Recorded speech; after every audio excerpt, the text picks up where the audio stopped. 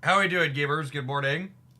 We're actually before we dive into actually playing, there's a new patch details that shows off the new hypo gene that's coming. So I'm gonna take a peekaboo at this before we dive on into a draft for the morning. Yeah, I love the intro music. They do such a good job with it. And one of the little touches that is just like one of those things that like attention to detail. So these characters here on the loading screen, when you're actually playing the RPG portion of AFK Journey, which characters are on the loading screen here change based on where you're at in the story. So they show different characters based on who's currently in your party as you're walking around doing stuff, which I thought was a super slick, nice touch. Oh, Chippy? It's late now. How may I help? Dolly, come take a look. It's a letter from Elsa and Soren. Elsa and Soren?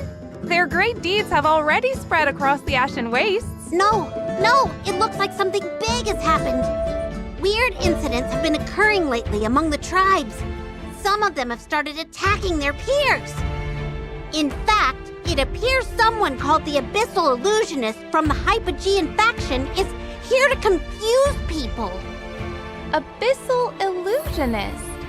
I might actually know him. As a tank hero among the Chippy's voice is ear poison. Listen, I cut my teeth on Paimon. Chippy is fine.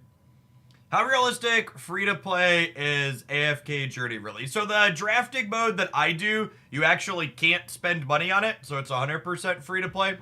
And then everything else in the game is free-to-play, accessible, reasonable, except for high-level arena.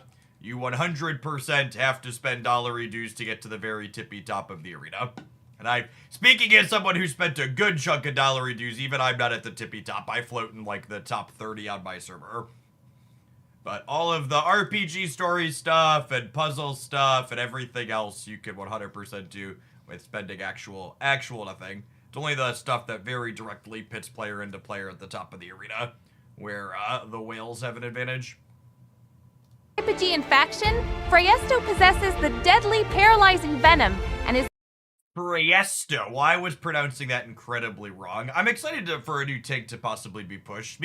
Speaking of arena and the top of it, Thorin. I'm hoping Phraesto will give us some variety because Thorin's just in most of the teams right now.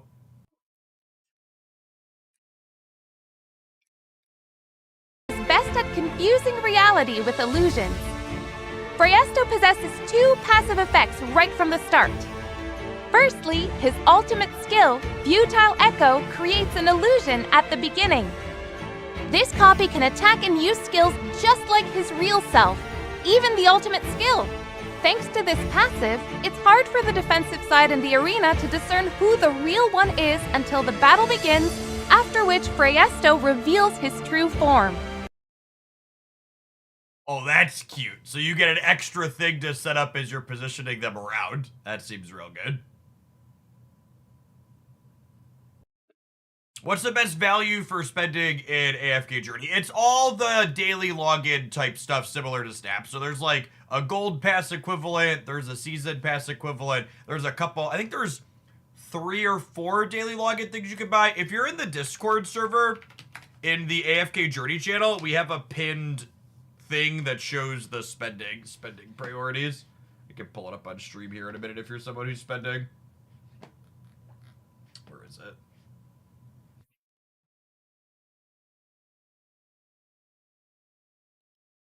It's the travel log, and then it's the classic Gazette and the premium Gazette, and then there's the growth path, and then it's the 1200% things that pop up occasionally that are like $1 to $5. These are your dolphin spending orders.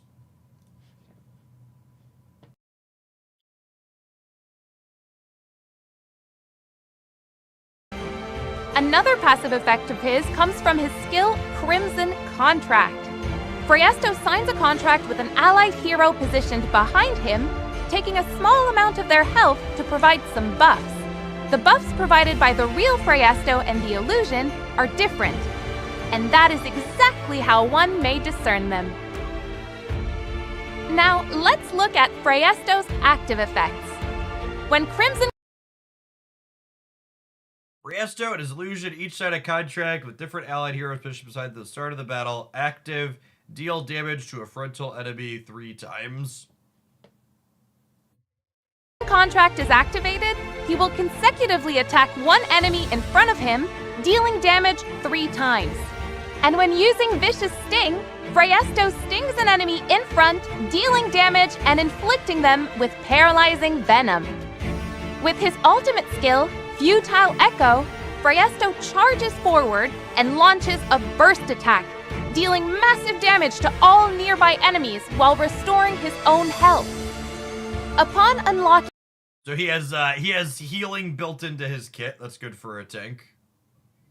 Alright, these are the big ones. Phraesto deals damage and stun them if the illusion is defeated before he is. Oh, that's interesting. There's an incentive to get the illusion killed.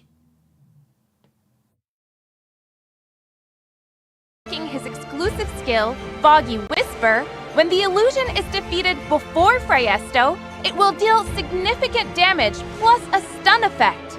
Look at that, Dolly! What an incredible deceiver! We must be careful not to be confused by Phraesto. Phraesto often appears in the Guild Store and Stargaze Station. You can encounter him through the Guild Store and Stargaze Station. But he's such a dangerous character. I'd rather go have some fun in the Ashen Wastes. Oh, why don't you go find Kruger? I heard he's rebuilding the clan and needs some help. Really? Rebuilding a clan is no easy task. How can I help? By helping him establish clan reputation. After completing the main storyline, find Kruger. He provides a reputation quest every day, and completing these quests will earn you reputation points. Reaching a certain reputation level will unlock new story missions. The appearance of Kruger's tent will also change. Through these tasks and activities, Magister Merlin will gain a deeper understanding of the story and history of the Grimmaw clan. As reputation level increases, rewards like upgrade materials of artifacts, title, frame, and avatar can... Is this a new artifact, or is this one that's already in the game? I don't recognize that symbol. So is this gonna be a new one from this patch? I think that's new, yeah? I don't recognize that icon from any of my stuff. Also be earned. So, what do you think, Chippy? Do you want to go find Kruger and help him out? That is fantastic! I'll go right now! Immediately! No delay! Chippy? Dolly, I heard there's more fun stuff going on all over Asperia besides what's happening with Kruger. Is there something you're not telling me, huh? Indeed.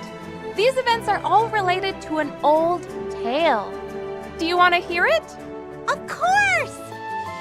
Every once in a while, the beautiful stars will align, forming a celestial sign, symbolizing joy and good fortune across the land of Asperia.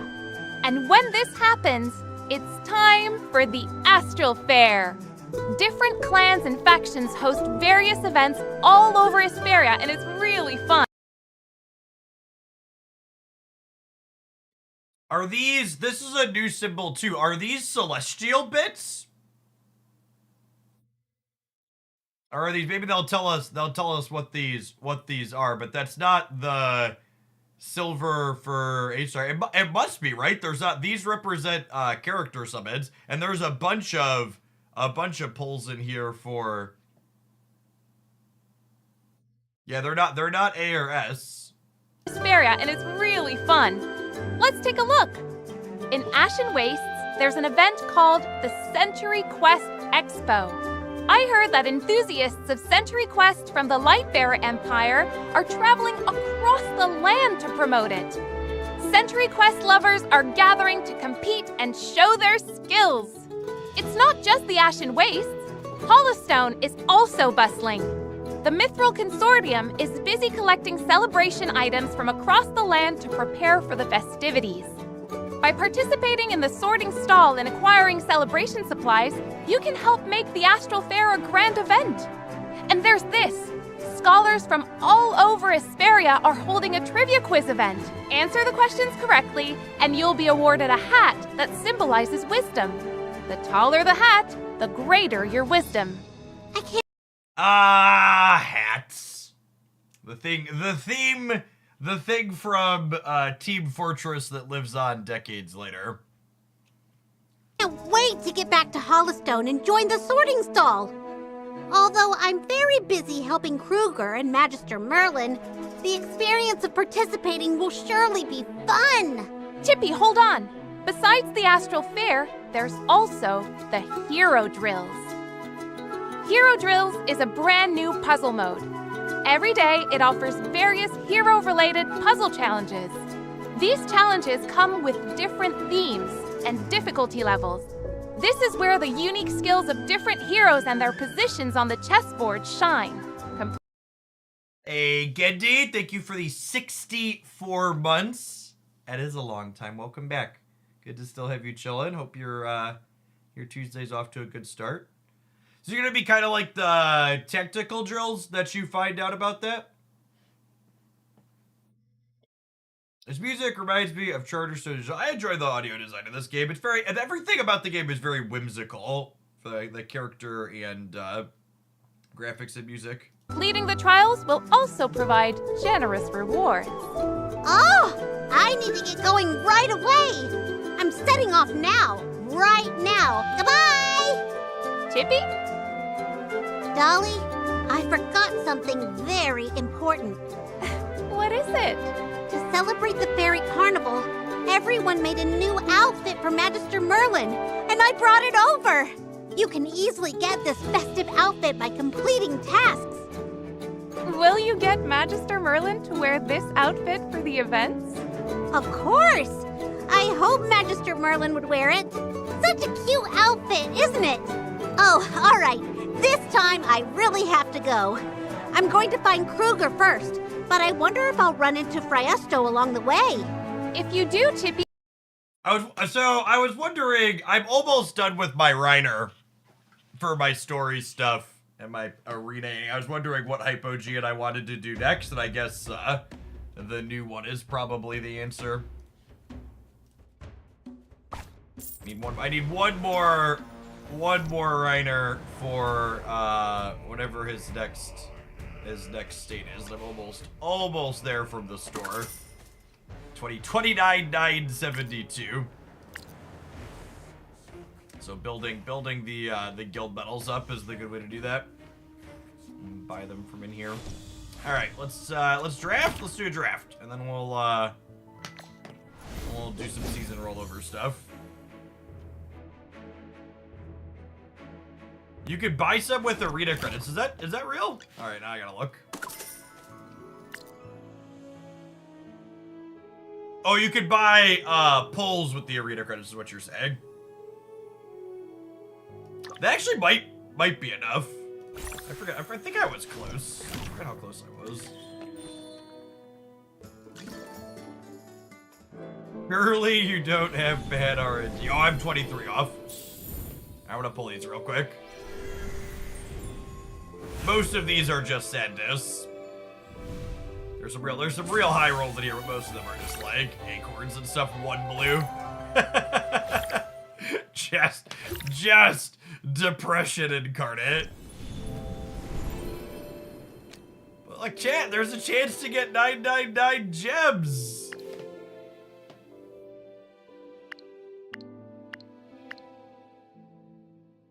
Point 0.01%. You had 666 ones, 0.25. That's nice. What do you use to play AFK Journey on PC? They have a native PC client. You just download it right from them. Oh, hey, that got me enough. Buying and spinning those actually got me enough. I know I said we were gonna draft, but now I'm distracted.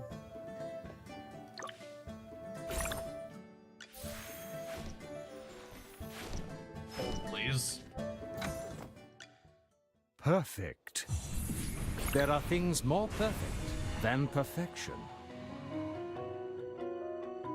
Eventually we'll need 4 more to get him to Supreme Plus, but that seems like a kind of minimal upgrade, and he's definitely going to be low priority to do that. I was just one off of getting his next one, so I wanted to finish that.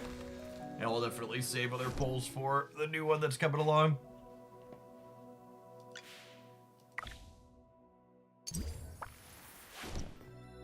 Alright. Now draft time.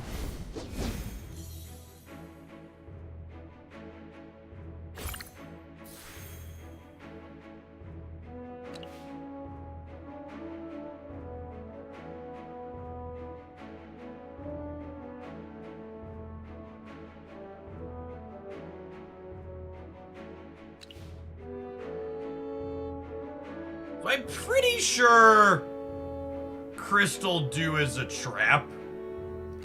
But I also kind of want to give it a try and see if that's really the case. It's been a while since I've tried this. Dew is awful. Well now you're making me do it, chat. Twist my arm more, why don't ya?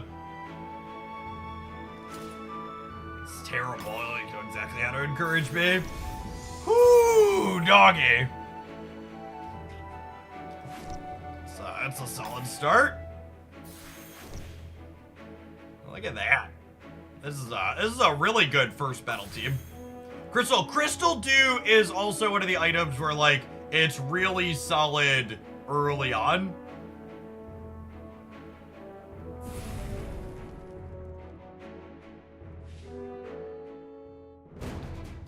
Because you get these bonuses on your people from the start. Let's get some extra stats.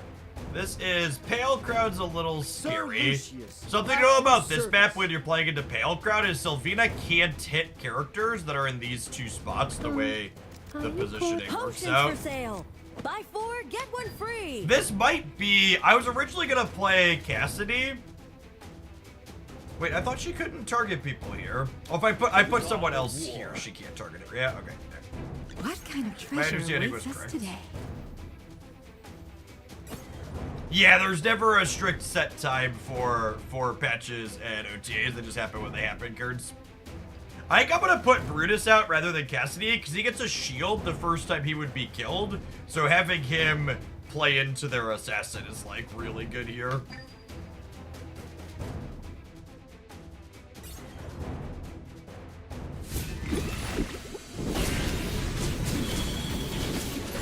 Right down the center. Don't worry, your delivery's coming up. An AFK Journey on Steam. No, it has its own PC launcher. Wash away all sorrows, O rain. Divine shield. Their Carolina in the back does not want to die. Both of our teams actually have a lot of sustain. We've almost got their assassin dead, but they put Neru's ult on her. Can we kill Carolina before she ults finally? Vala has been hammering on her. Okay, I think it's finally breaking in our favor here. Yeah, and like I said, our team comp's actually really good to start here.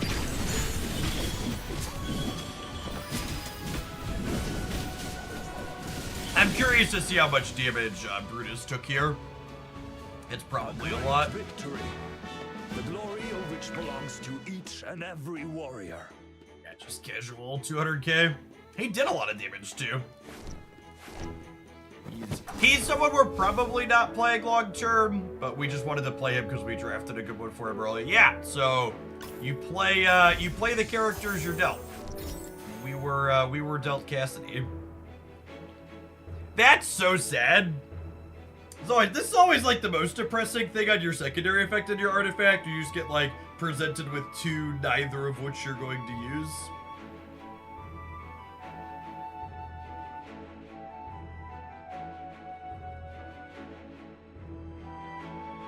Not gonna play any Maulers or Great Boards. I guess we might sub a Mauler that we have at some point. And grab the extra energy for Rowan.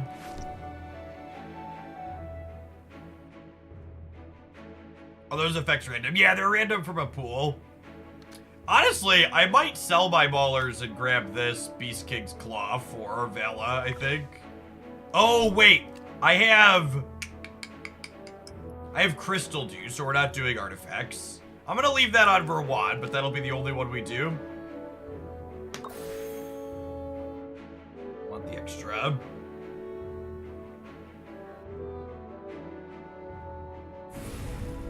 It's so easy to autopilot, forgetting what we grabbed.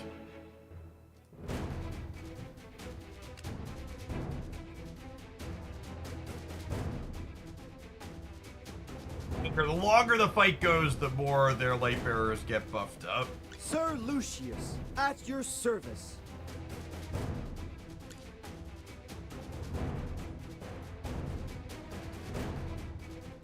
This item is plus 250 energy. So it's not the same energy. Are you calling me?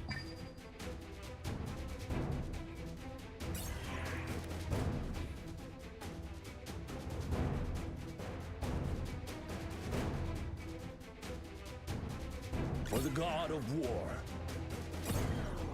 I might pull their Vala on my Brutus. This is for research. Is not playing Vala insane? I really like, I just don't have another durable character to put this on. I think it's this again. It's Honor Duel live and you fight against opponents' fast competitions. This is live PvP, yes.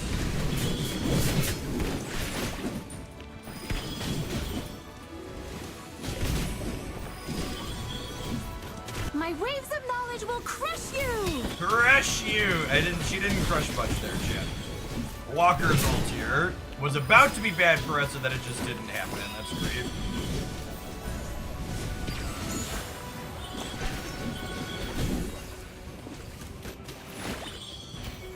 Brutus doing an A+ job of soaking assassins for us.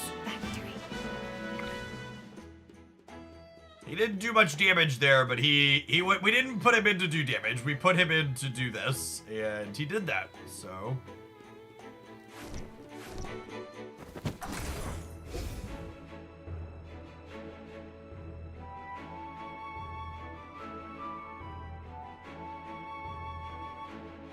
I think it's Tabisa. You really need a backline tank, and that's what I've been using Brutus for. Tabisa being our backline sounds good. Ash Tread, thanks for the membership on the YouTube site. Appreciate it.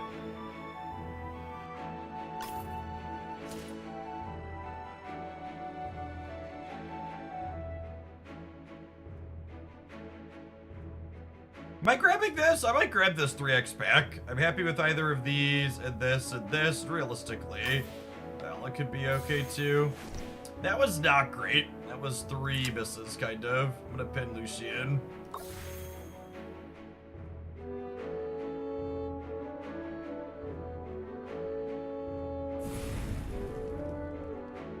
Man, another assassin. Sir Lucius, at your I think I'm just gonna play the Brutus again. A base level Tabisa Potions for is sale. not Buy 4, get not one good enough free. to pull the assassin for us, so. Yes, this is real-time PvP. For the god of war. So we'll put Brutus here. You see that dagger move from their assassin onto him. For research. We'll put her here. So I posted a Pale Crowd highlight on my AFK Journey channel the other day. And the Pale Crowd is basically one of the most polarized artifacts in the game. There, generally speaking, aren't a ton of close games. Either you run your opponent over or you get pushed off pretty firmly.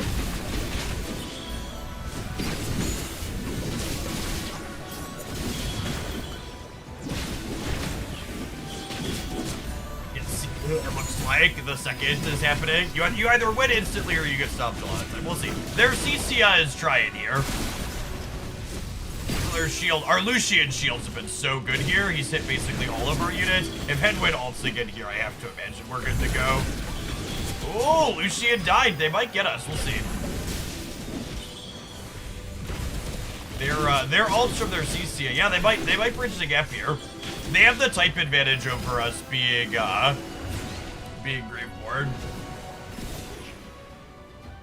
Yeah, so we pushed their artifact off, but they had instant ult on CC, which is basically the only thing that mattered.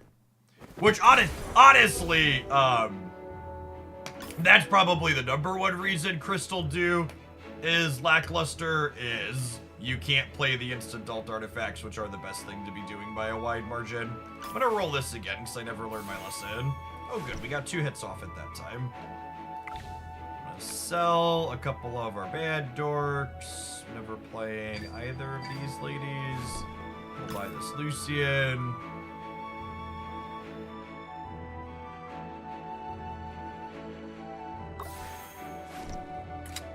Almost missed the Headwind pin.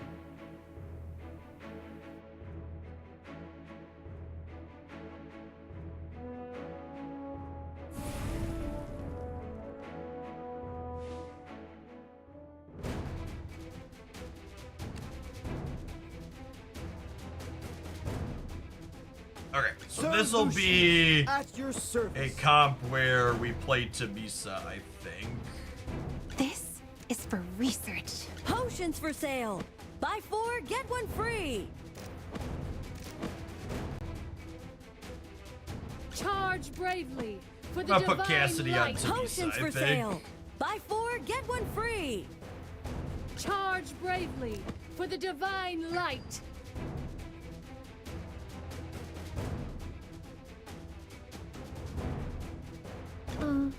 Are you calling? Potions for sale. Buy 4, get 1 free. I wonder if there's a world where I don't want the sustain for Headwind against this team, and I want to Vala. They've had a lot of squishies here. What kind of treasure awaits us I think I'm gonna do this. This might be wrong. It gives us the 5x faction bonus as well, which is nice.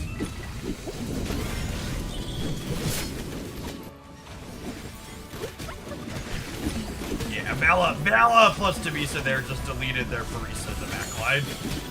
Gallop dog. Happy patch day, Walrus.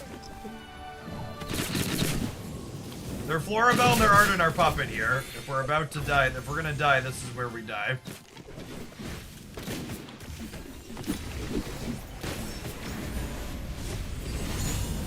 Lucian's trying. Yeah, it might be switched here. Yeah, playing without the sustain was probably a mistake. Assuming we could kill them before they did anything. No, this is real time PvP, Gorim. Yeah, probably needed Headwind in there. Is it common for other auto battlers to give you AI opponents? That's a question that comes up a lot. I wasn't aware that that was like, it seems like, I assume based on the question that that's like the industry standard.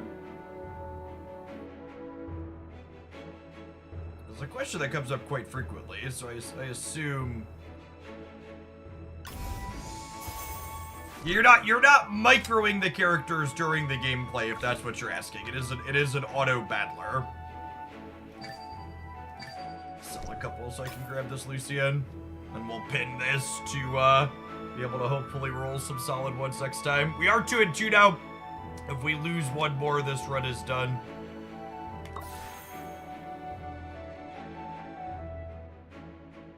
A lot of people, so those people are stupid. We've literally queued into other Hoglandians while I'm playing in the morning who are currently playing.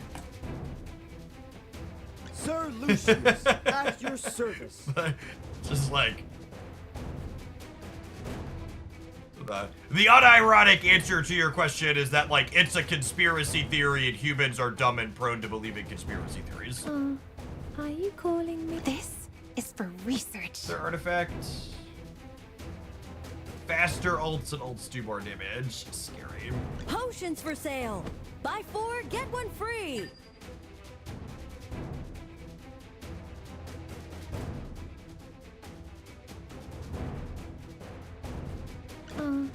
Are you calling me? What kind of treasure awaits us today? Snap patch is live apparently. Let me load Steam and see.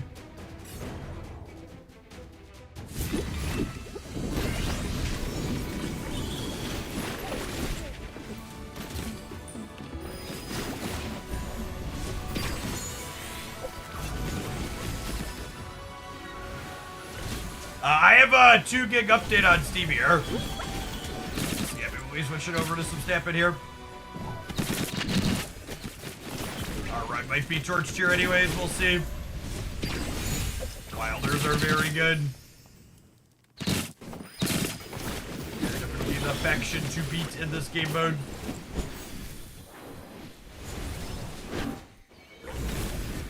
It won't go live on every platform at the same time.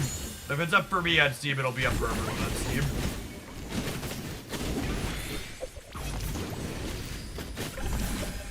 It's not always one guaranteed platform before the other either. Florabelle is so good. Headwind is so good as the actual answer. She's the character keeping both of these teams alive, but their Florabelle's gonna be the one that actually murders us.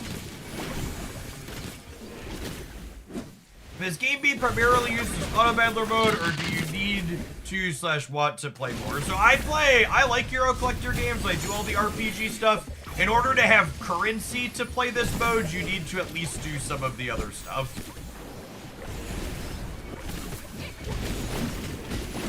It has a nominal currency cost that is free. Are these idiots actually gonna draw? I guess their Florabelle doesn't have that much damage. Down there, we're dead.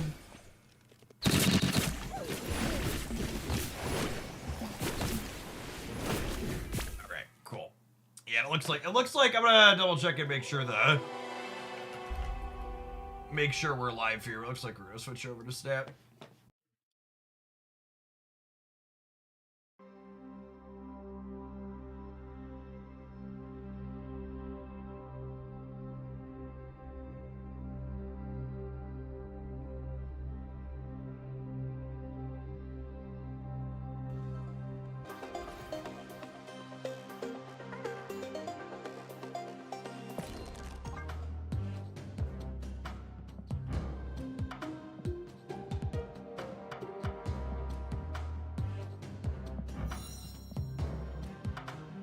Yeah.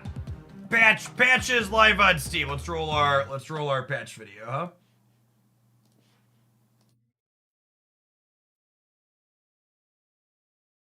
Was this a known patch? Yeah, we knew the patch was coming today.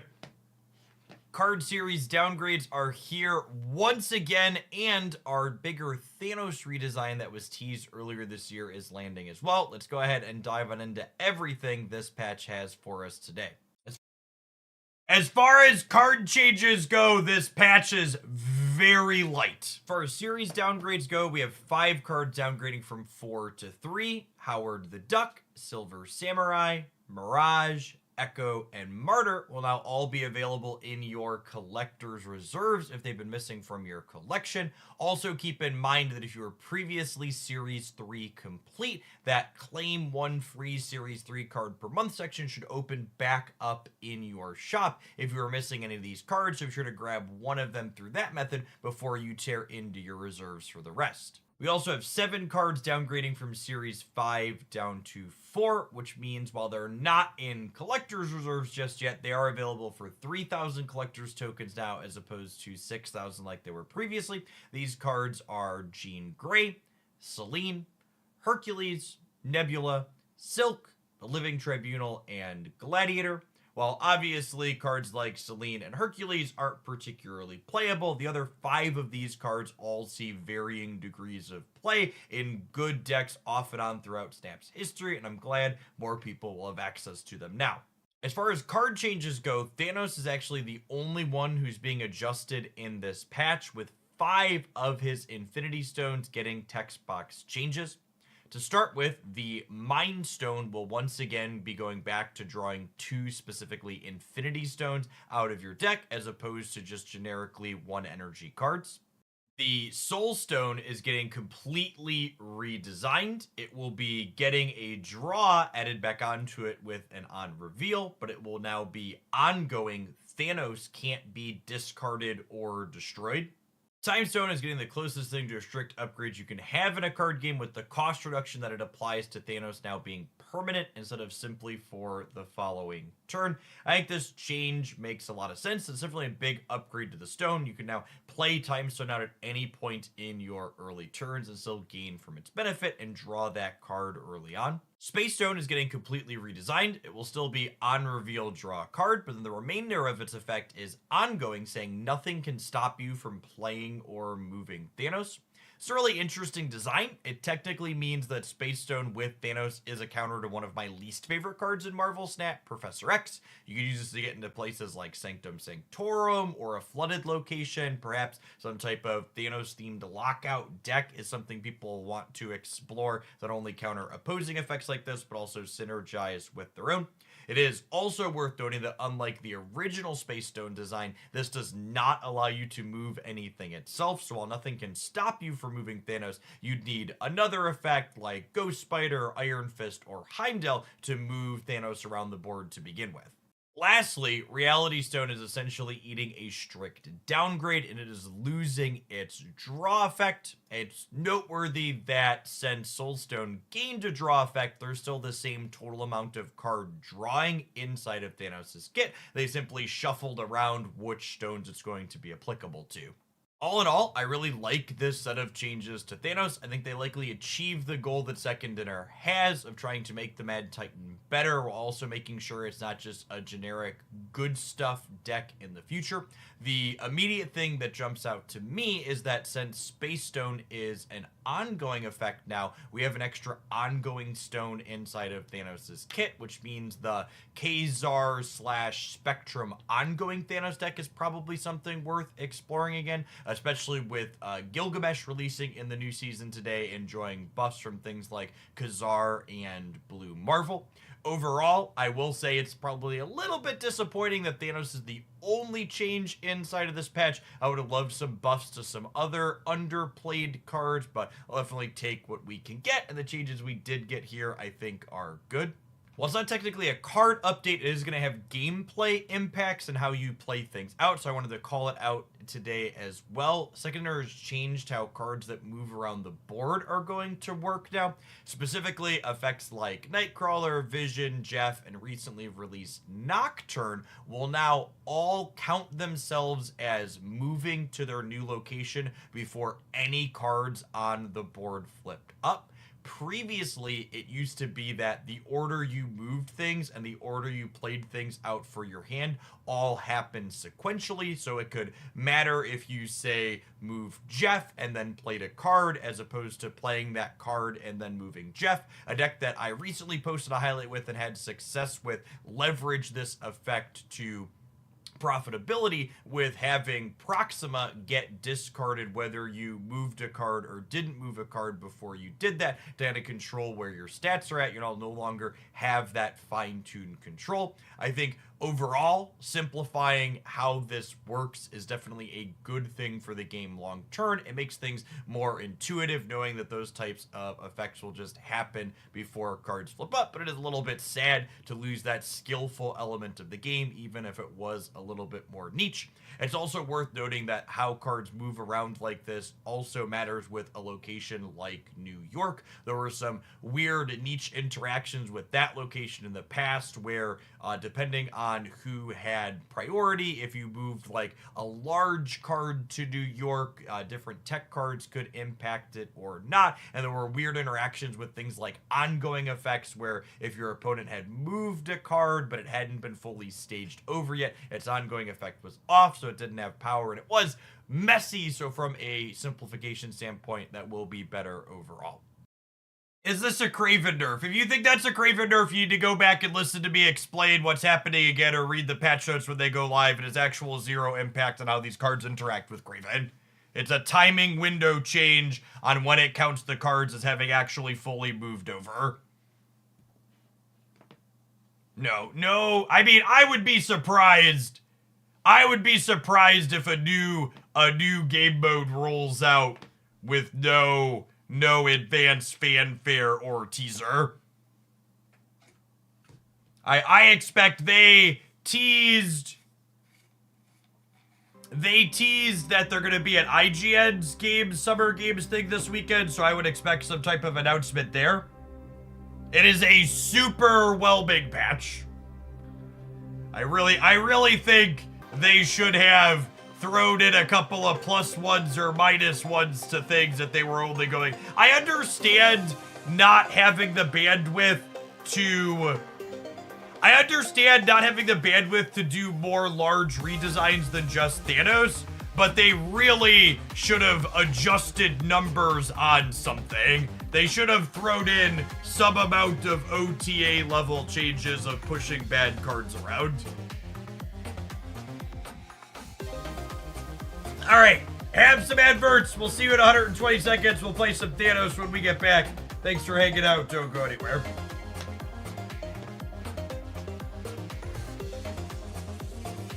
Oh yeah, we're supposed to have performance increases. I'm gonna open a thing here. 1, 2, 3, 4, 5. It's still not good, chat. It's still not good.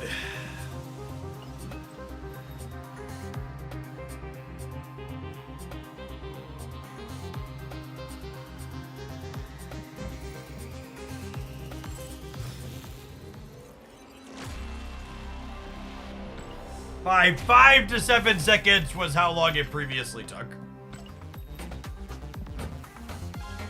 Jadestown, thank you for the 18 months. Welcome back.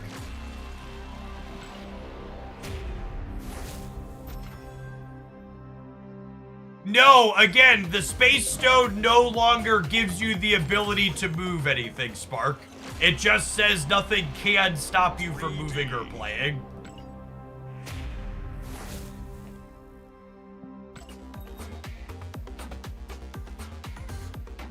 It doesn't let you move Thanos every turn or anything like that.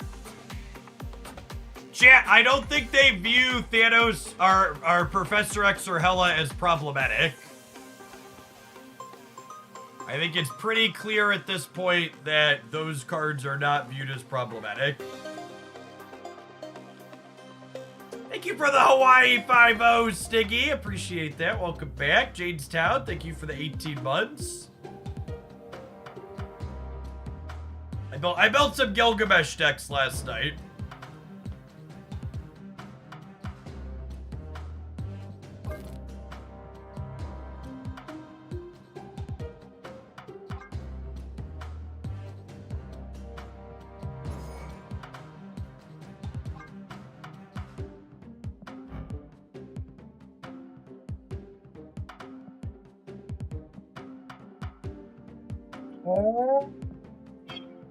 Oh, man.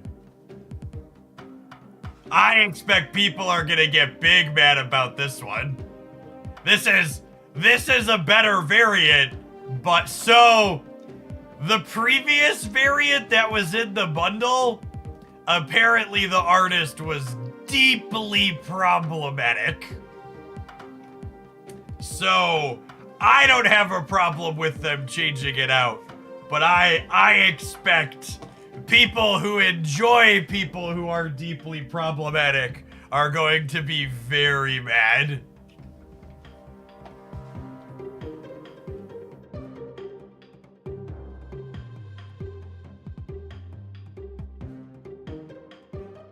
Our drops live now. No, drops go live Friday. We should update the drops command.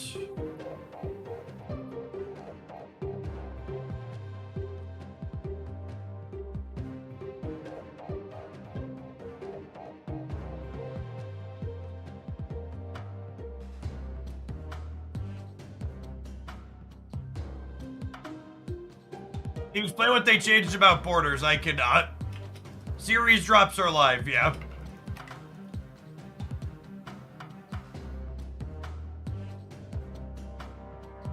Friday, June 7th, and run through June 25th.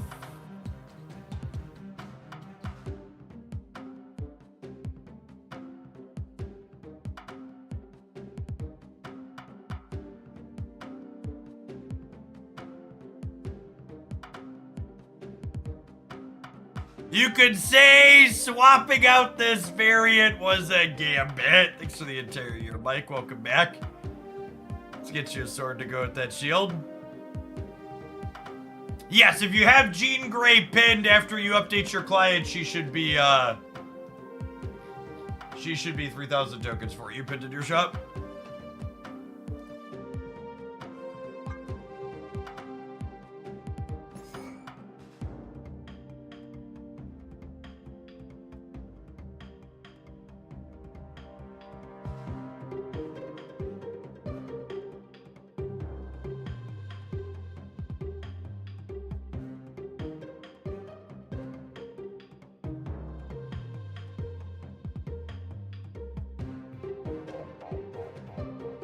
Kate Bishop text data bind. All right, I don't usually look at data binds in advance, but I really want to see Kate Bishop chat.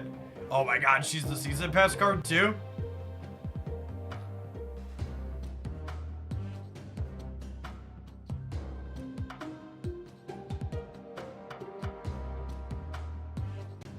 Oh no, they made Hydra Bob shitty.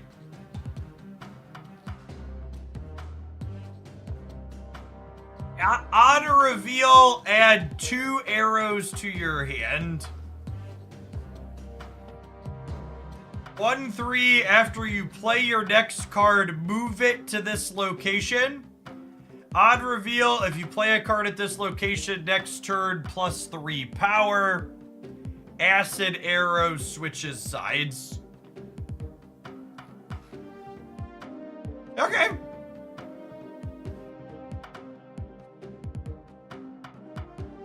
Fucking Google it. Chat, when I tell you something like person is problematic, don't expect me to get into every little detail on stream when I don't know every little detail to parrot it back out at you. Rather than sitting and typing in chat and complaining that I'm not giving you detailed information that I don't have, type it into a fucking Google search and look it up yourself. Ongoing, if your side of this location is full +3 power.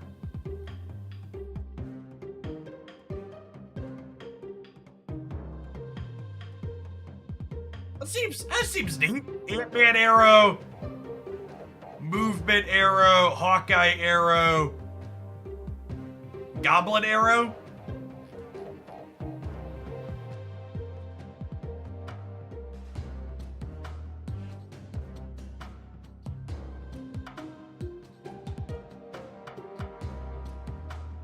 After each turn, give 3 of your...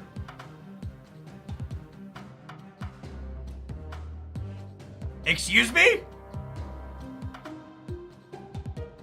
I'm sorry, what? There's no way. There's no way this text is... This is 100% some Hope Summers. This is guaranteed to change, yeah? Easily goes from +2 to +1. Hope Summers, yeah. For reference, Hope Summers was originally data mined to give you +2 energy the next turn.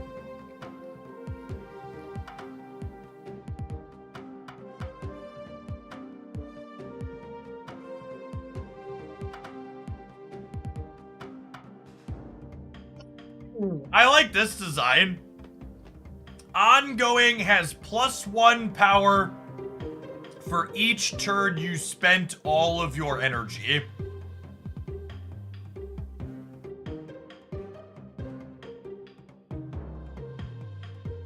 This is actually really neat design space. Things that care about whether or not you've used your energy. On reveal, if you've spent all your energy this game, +2 max energy. I don't think Sunspot counts as spending your energy, chat.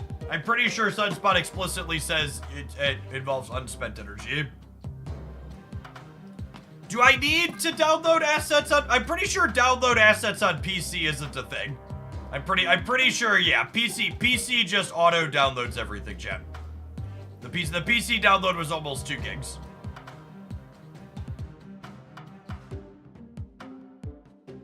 It's a mobile size space thing that mobile apps do with some frequency. Cool. Kate Bishop looks as sweet as expected. Lovely. Yes, next shop rollover, you should see a free Series 3 cards in your shop if you're missing one of the downgrades.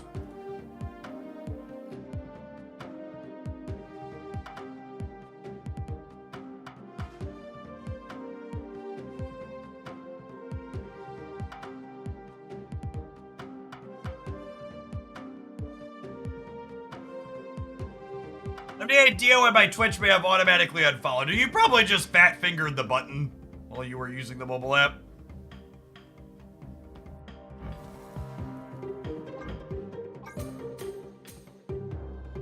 Collect shiny new borders!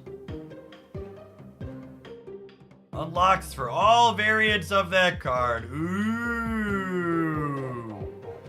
900 gold. I mean, to set a low bar, these borders are significantly better than whatever the fuck this is. Like, these are at least cool looking, yeah?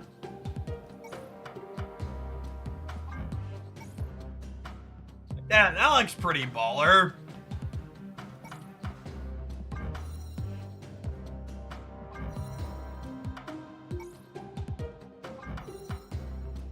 I actually don't know that any of them complement the gold background at all, though.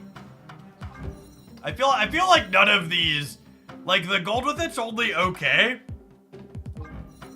I think the gold metallic's probably still the best premium with the gold backgrounds.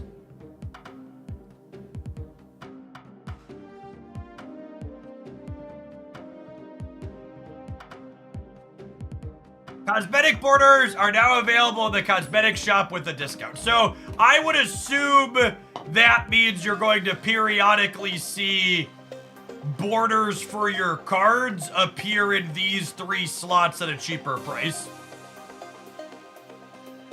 Would be my my guess. This is the cosmetics part of the shop. So borders for specific cards at a discount will appear in here is my assumption. Alright, what do I want to do with this?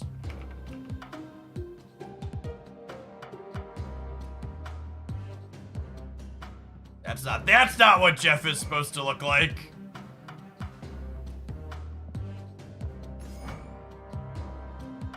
Oh no! What did you, why is my baby a loading screen? Jeff is so shy. My poor Lanch, new Jeff art just dropped.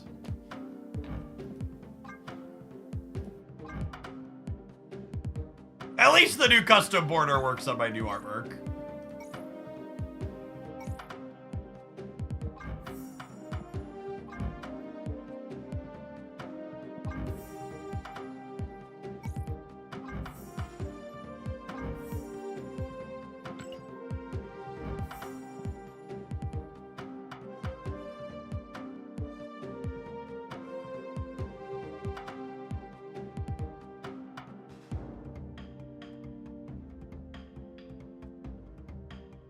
It is very clear from the Snap team's response that they do not currently view Hela or Professor X as problematic.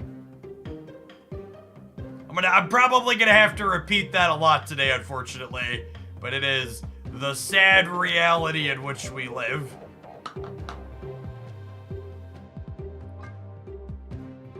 Alright, what do I gotta do with this?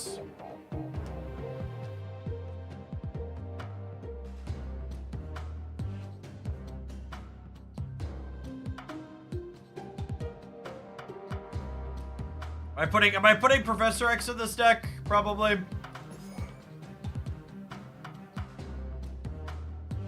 Mockingbird, yeah.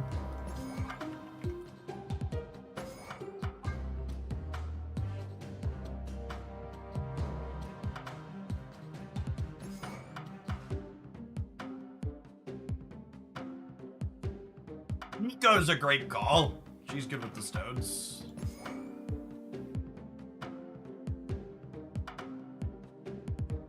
Pixie doesn't work with Thanos stones. Some tech cards are probably good.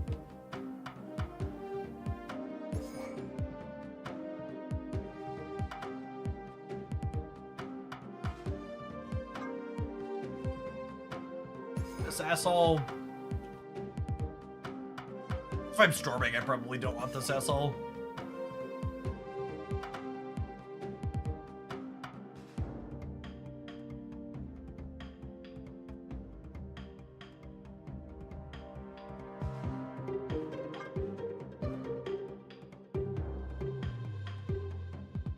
Daredevil.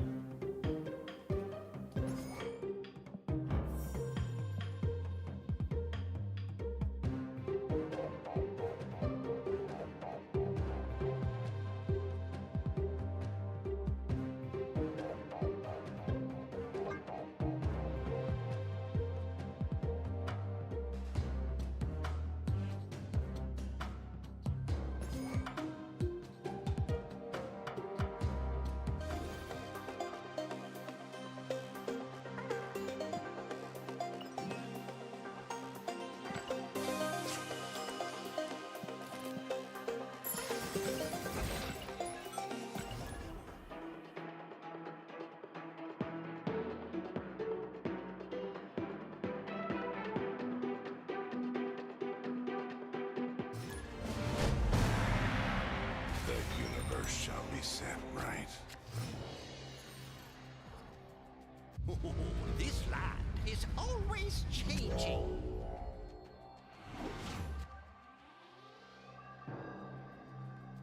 Oh, no! Untapped is down.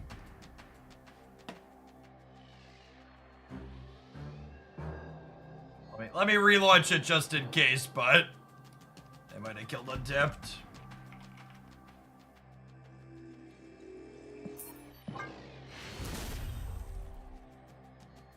Escaped. Classic load a new deck you into Weird World, yep. The universe shall be set right.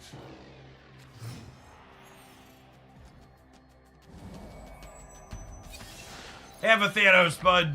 Enjoy your stay.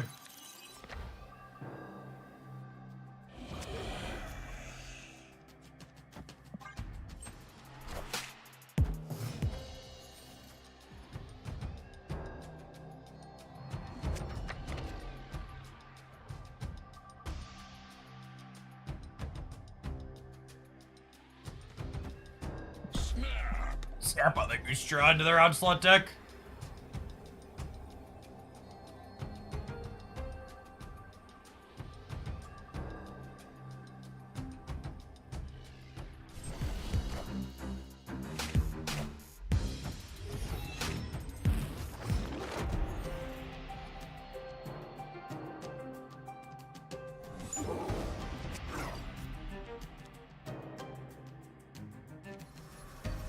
Reality Stone no longer draws a card. I think we're just vibing.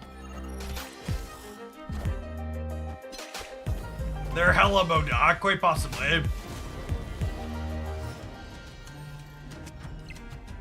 Anyone else having weird buffering on the YouTube side? No, my YouTube says it's working as expected.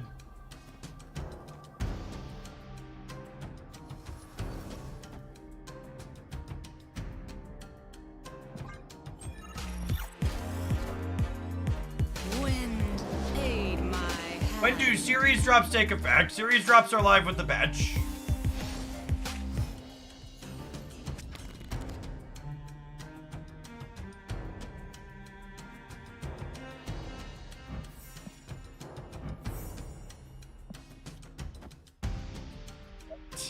Perfect!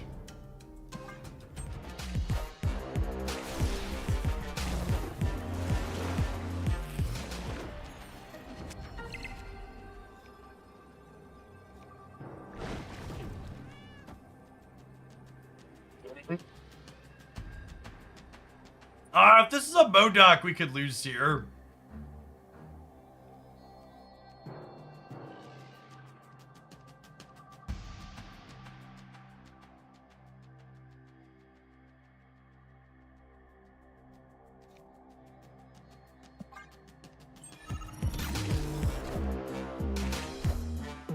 We are the future.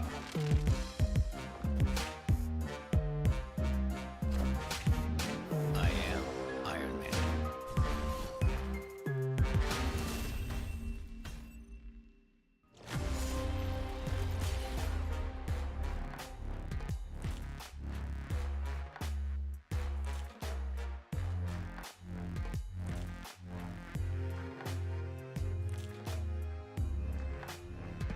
Yes, they are definitely hella tribunal.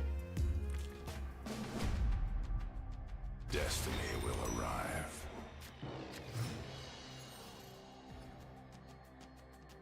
Oh,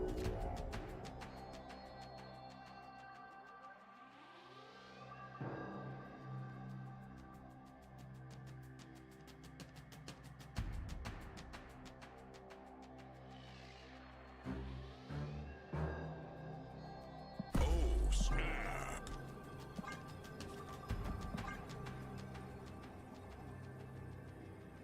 Guardian. Red Guardian is good here, yes. More red suit lads.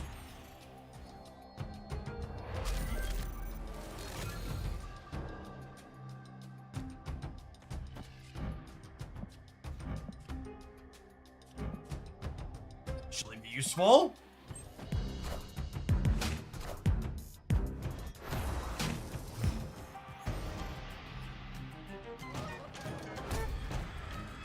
No! Rats.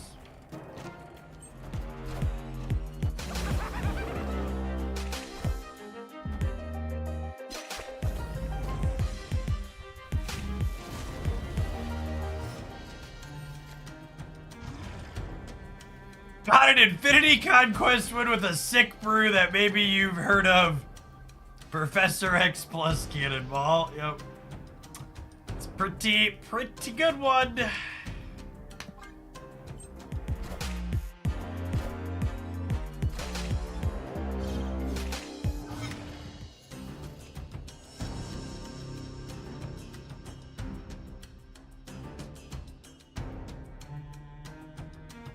Hey, I'm glad you enjoy it, Bracket.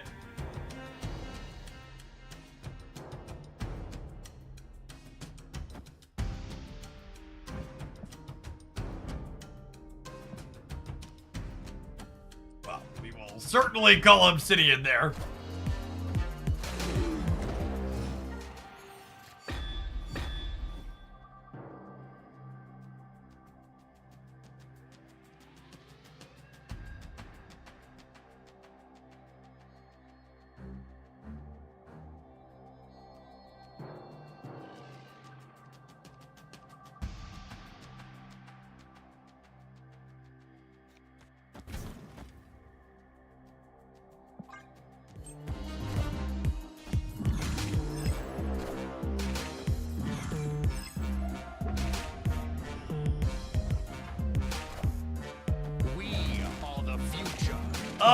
Lukey.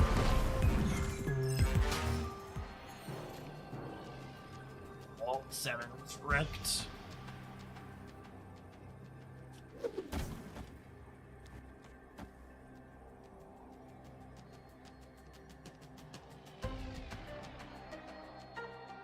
Can't just do this.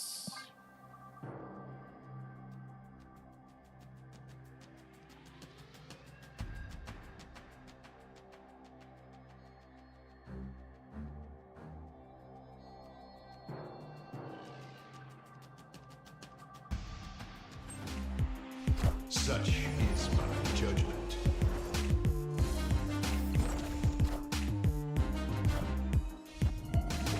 We're winning the left. Yeah, I'm going to 11, and then we're giving them -2.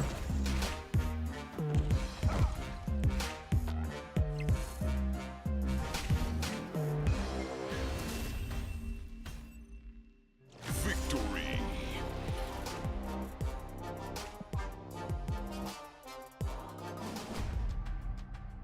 The universe shall be set right.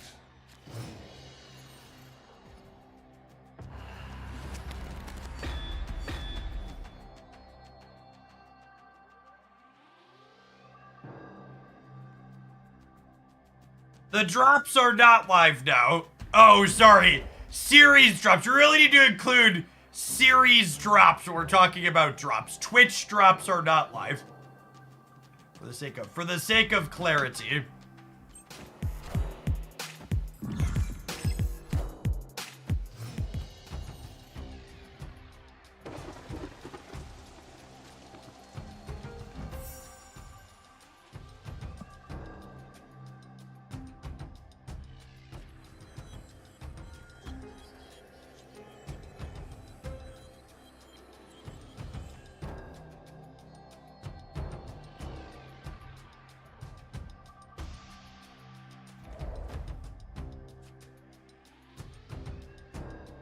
Yeah, I'm debating if I want to play this here just to get this, because I don't know that its actual text matters.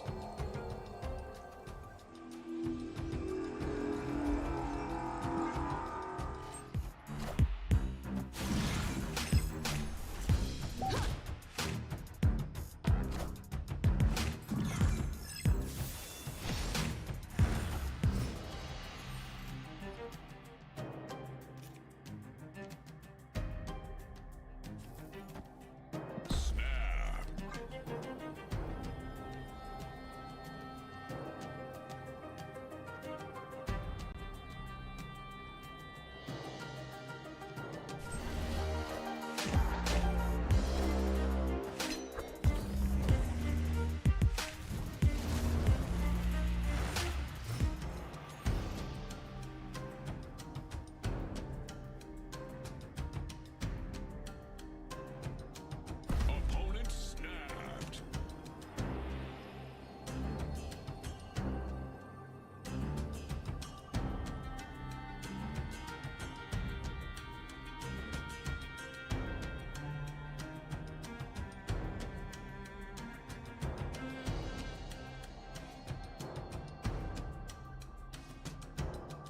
Alright.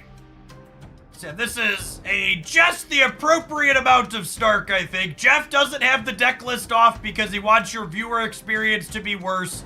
The patch broke the plugin. Appropriate amounts of Stark? I feel like it's appropriate amounts of Stark.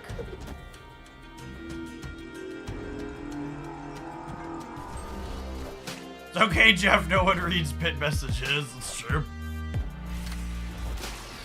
Accurate.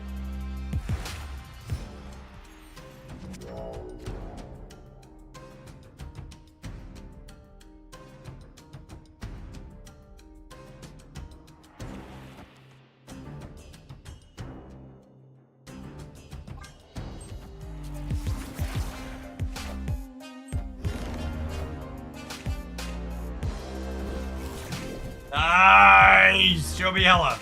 There she is. There's a video game, gamers.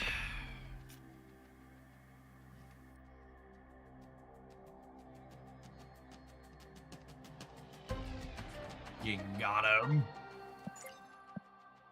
They notably did not discard Living Tribunal, though, here.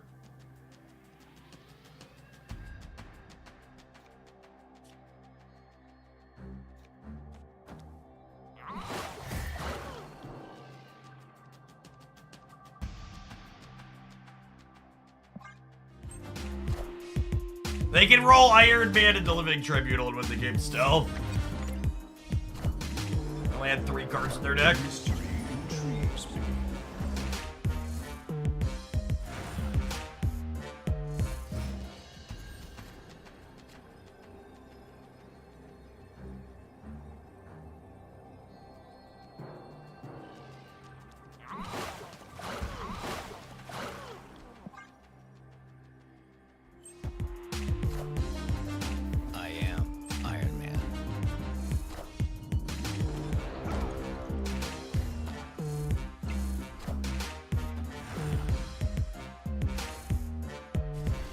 bits. RG, appreciate you. Victory.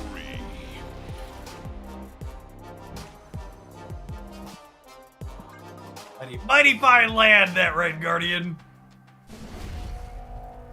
Destiny will arrive.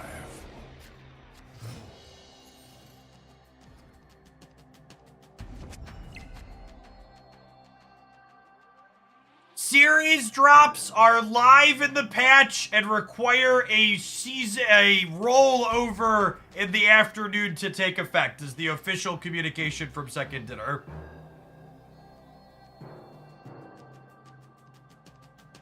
FYI, it always takes a rollover. Fiery Blade, thank you for the 7 months.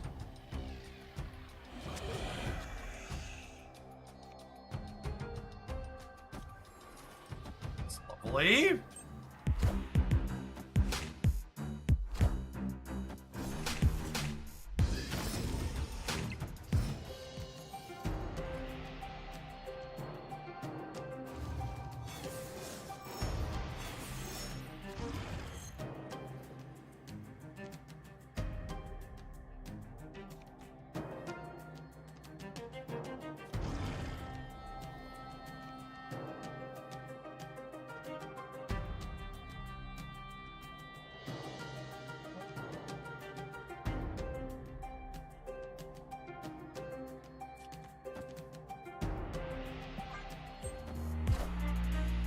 Wind, aid my hand. John's glad you're having fun with that. That's a good one for sure.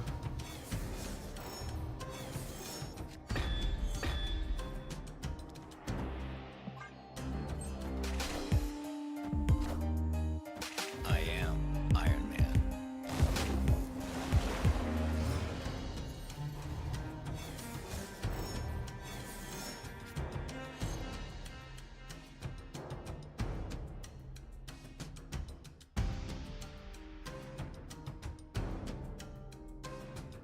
As a lesson in critical thinking, I'm just fragging people ignoring the pin message. My life is short. I ain't got time for you people.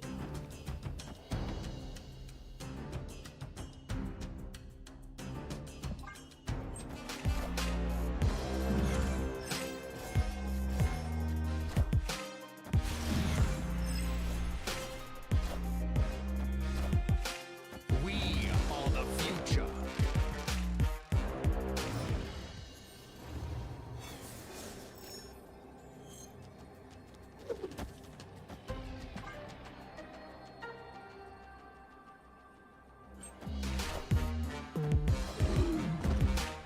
The mystery intrigues me.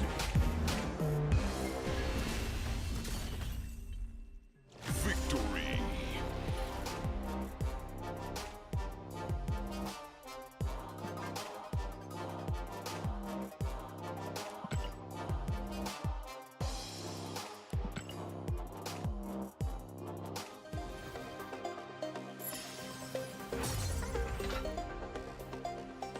Alright, gamers, have some adverts. I'll be back with the next round here in a minute. Thanks for hanging out. Don't go anywhere.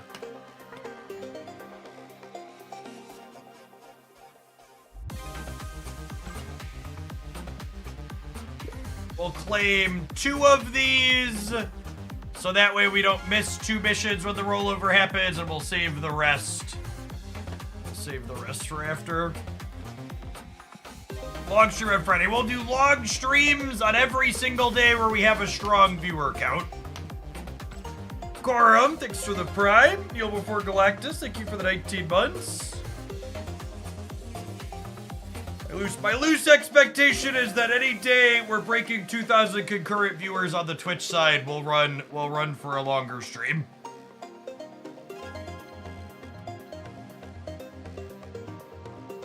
Before his domination, did you like the Thanos deck in general? Yeah, I can say unique archetype. Thanos provides a play experience that's different than other things in Snap. Unless it's non-stop Hella. No, I'll play a lot of Snap, even if it's non-stop Hella. Part of the reason we signed off yesterday a little bit early is because we hit Hella, but also the numbers just weren't good. It's worth noting that, like, June through like middle of August tends to be a low point on Twitch for viewer counts in these categories. People go outside and touch some grass.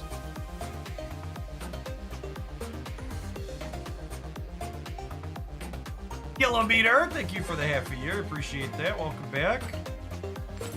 Grass. Yeah, I know, it's scary.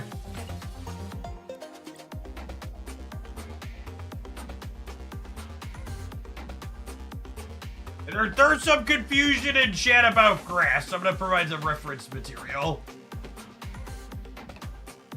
It's this green stuff. It's often seen by trees and other shrubbery. You have to mow it if you own it. It's difficult sometimes. Make it stop! Ah, nature! A shrubbery?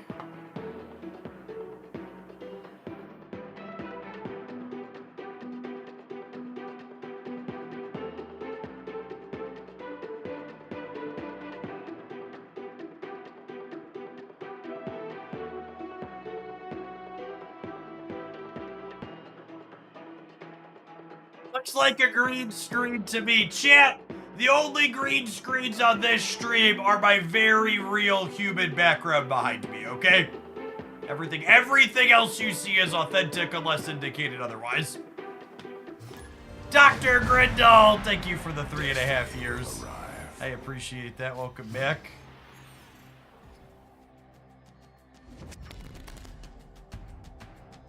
The re-downloading all assets only applies to Snap on mobile. Doesn't apply to PC.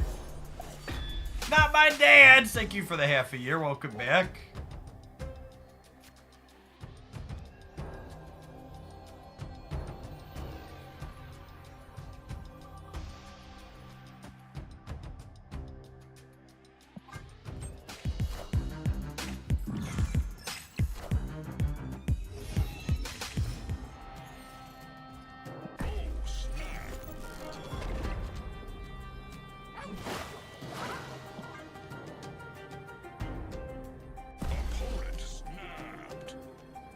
Thor, thank you for the 16 months. I appreciate that. Welcome back.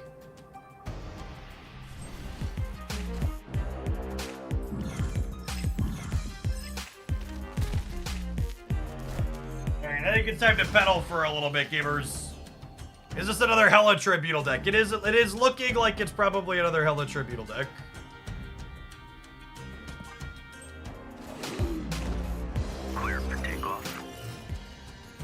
And unfortunately, this one has some ramp. So there's a chance they get to Modok and Hella here in one fell swoop.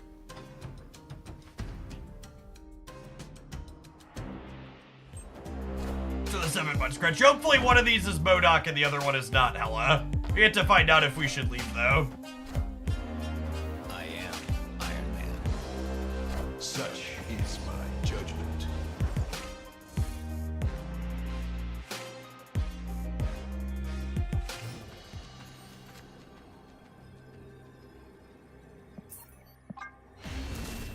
Pablo, thank you for the 7 months.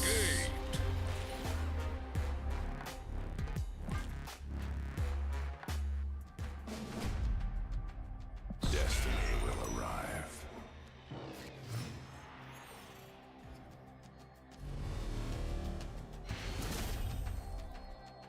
Victory.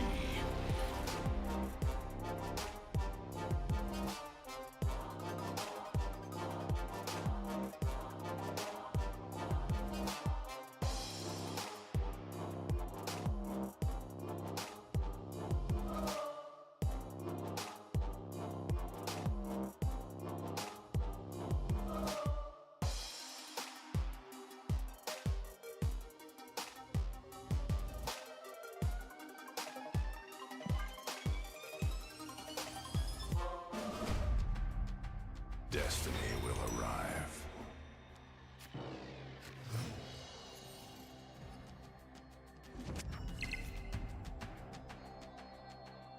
Oh, snap. it is definitely a reasonable position to have that this patch had far fewer changes in it than we are used to inside of a patch. Shall be set right.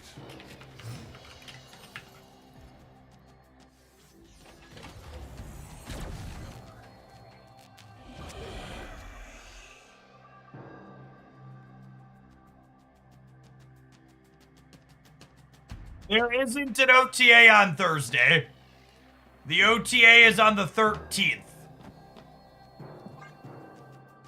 In fact, the feedback I just typed to one of my second dinner channels was, I understand bigger reworks like Thanos are probably a lot of work, but on patches like this one, you really need to throw a few OTA-style bones in there to make them feel bigger.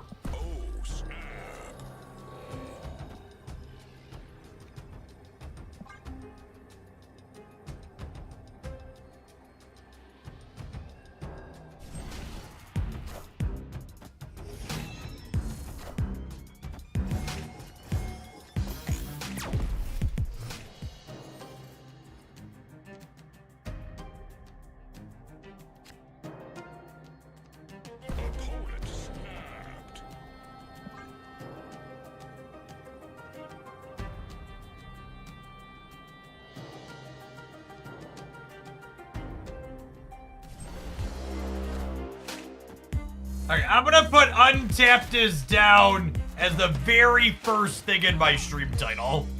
And we'll see if that heads it off. There's a good chance that that's not enough to get people to stop commenting on it, but we'll see.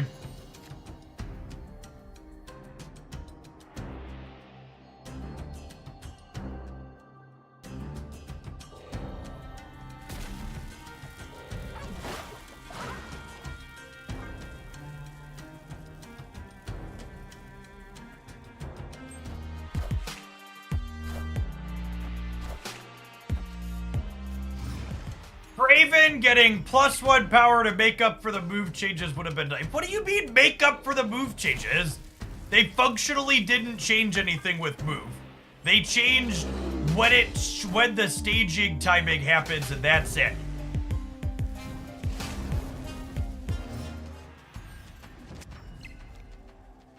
There wasn't some big change that happened.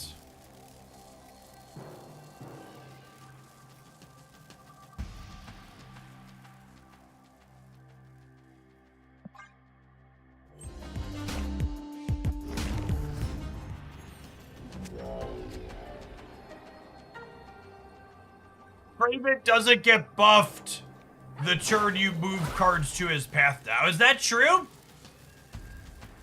Was that confirmed in the notes?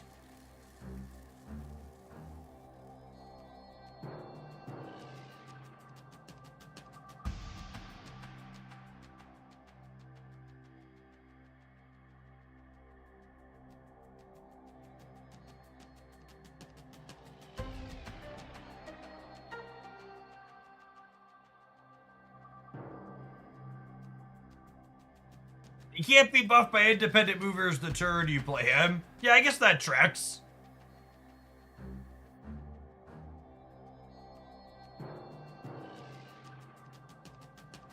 Every single other time they've addressed an unfun card, it was because that card had powerful metrics. We are the future.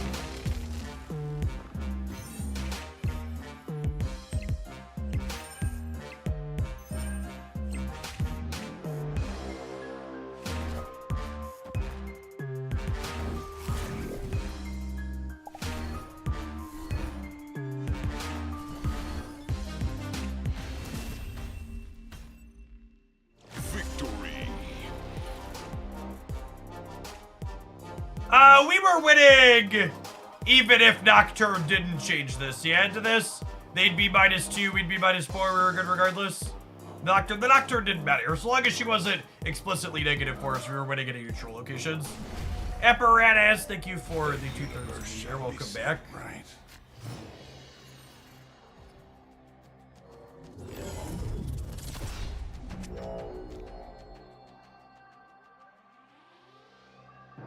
Can't play Hercules and move Phoenix Force on the same turn. I mean, an incidental change making Hercules worse seems fine. That card was obviously dominating the metagame.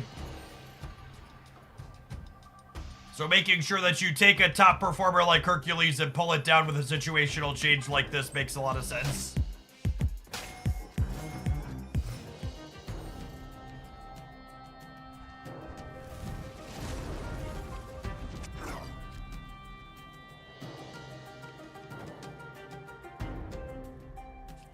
Something had to be done.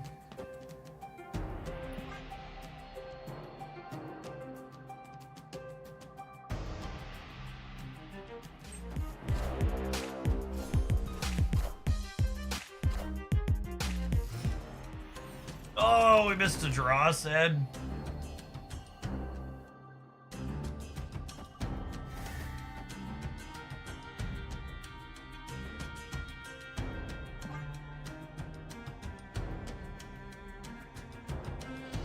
I'm gonna miss a draw again here, but I want to get rid of Limbo, I think. Wind, 8 cards in my deck.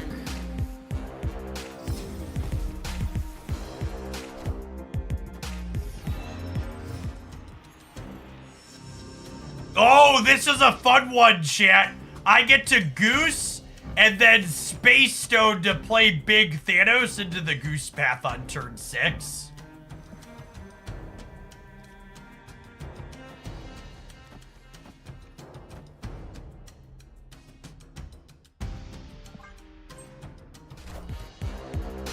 Do you believe in magic? I do not. Reality sucks. Get it out of here now. Do do do do do do do do do. But a free Mockingbird to boot. It's sad that I can't play that into here. Should have played to that out, I suppose.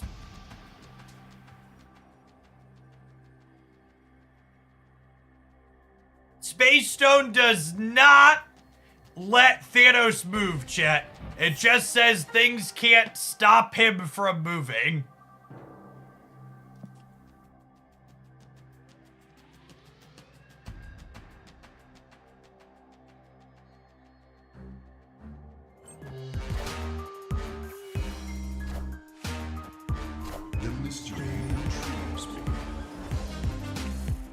Oh, I guess I was missing. I thought I had a big Thanos. I'm missing Soul Soak still.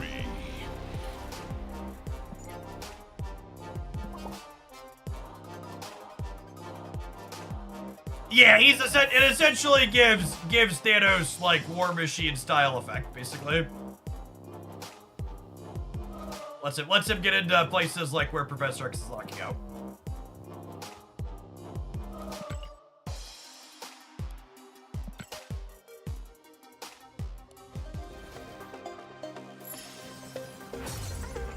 Yes, if someone cannonballs your Thanos, they can cannonball him into a Professor X lane. That is accurate.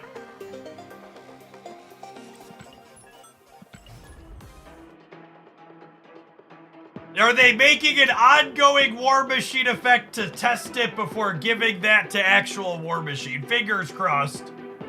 Full co-pope.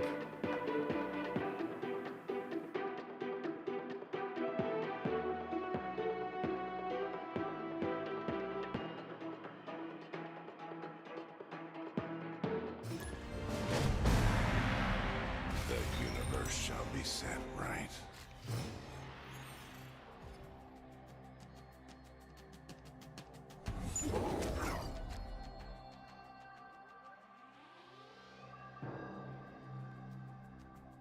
Let's do that, actually.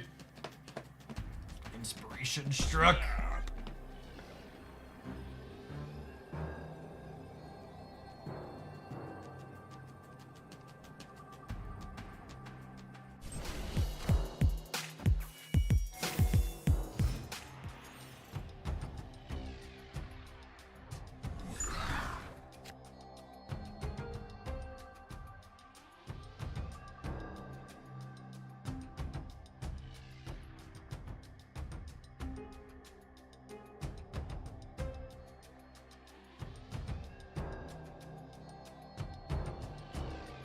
Yeah, I think that's about right. Good. I think we're good. Are we clear now?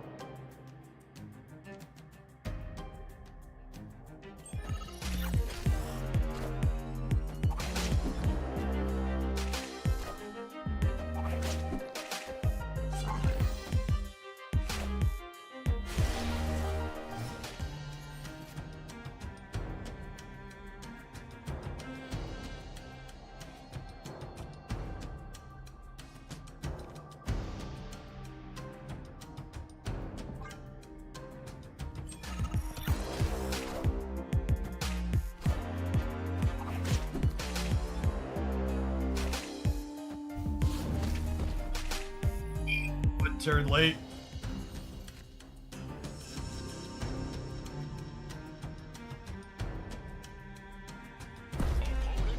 Space Throne is a permanent effect.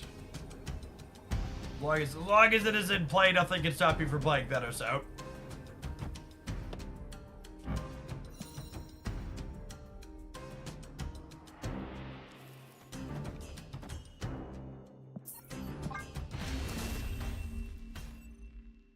Escaped.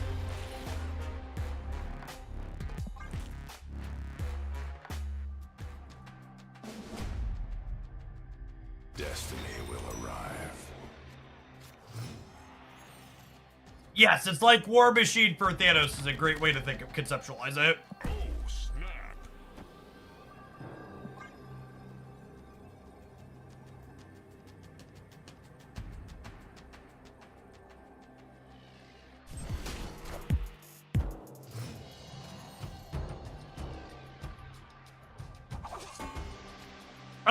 Unironically, if they're not going to actually fix/change Professor X, I think they should make Captain Marvel be able to get into his location.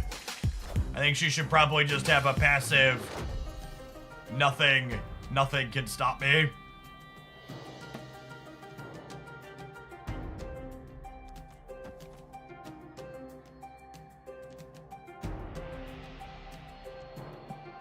This is great for us.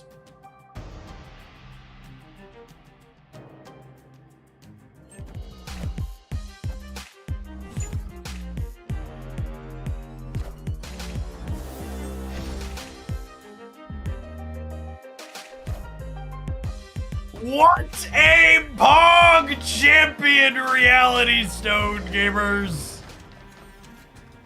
Truly, of all the stones and all the realities, this is one of them.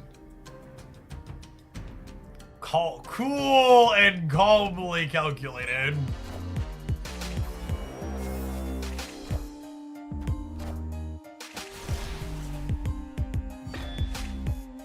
Friendly neighborhood Spider-Man here.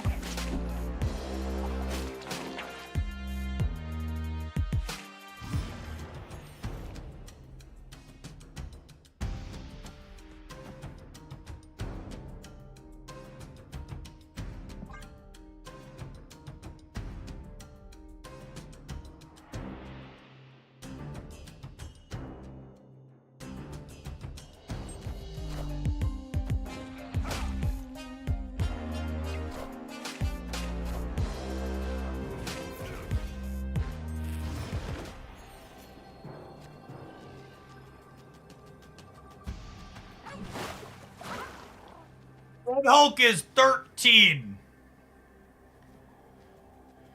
They move this to here. It's 1225.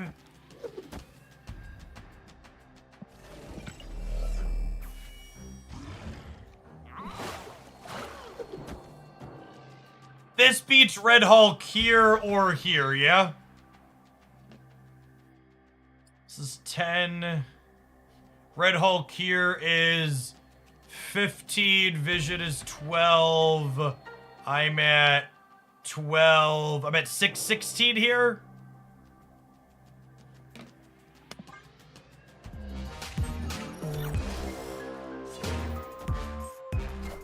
I lose the doctor, dude.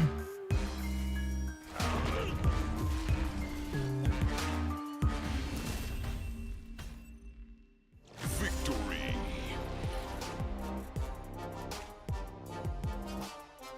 Is there a deck list? Do I need more of these?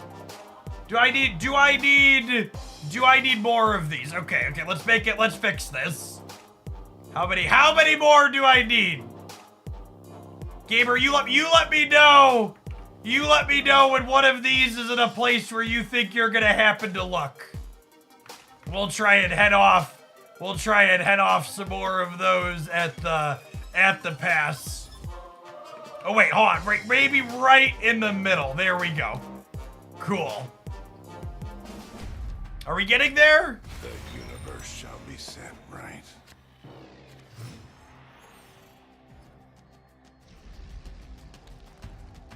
Now I feel like a real hostage.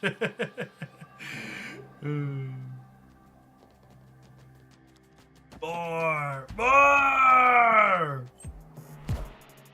Help! I need somebody. Help! Not just anybody. Help! I need somebody. Help! Help me. Help me. Help me. So they're going to be incentivized to play their movers into Nebula's path. So I'm going to play old Kraven in the middle here.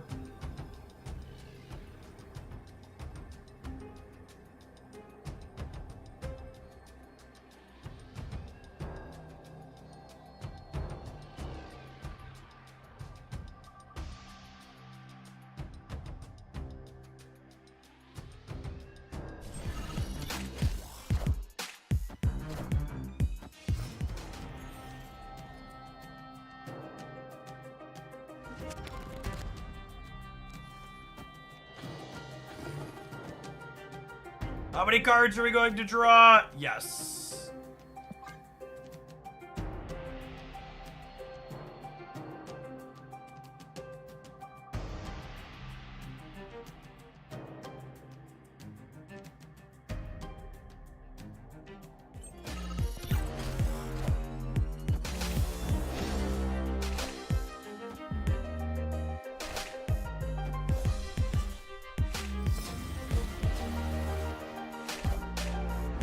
What a Pog champion, gamers!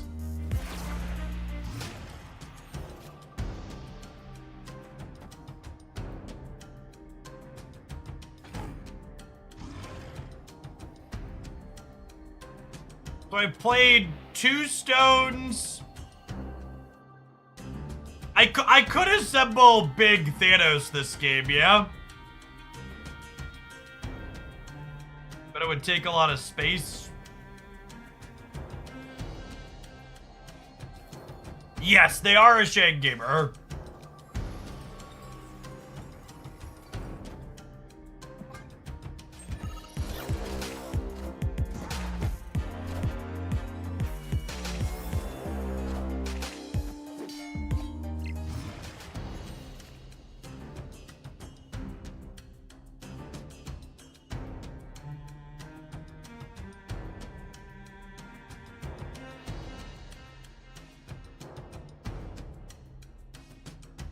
Alright, Nocturne, I'm counting on you to choose violence, love. I believe.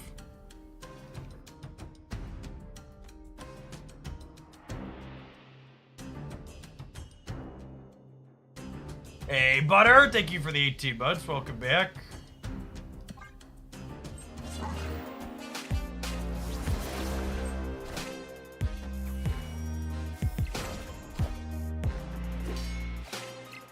Friendly neighborhood Spider-Man here.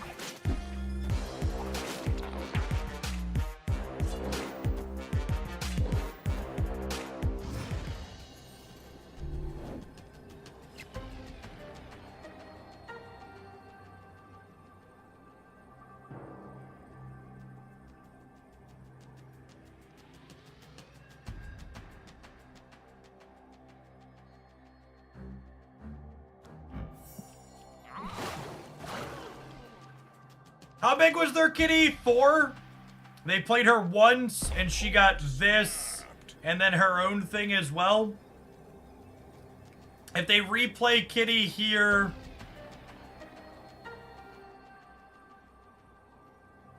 If they replay kitty here, she'll be 4, 5, 6, 7, 8, up to 19, so I'm winning. This loses to Shang plus Jeff.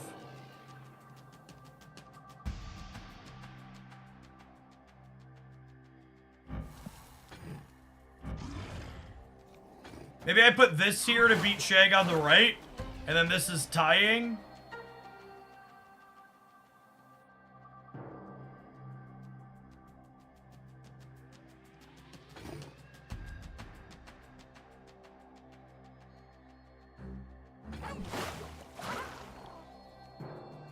Oh, I'm ready to be done.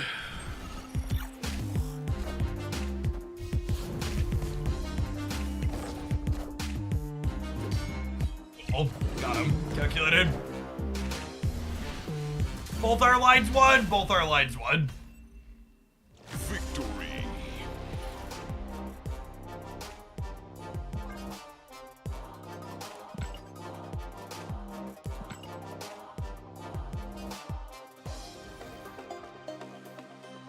All right, and that's a clean sweep with our first try playing boofed up Thanos.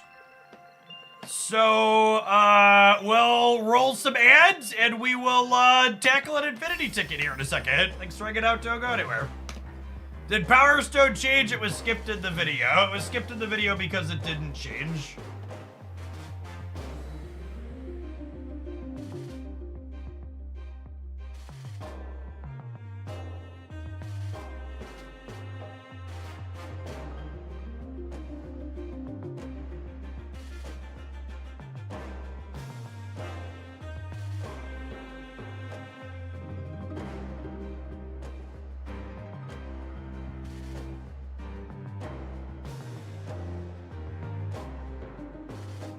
The tracker is broken. Look at this sub-exclusive content. Chat, our deck's cracked. I can't just show you the whole deck on screen, and everybody's gonna copy it and go win their own infinite conquest with it. I need to be the only one with this technology for the next 3 hours so I can secure another shiny border. Fairly Gil, thank you for the 16 months. Welcome back. I gotta go mint the NFT really quick. It's a good call.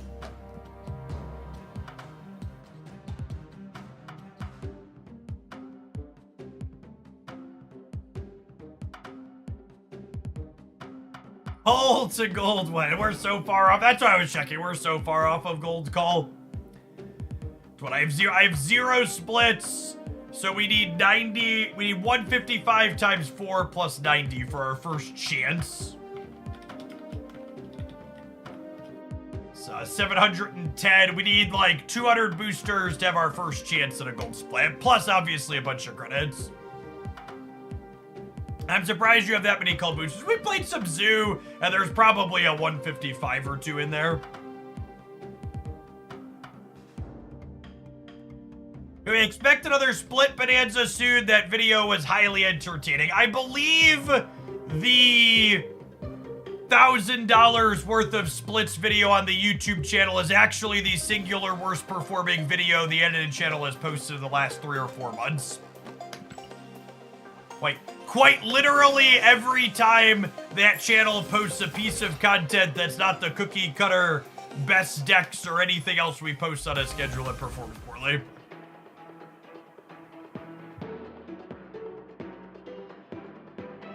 YouTube is what we refer to as a content mill.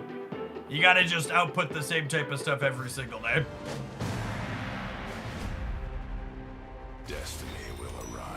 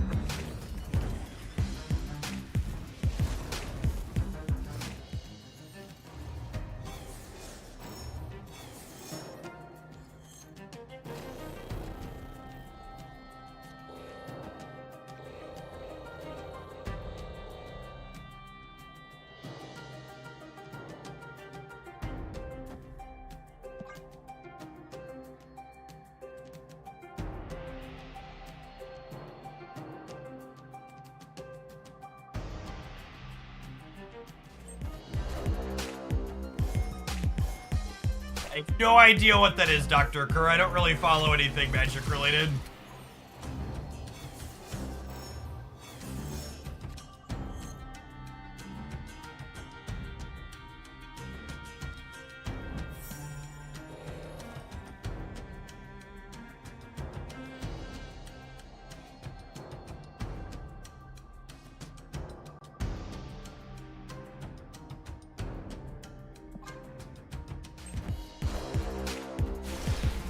Hey, Phoenix Force? I am inevitable.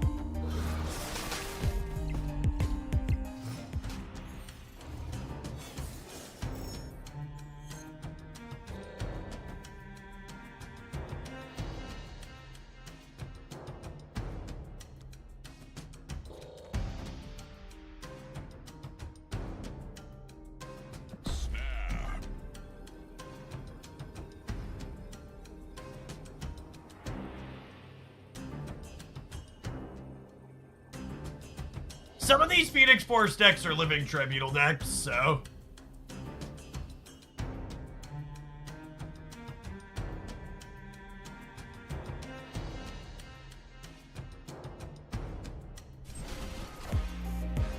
Play for the rug pull. The rug pull doesn't win if they...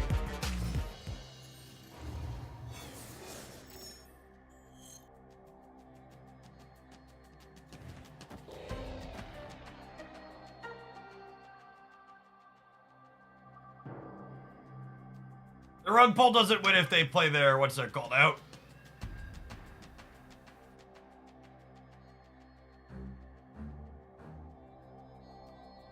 Red Guardian is a very good Marvel Snap card, yeah. Can you play Thanos attacks? You can! We can play it into the Goose Path as well. And it can't be destroyed.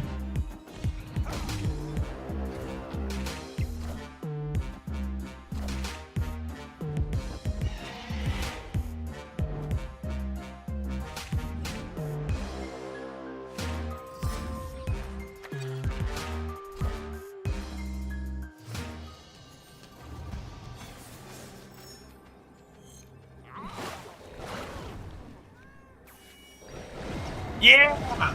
Yeah, yell about it, you stupid cat! Ha! Ha!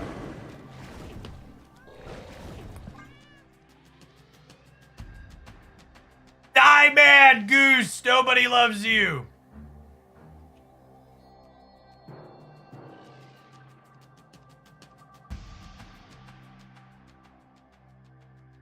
Yeah, Thanos can't die in the danger room either, chat. We have a soul stone. Can't be discarded or destroyed.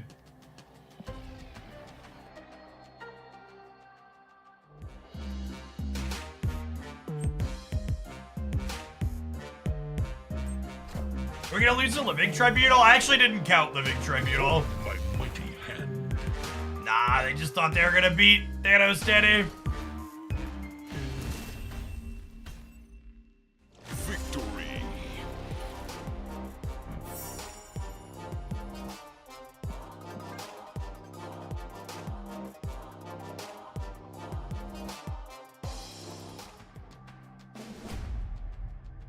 The universe shall be set right.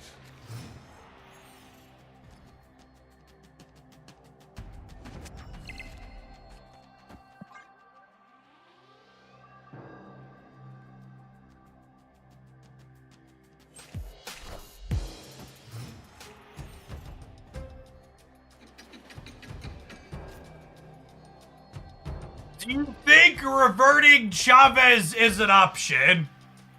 Chat, I was reading Twitter the other day, and someone who I inevitably ended up blocking gave the piece of feedback that the community should have more say in balance changes. And I would just like to enter, should Chavez be reverted, as one of the top things that say, no, definitely not. The community should not have more say in how balance changes work. Please, please, Brode, for the love of God, do not let the prisoners run the asylum. think we leave here.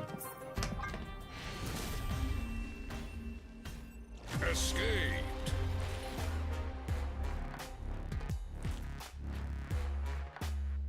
You hear that in basically every game too. The developers don't know what they're doing, and if the players were allowed to run balance, the game would be so much better.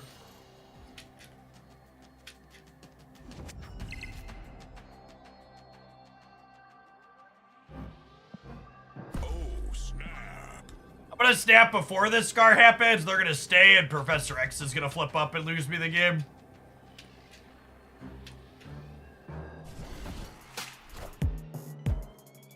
Oh.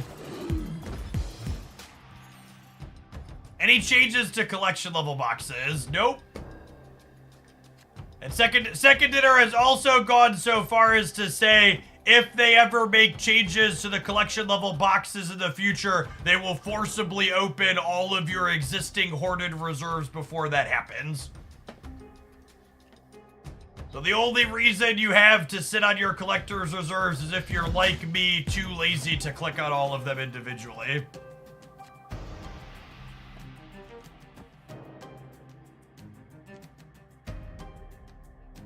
What did I stream before Snap? Magic the Gathering.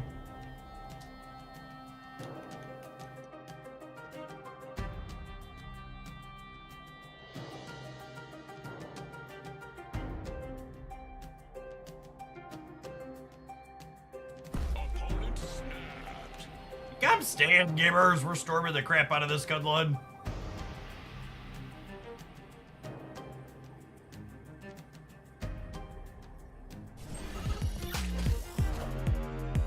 Wind, aid my hand. I have like torch plus carnage in the middle. Is that what this is?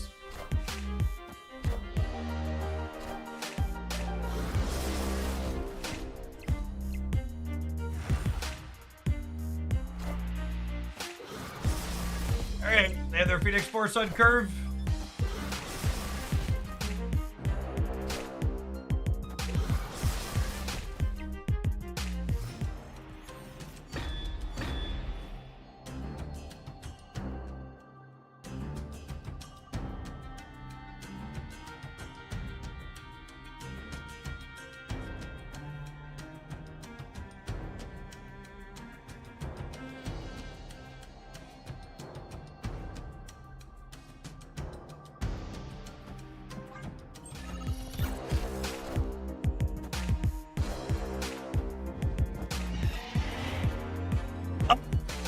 Oh, it totally was a 50-50, yeah?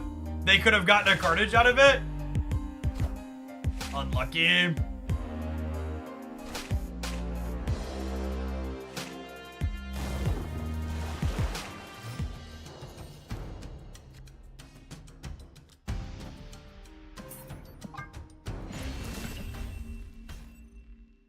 Escaped.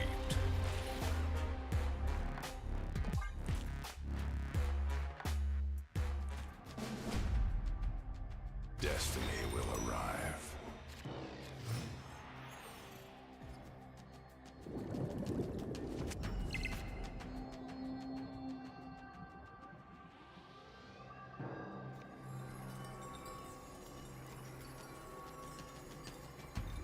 I don't think it was possible for them to not play around it, Steric. I didn't have a way to win the center. All of those were going to get to move around to double up a bunch.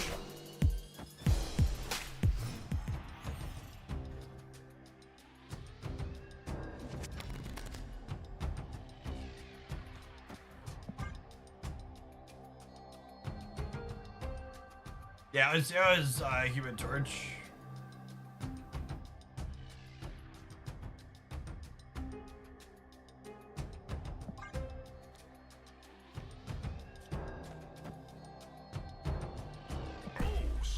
I'm gonna play Nico on the left, so this way if they play their thing in the center, we will have priority and can Red Guardian it before they blow it up.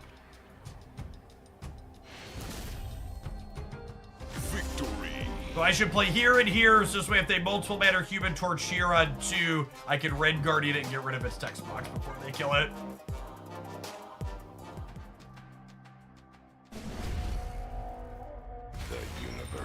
be set right.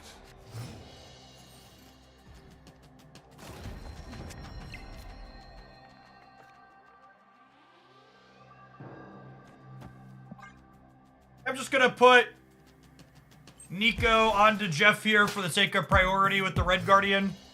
And honestly, I might snap them again.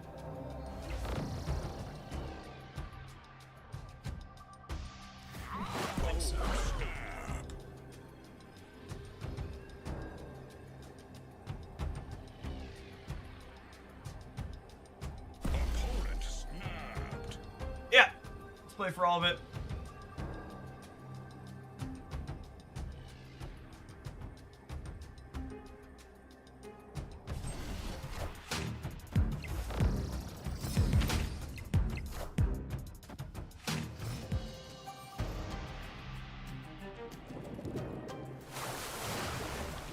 That's brutal.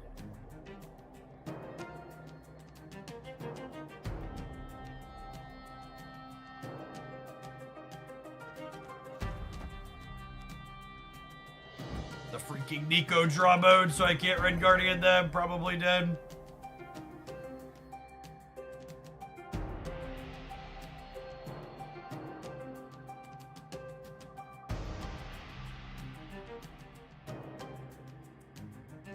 Nah, that looks good, Duck.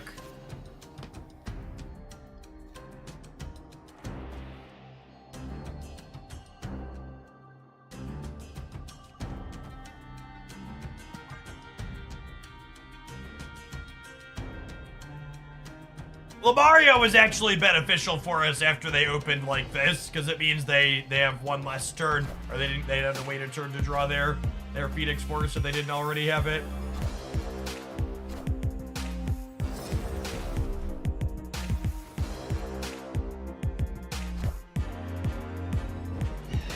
Narrator, they already had it.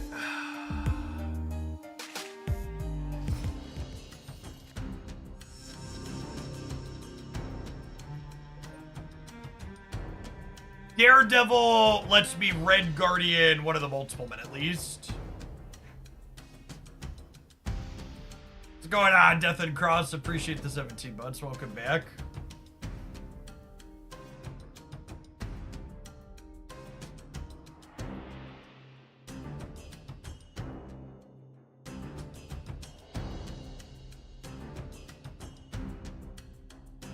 Was the Shadow King by the same artist as...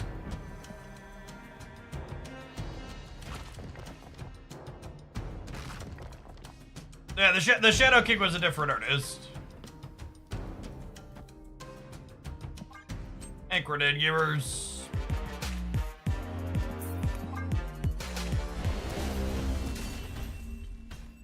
Escaped.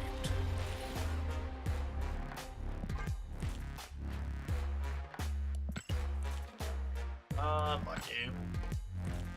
We had such a good setup too if we hadn't, they hadn't had the Nico destroy him.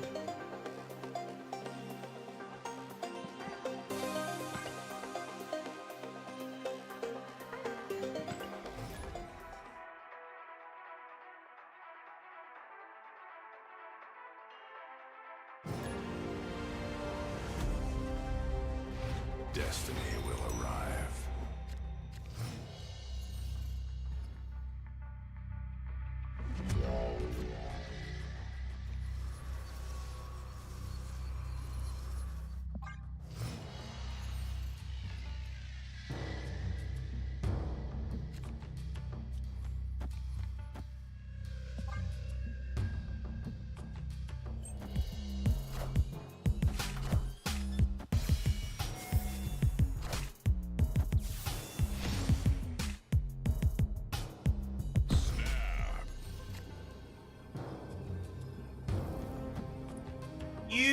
Reality Stone. It's our second time Reality Stone has made Oscorp Tower profitably today.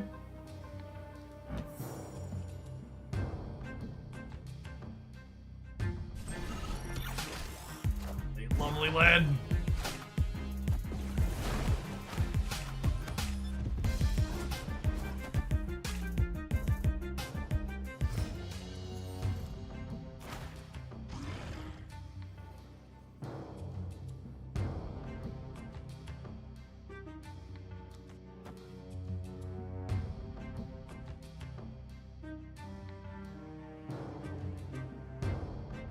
Billigrant, thank you for the 11 months. I appreciate that. Welcome back. Thanks for keeping me around.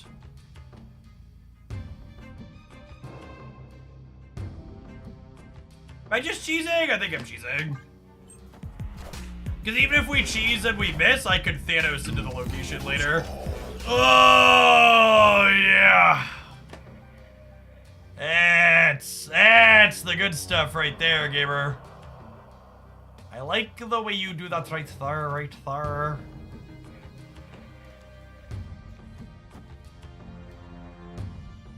This play lost to Galactus. Yeah, it's a good thing my mama didn't raise no coward, huh?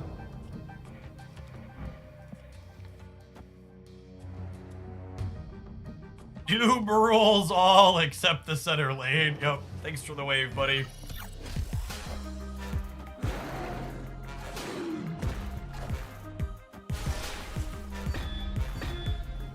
All systems go.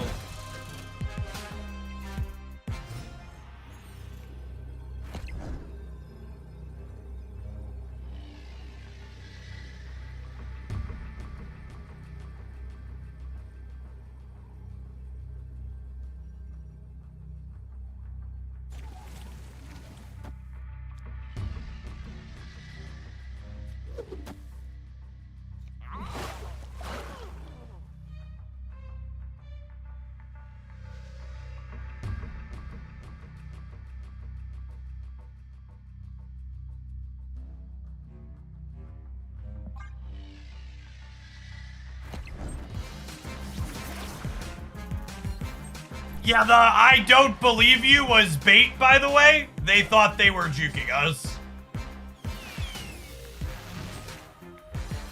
They thought they got me.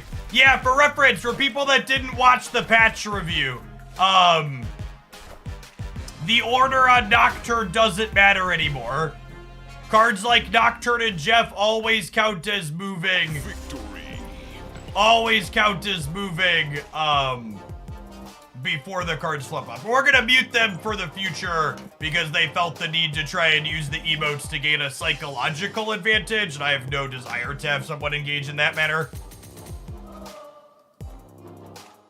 The emotes can be a friendly bump at the end, and I can be, yeah, that's great, but anybody who thinks they're gonna try and manipulate psychologically with the emotes can go permanently to the Shadow Realm, and we'll just play in appropriate silence.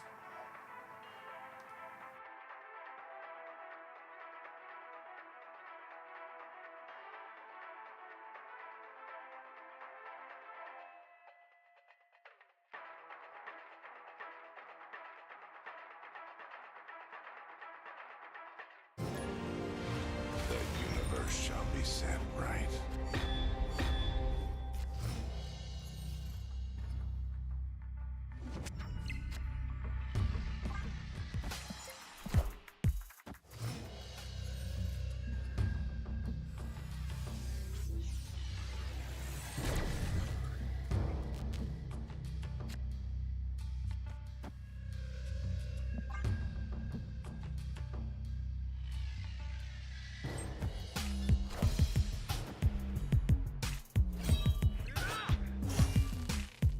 Ooh, is that little sword animation new? I don't remember that one previously.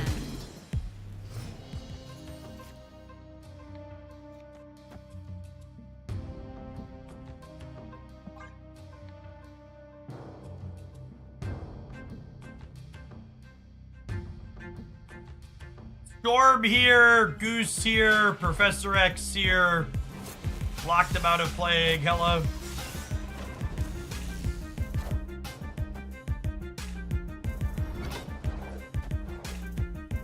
The mystery intrigues me.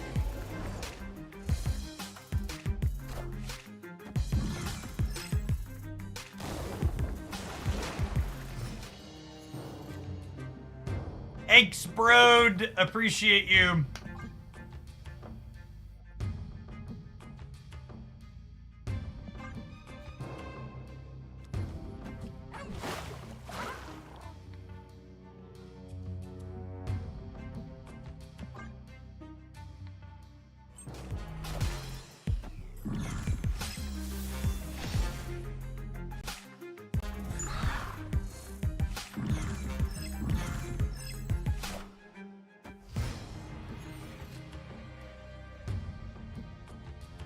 Damn.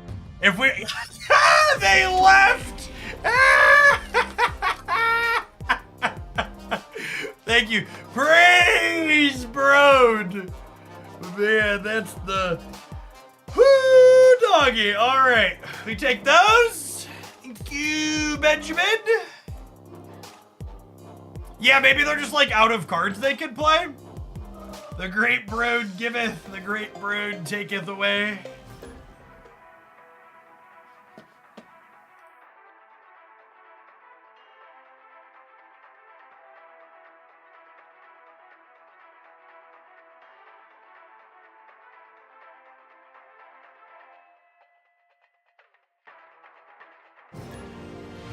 The universe shall be set right.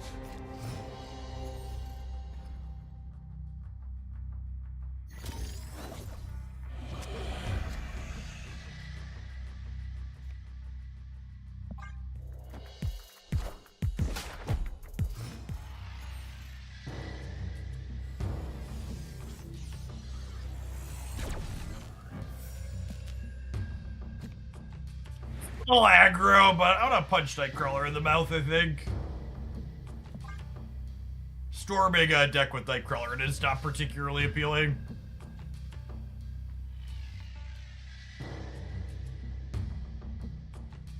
Reality Stone is on a heater, it is, yeah. It's definitely taken some people to class.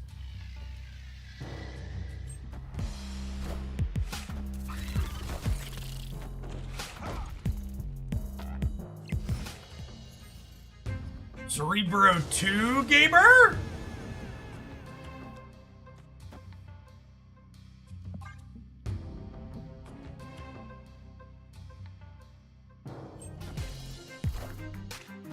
Wind, aid my hand.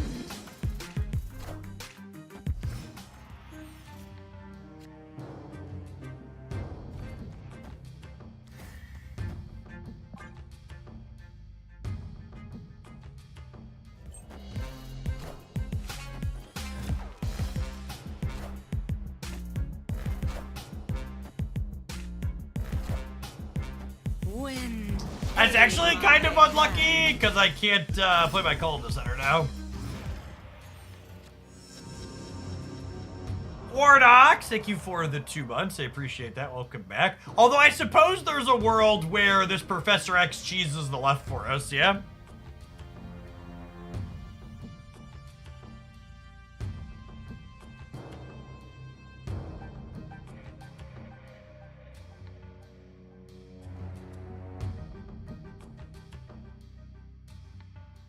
All inky C2 here for the opponent as well.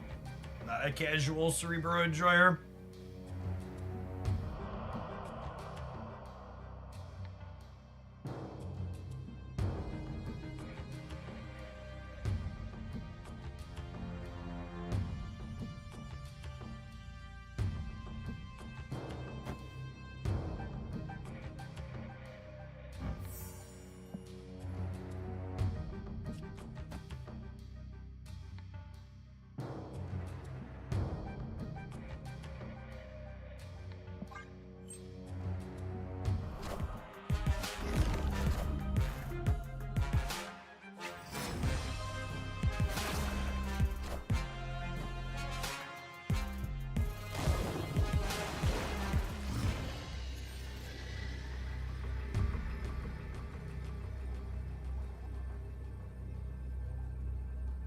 We're actually dead to Cerebro here, yeah? We're dead to Blue Marvel too.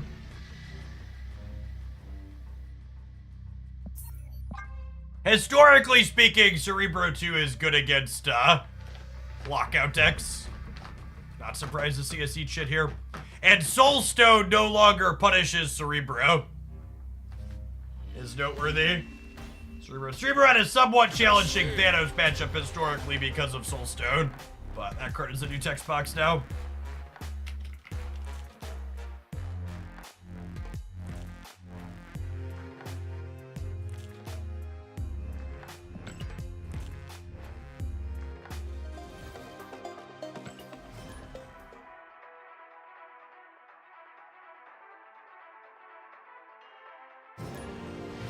destiny will arrive.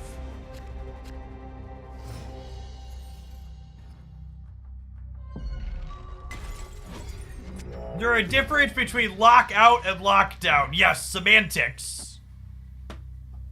Snap!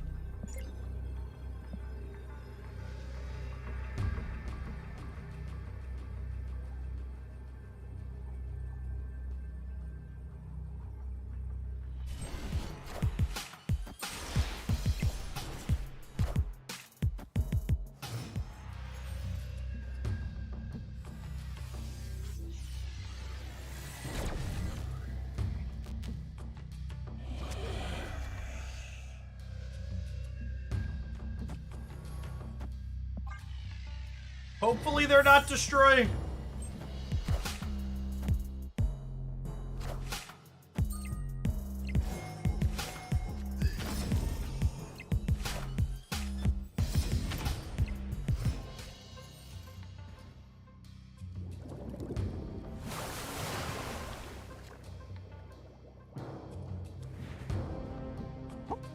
Goodbye, the villain, gamers.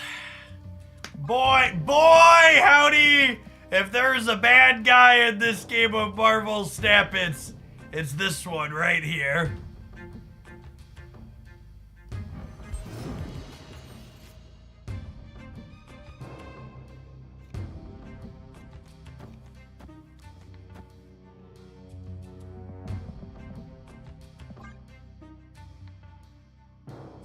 Time to go old Yeller the Werewolf by night, shit.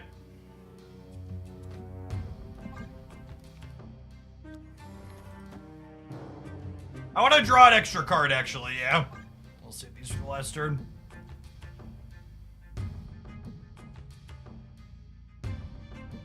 I'm mad. Every reasonable person in chat is mad right now.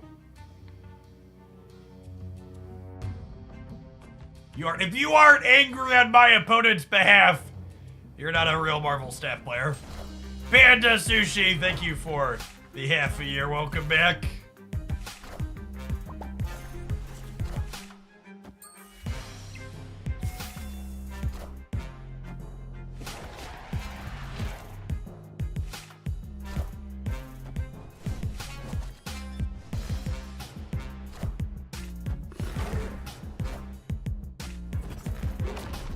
Whoa! Beast animation! Sweet!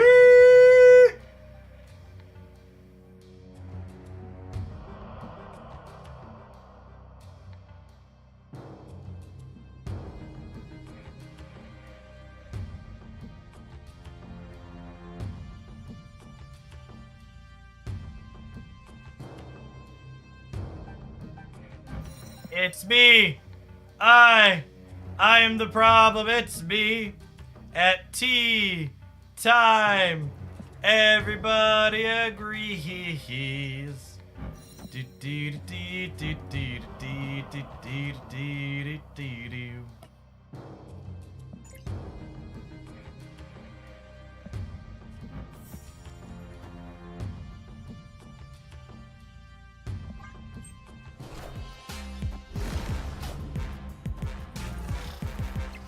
It's me.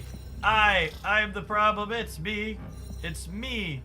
The devs disagree.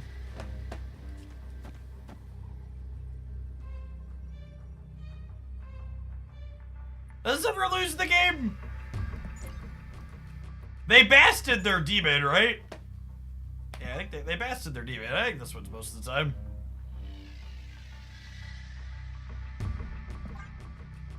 Although I suppose their demon is 5 here as well, but this ties the demon over there, yeah? I must have.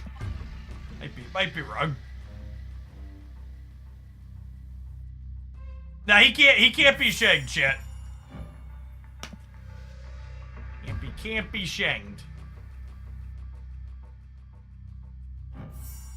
Daddy is indestructible.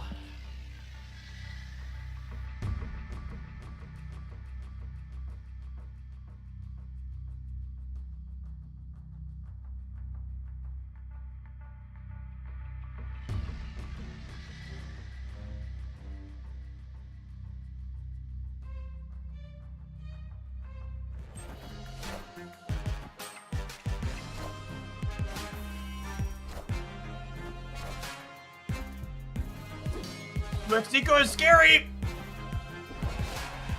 Oh, we beat that by 1 in the middle, yeah?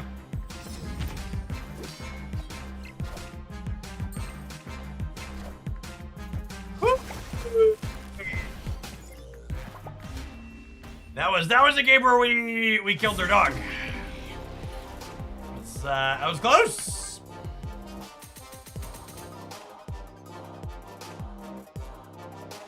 All right, gamers, have some advertisements. We'll see you in 120 seconds. The new season rolls over in a little over 2 hours. Thanks for hanging out. Don't go anywhere. All right, we're gonna pedal for 2 minutes and then I'm gonna stand up.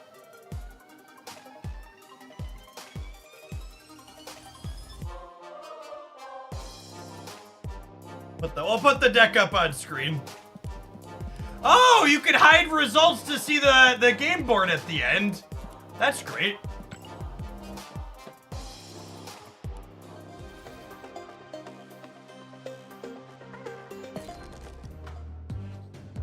This is what we're doing. I'm not proud of it, but it's what we've got.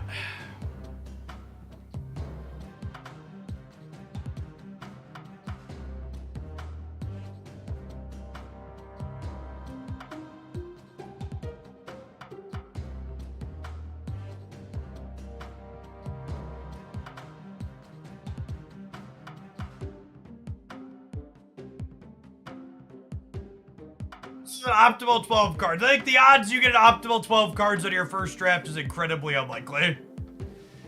Notable change in PC client performance. Nope. Claiming reserve still takes an eternity. Are we waiting for better cull variants to split? I don't split cards until I have enough boosters and credits to split for gold on them, Alistair. So I need like 1,000 boosters to split something realistically. I think I only have 600 or so on him. So sometimes I really like the card like Nocturne and Sage. I'll do it early to push for it to be in the shop, but Cull's not a card I play a lot. There is not an OTA on Thursday, chat. There's never an OTA on patch weeks.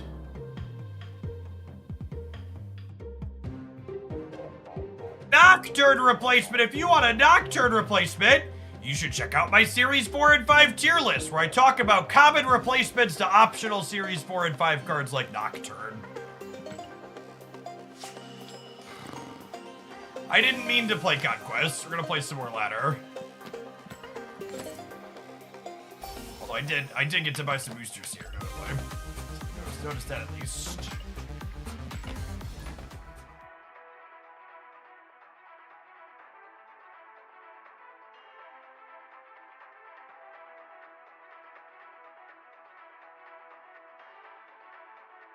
Yes, I am 100% fully out of tickets. Destiny will arrive.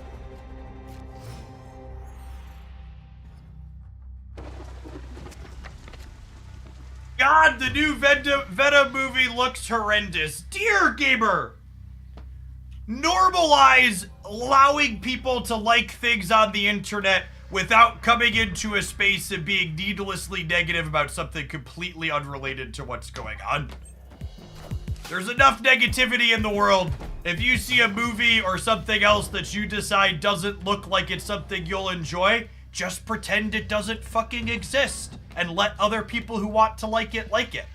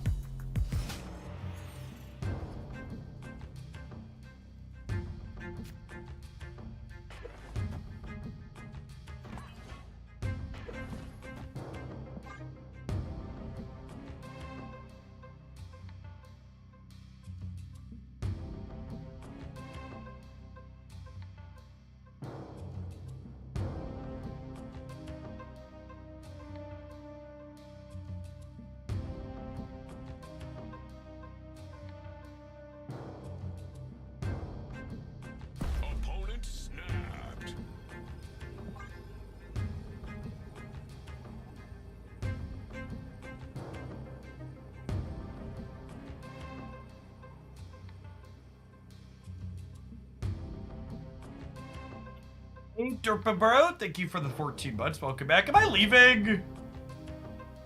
My hand's okay.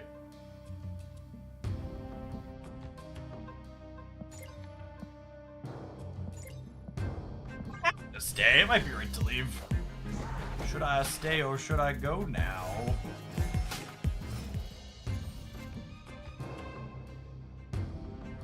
If I go, there will be trouble. If I stay, it will be double. I'm missing Red Guardian and Valentina. Who should I pin first? Red Guardian is much better than Valentina. Much more flexible.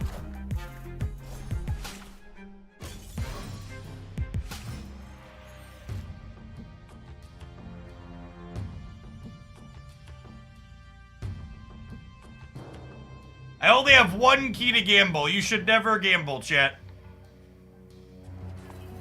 Make good choices, not Twitch chat choices.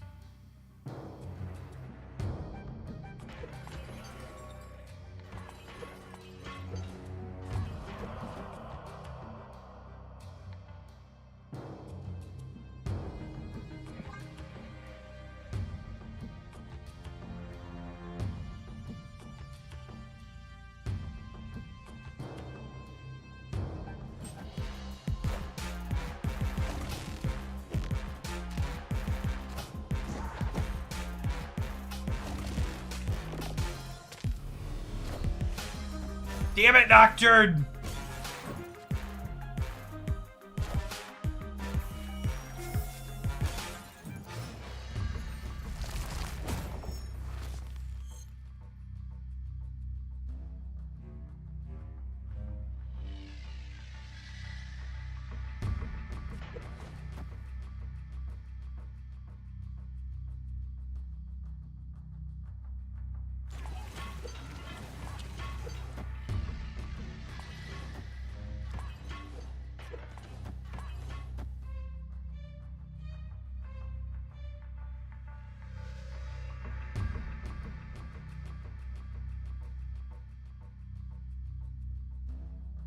I want this here.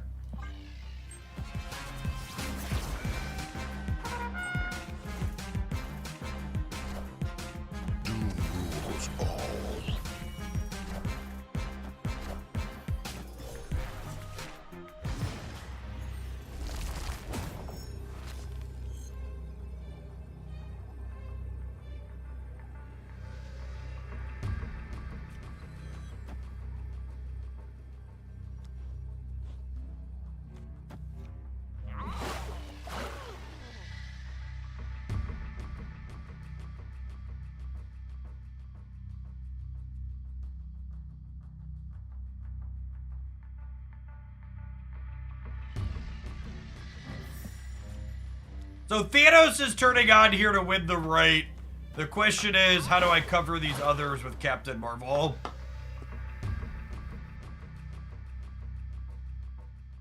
They're incentivized to play center because of Nebula. I think it's this. Yikes.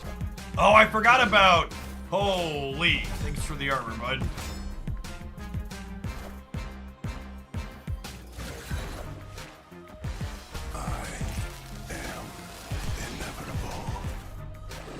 Would I have one with Call Middle? I'd have one with Call Middle, yeah.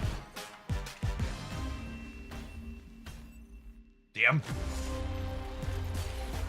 Call Middle would have given us 15 to 15 here.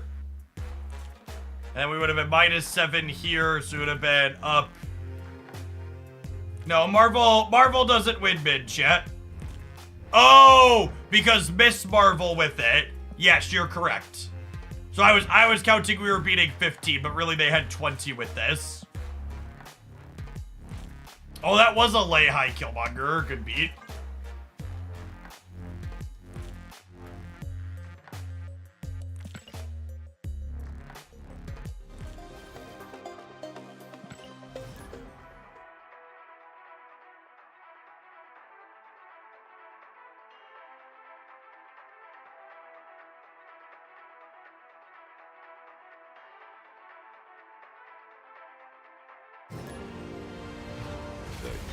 shall be set right.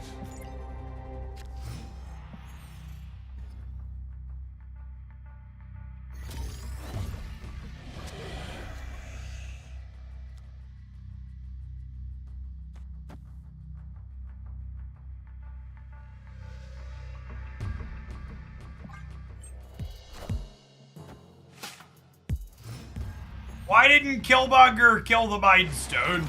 Reading the cards explains the cards.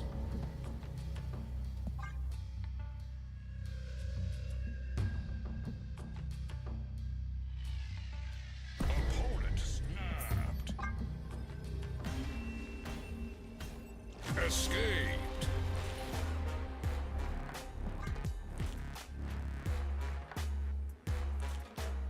What are you playing off stream these days? I finally started God of War Ragnarok.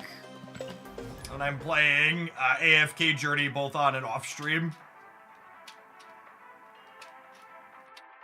Dad of boy. Destiny will arrive.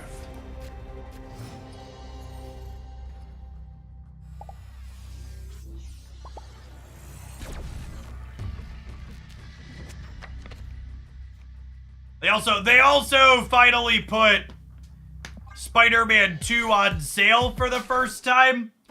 So their predatory sale tactics leveraged a fear of missing out, and I spent money on that despite not intending to start it for a little bit. It always makes me chuckle when people talk about how they only play regular video games and not predatory mobile games. It's just like, oh buddy, all of capitalism is predatory. Don't act like you're better than me.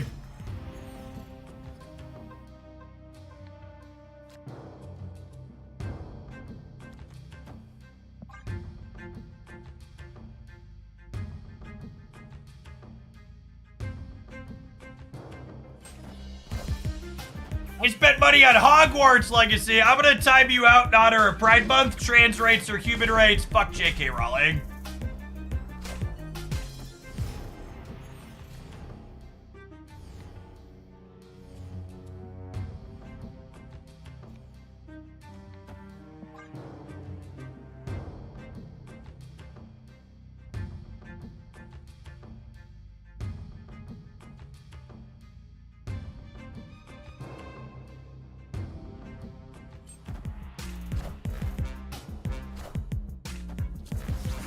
I'm a pretty big no ethical consumption under capitalism and all that.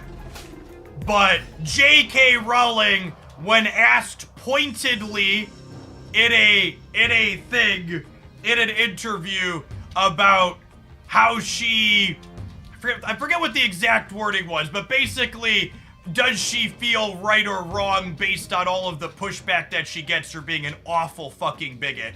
And she said point blank she doesn't feel bad about any of it because the profitability of her IP makes her feel like she is right in her crusade to be a fucking awful person. So like, in a lot of instances, you know, there's terrible people that work on everything to a degree, but that one very specifically and very directly fuels a hateful person to continue to be more hateful.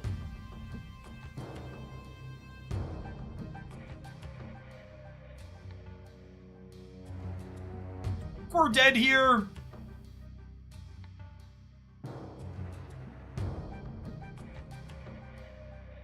Goose left protects against Valk. Yeah, sure, I just don't know how I actually win the game otherwise, though.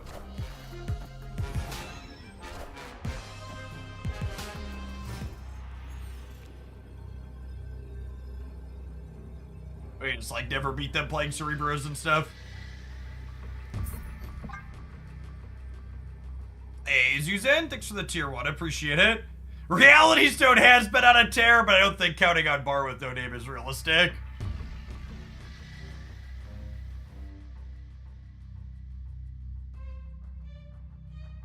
Hey, Tactical Rangers, thanks for the 3/4 of a year. Welcome back.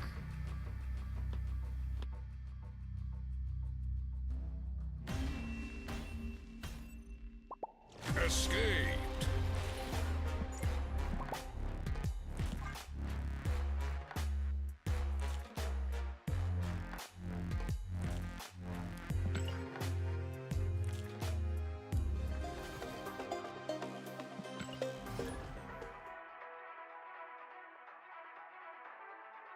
Spears mentioning in any talk about no ethical consumption under capitalism, the good place is must-watch television.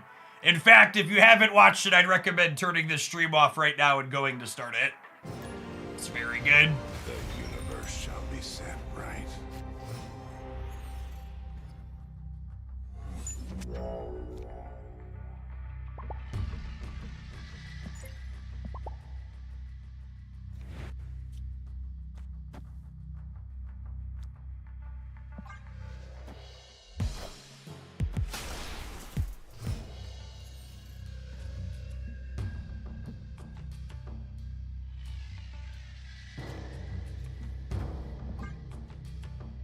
Opponent snapped. I mean, I have a Mind Stone, so I think I'm gonna stay.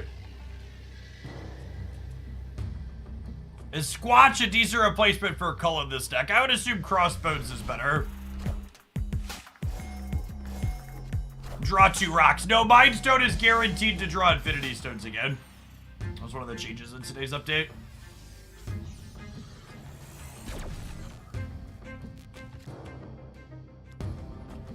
Suck it, non-believers!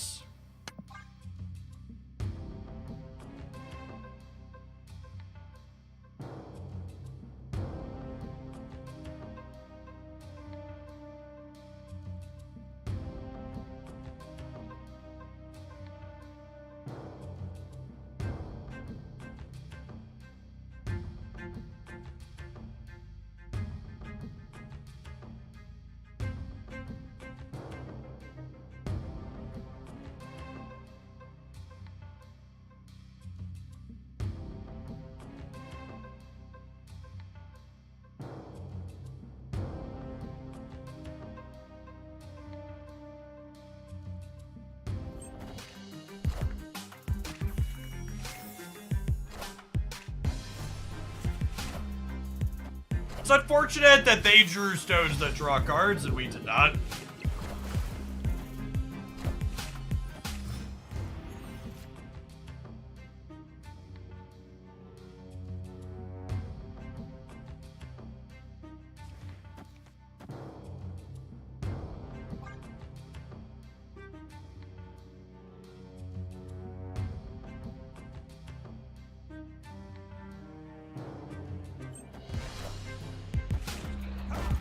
Unlucky. Lost that 50-50. I think we're dead.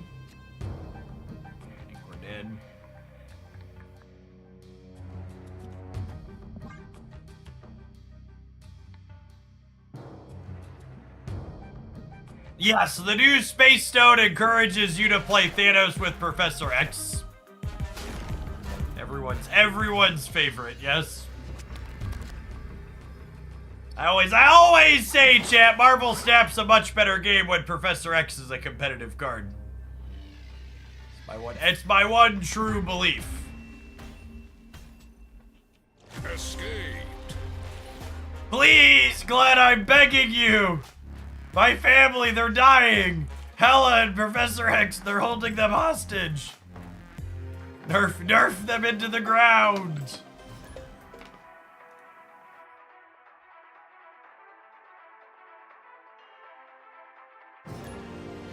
Destiny will arrive.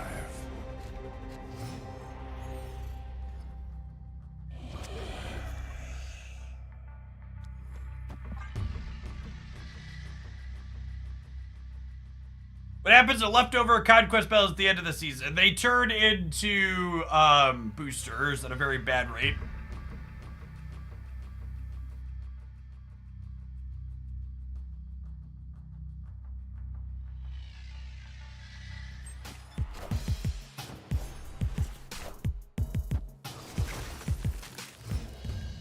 Well, that's great.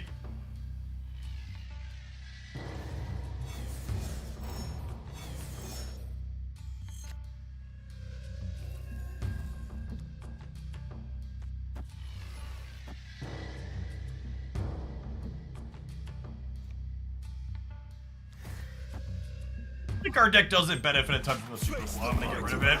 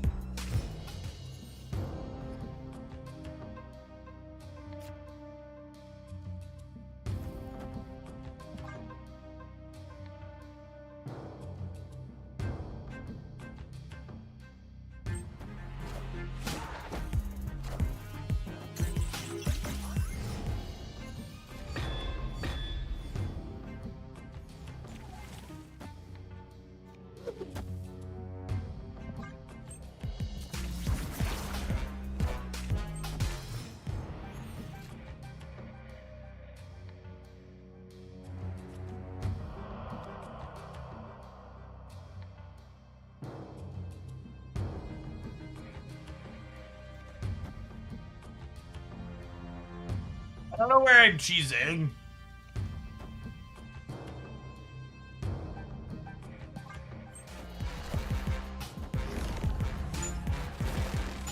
On Lukey.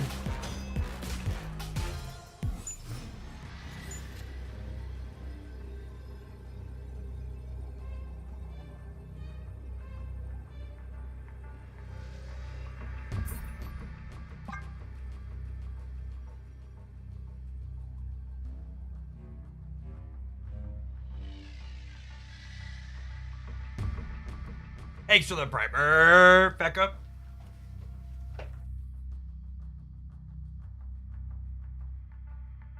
No, I don't think Second Dinner... And Second Dinner hasn't refused... I absolutely despise and detest the outright lie of a framing that you have in your comment here, Ray. Do you believe Second Dinner refuses to acknowledge the problem of Professor X and Hela? They've literally pointedly answered comments about Professor X and Hela a number of times, and they've been very consistent about messaging in a public fashion that the metrics for those decks are not problematic on their back end. Do I think they should make changes despite that fact? Yes. But the idea that they're, like, ignoring it is just not true.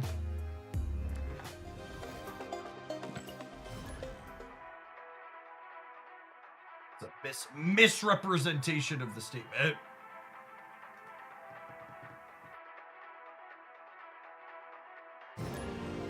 Destiny will arrive.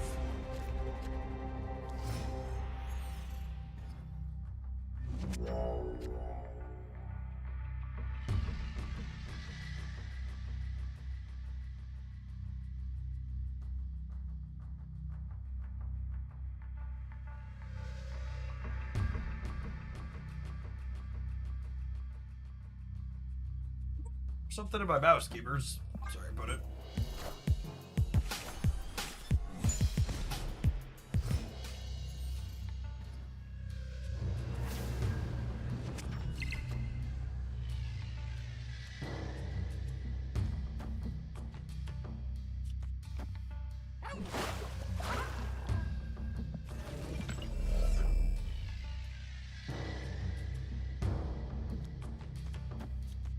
I would be very surprised if Marvel Boy released as Datamind.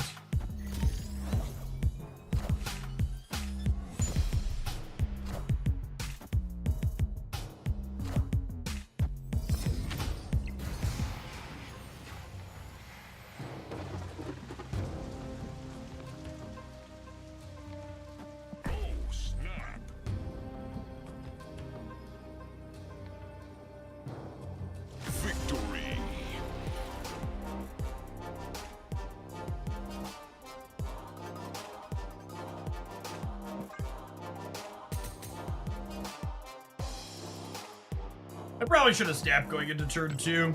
Brain was strong.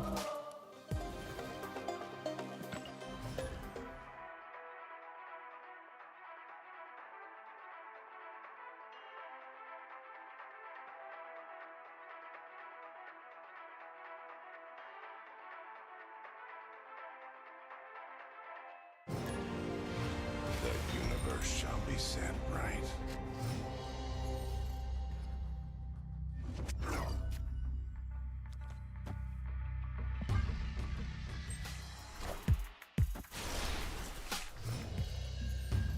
Twitch's DRM prediction turns the audio sour sometimes. Twitch doesn't have any type of DRM prediction. I assume it's just some type of encoding issue.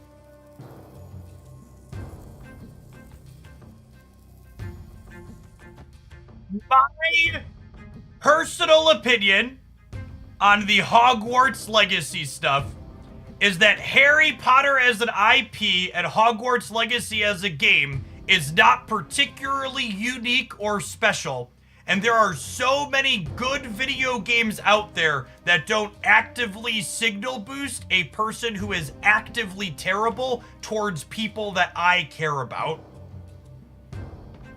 So again, I'm not telling you what you should or shouldn't do, but acting like Harry Potter is something special and unique, and that video game is an experience you couldn't get somewhere else while supporting something eminently less shitty is also not true.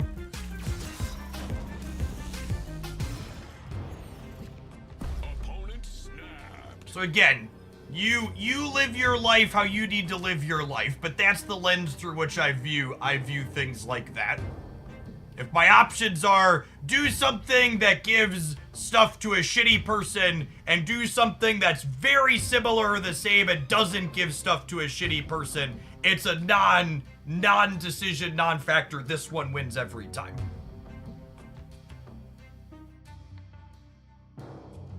I think we're just dead. They're a hella deck. They discarded 2 big things.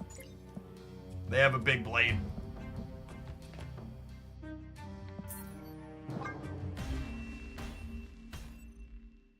Escaped.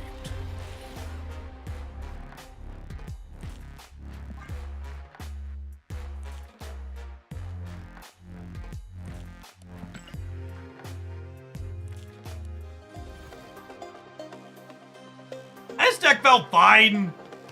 We won a gold conquest with it. It's playing. I think it's hard for a deck like what we're playing here to ever be too terrible. It's just kind of a good stuff Thanos deck. It's got a lot of location. I think one of the big strengths of a deck like this is getting to play Reality Stone, Storm, and Nocturne gives you such an incredible amount of control over your location variants. And then you mix in the incredibly powerful and toxic lockout effects, especially with the Daredevil in the mix, and you can assuredly win plenty of games with this. I think the new Thanos design changes are an absolute slam dunk. They do a good job of feeling interesting and relevant. I think the only thing I am not a fan of in regards to the Thanos changes is that the Space Stone is explicitly one of those things where it's like, yeah, this gives you counterplay against opposing Professor X's, but also it just explicitly encourages you to play your own as well. It's just like kind of the issue. Like every time there's a card or an effect that like gives you counterplay into Professor X, you're like, oh, I should actually just play my own Professor X with it as well, because that's optimal. And again, just for people who are bad at literacy comprehension, reading comprehension, Space Stone does not let you move Thanos. It simply says, if you're moving Thanos for some other reason, nothing can stop him from moving. Relevant example, you have Thanos in a path, and he gets cannonballed, and the only open space on the board is in a Professor X path. Thanos with Space Stone out can get cannonballed into a Professor X location now. Or if you had something like Ghost Spider or Heimdall or something like that, it could move him to other places. All right, I'm gonna roll some ads. I'm gonna grab my lunch really quick. The new season starts in 1:45. Thanks for hanging out. Don't go anywhere, gamers. We're gonna play something else when we get back.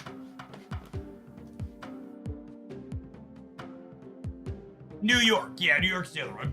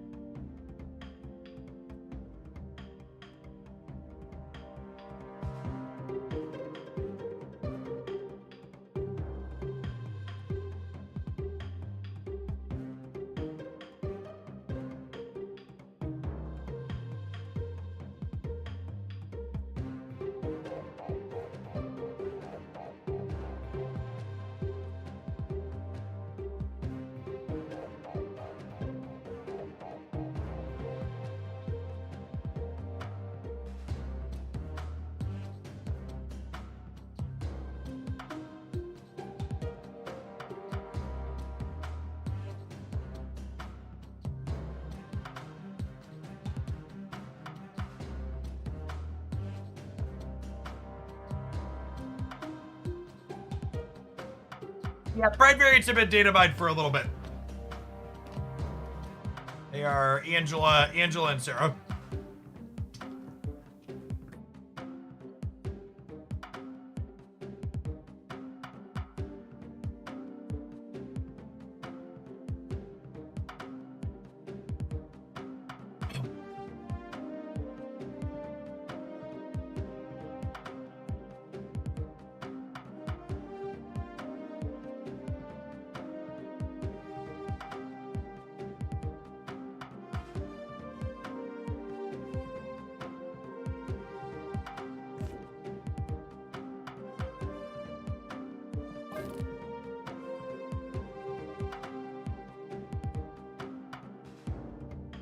I want to try this with Gilgamesh later, I think.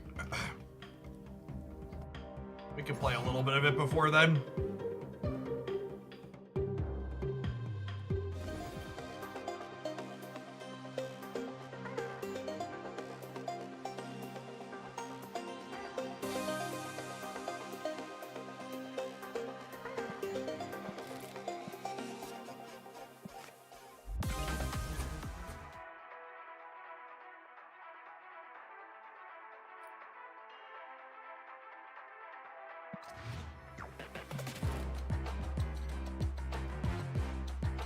I like the idea of Captain America.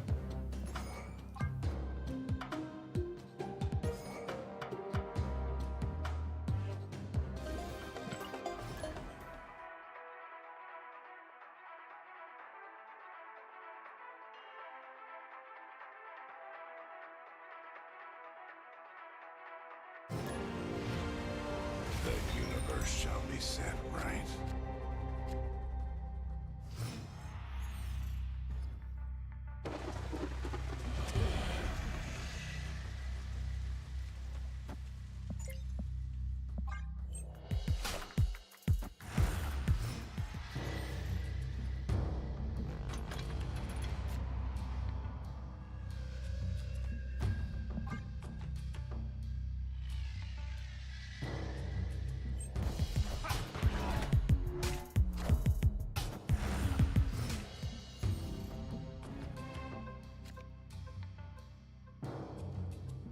And Phraestos can be good in Thanos. It's a cute idea. Could be okay.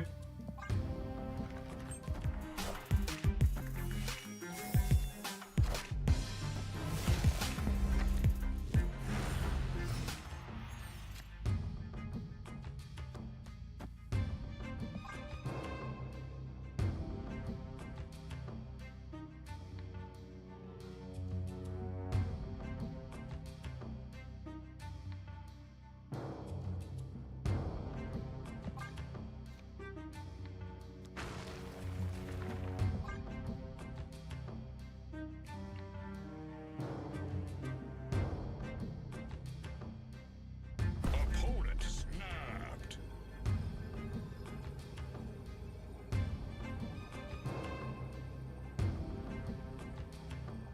I think we're vibing.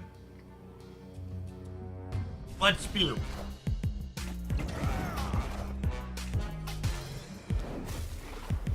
They Loki'd the US agent path. Good game.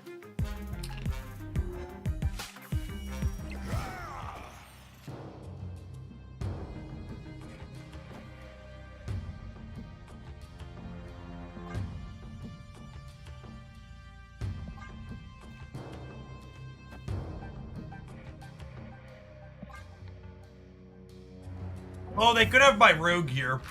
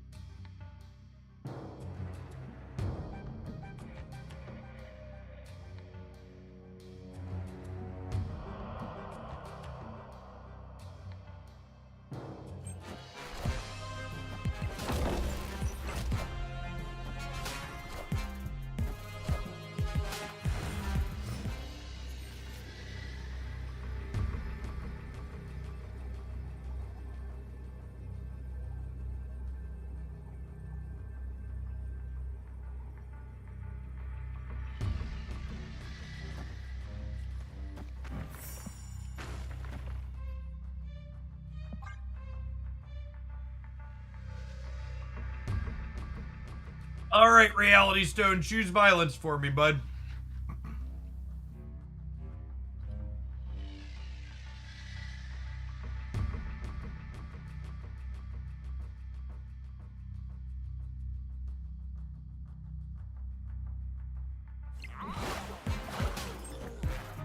Avengers! Assemble.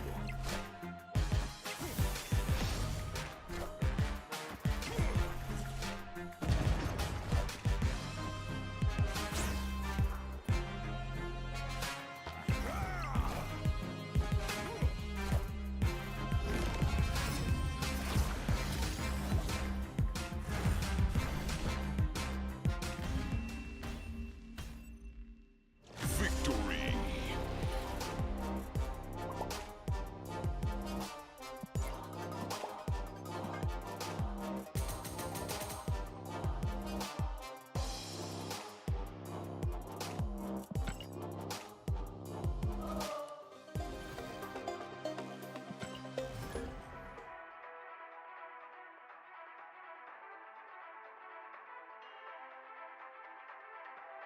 Is Professor X and Loki a thing? It's 100% a thing. Destiny will arrive.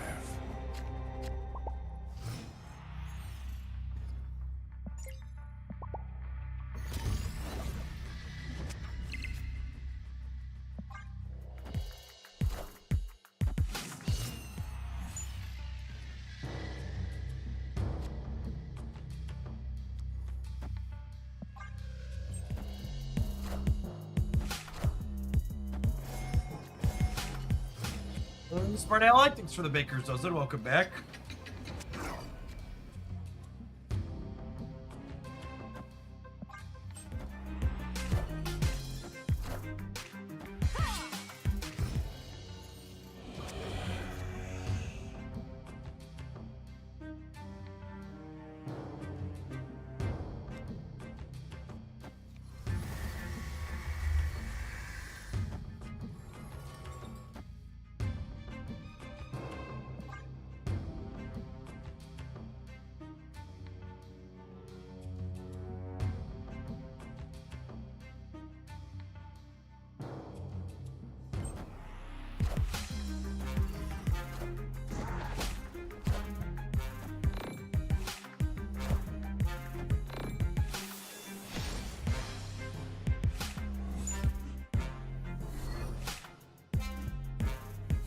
Jeff for the win. Show those noobs who's the infinite. Do real human beings talk like that?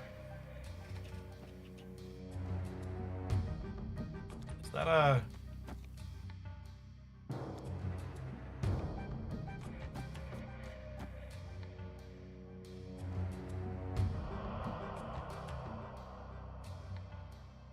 We play like this, then we hope that one of these gets pulled in over here.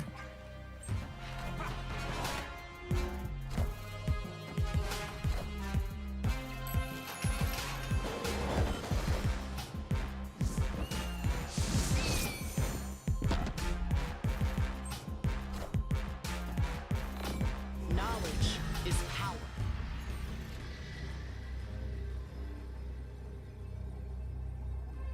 Victory!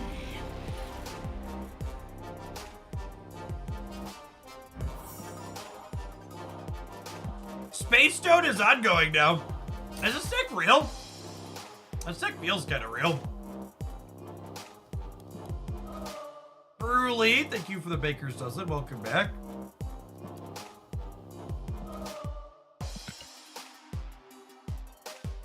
Yeah, I think this is a deck we'll want to try Gilgamesh in when he releases.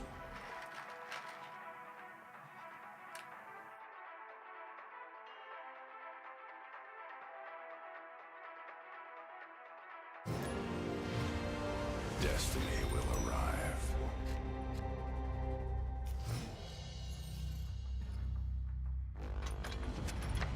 I did not objectively tell you which Thanos deck is better because I just hate lockout decks so much that my answer is never going to be that one.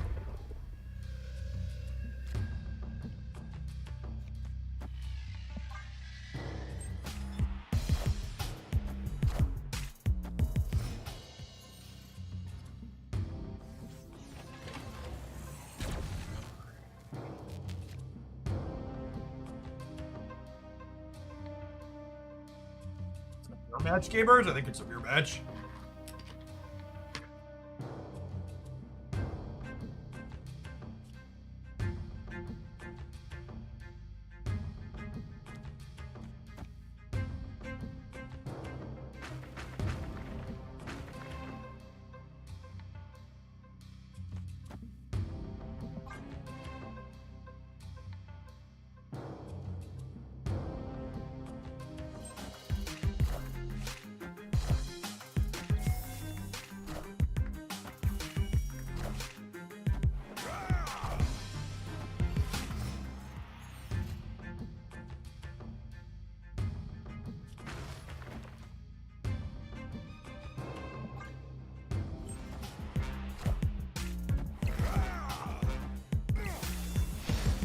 Avengers!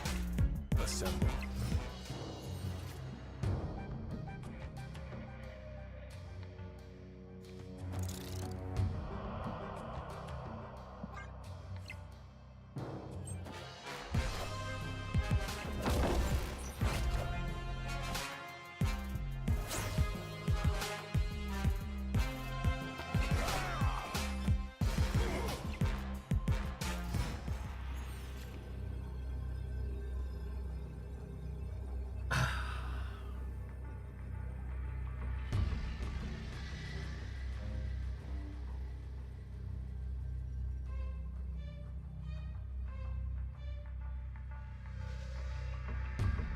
They're up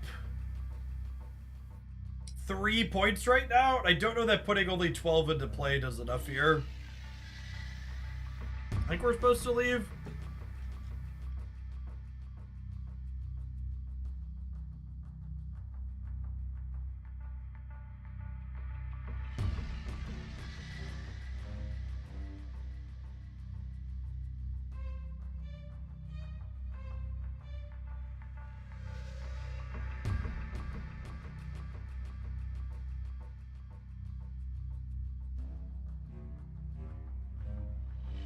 We also just died a Spectrum, yeah. Escaped.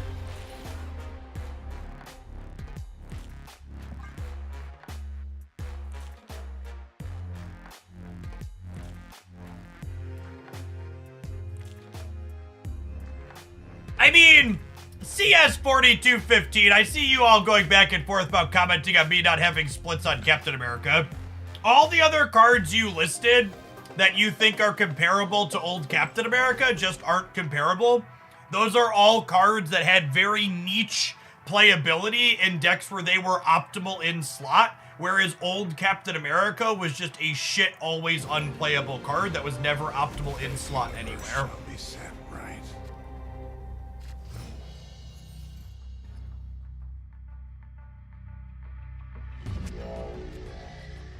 New Cap's probably fine in a deck like this one, but old Cap was like, literally you have all the cards in the game.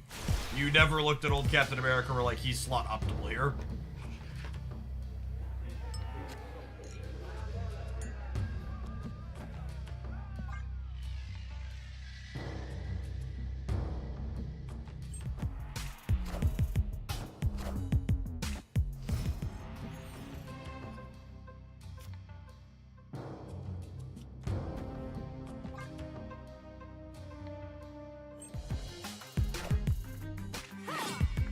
Avengers! Assemble.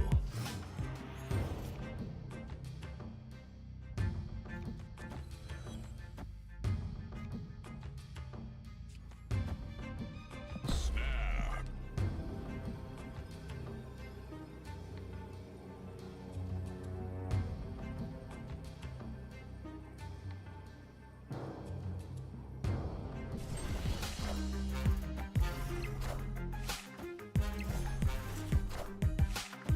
Yeah, I'm really glad they updated Soulstone. Agree.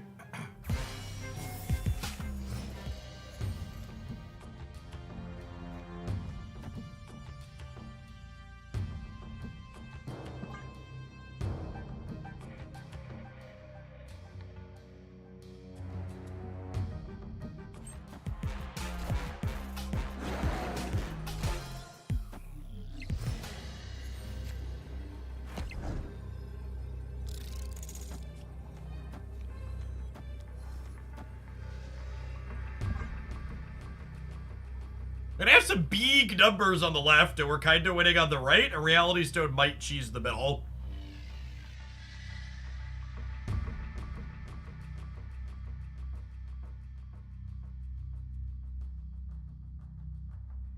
Yes, the latest iteration of Thanos changes are definitely a huge flavor win.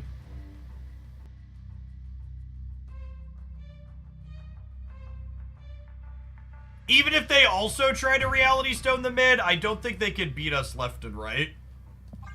There could maybe be some argument about if I want 3 extra here versus 3 extra here.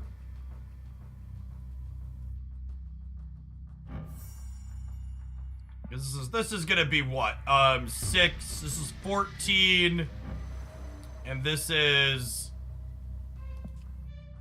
14, and this is 9, 13, this is 20 something, almost 30, almost 30.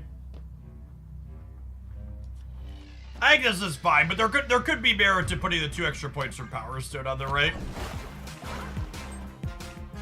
Okay, they played all for the left. That's good for us.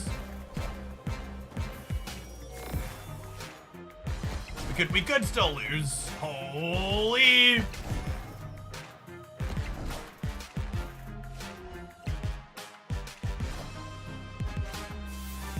Alright, we were winning regardless. Even if we tied here, we were gonna win the breaker. Oh, and Captain America gives the stone +4 as well.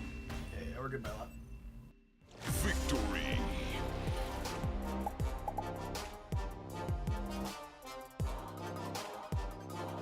Onslaught Citadel, a wacky location there. Large man, that ant. 113 is slightly above rate.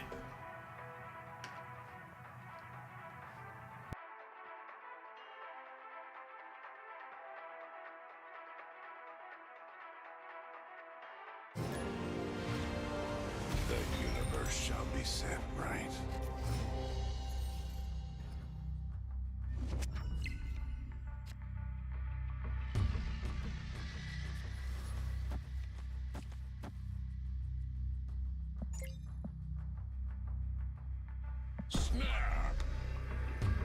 I'm gonna just use Elysium here and then burn it and hope that we can benefit from the tempo of getting things on the board early. Opponent snapped.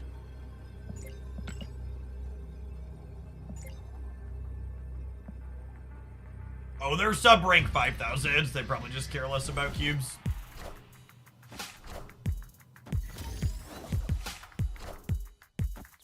It's the highest you recall climbing. I don't know.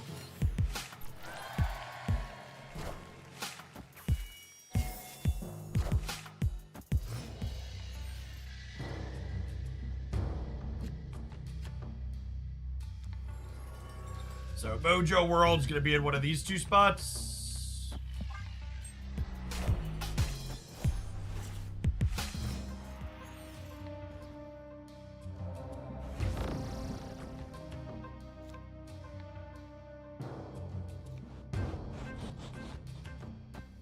Is gonna be somewhere not here.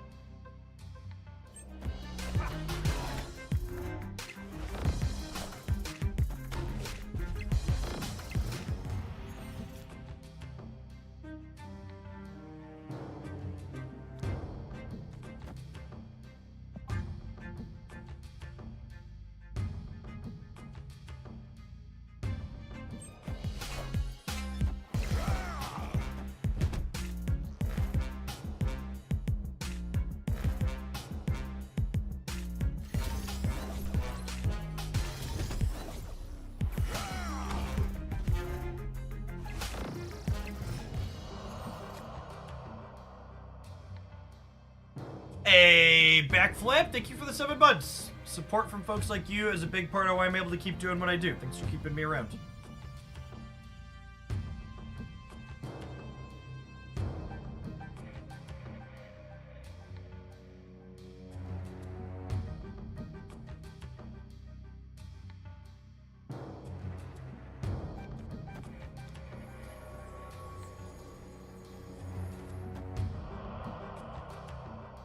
So this would draw me Soul Stone, which guarantees turns Thanos on next turn, yeah?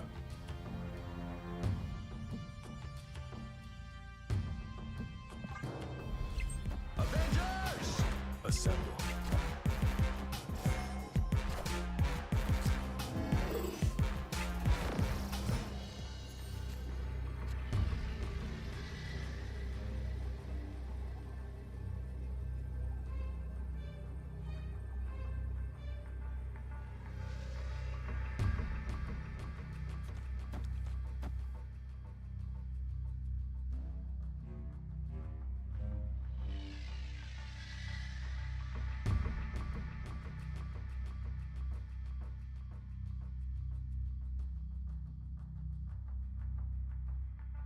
The Onslaught mid. I'm beating Onslaught mid, yeah? I'm beating Spectra mid most places, too.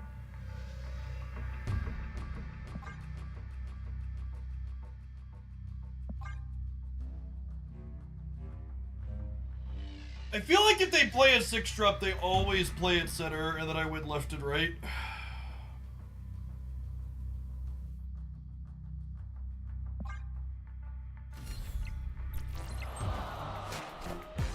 Behold my mighty hand.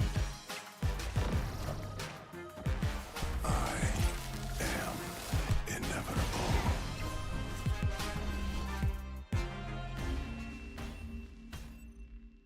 Victory.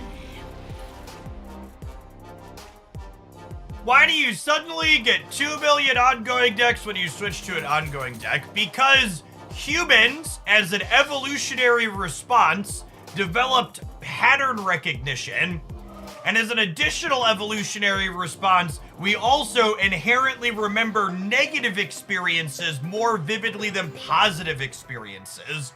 And mirror matches, or pseudo-mirror matches, are an inherently negative experience in a card game.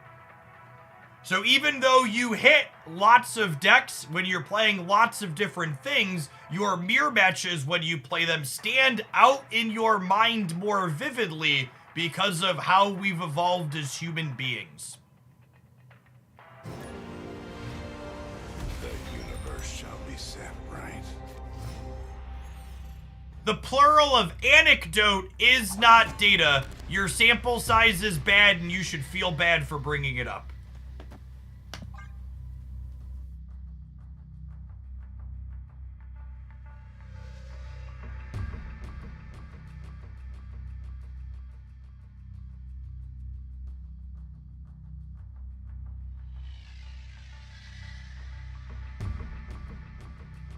I think my absolute favorite is when people will be like, I can't believe I loaded up this deck from this video that has 20,000 views on YouTube or 40,000 views on YouTube, and I queued into a mirror match with it. The system is rigged and there's deck-based matchmaking.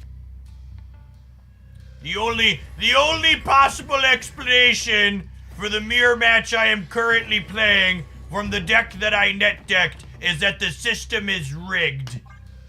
No other possible explanation will be entertained at this point.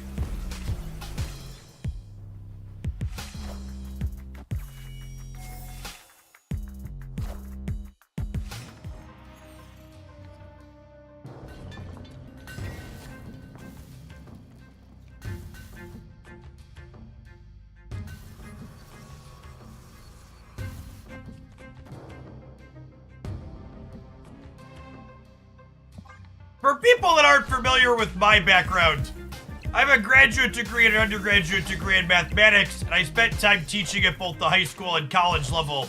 And introductory statistics was a subject that I taught a number of times. And it is a field slash concept slash whatever you want to call it that people really struggle to grasp. They have a really hard time internalizing things from stuff like that. It's not a subject matter that is intuitive for human beings. Not remotely.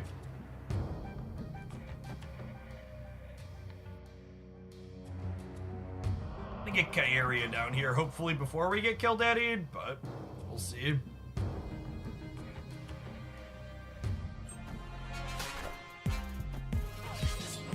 Unlucky. Yes, we're dead.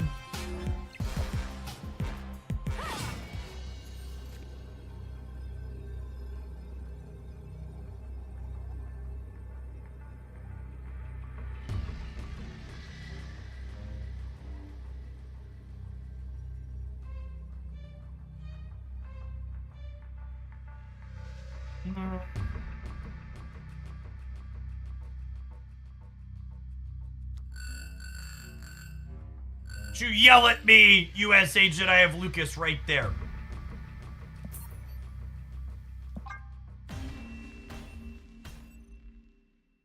Escape.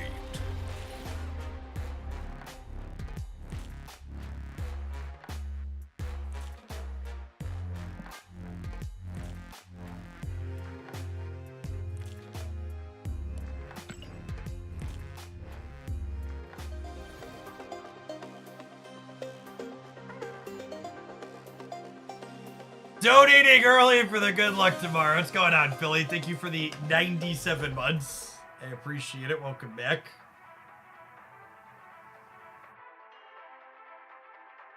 Can you clarify on your opinion that mirrors are inherently negative? I agree with the direction of your point, but it sounds like an overgeneralization to my observation of card game players throughout the years.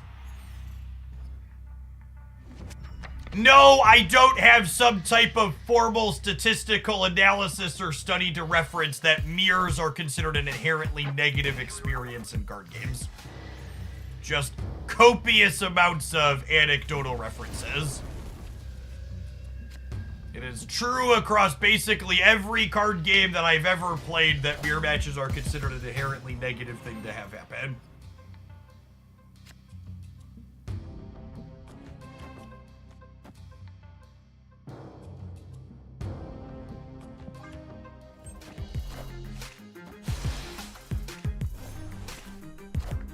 There are some exceptions to this,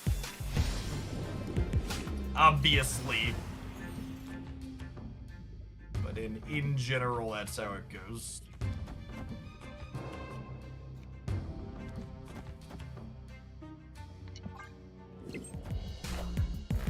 That is! Thank you for the tier 2 and for the year and a half. Welcome back. I think mirror matches are more reasonable with the sideboard system. I guess. They still kind of suck over there too, though. Or if we're being honest.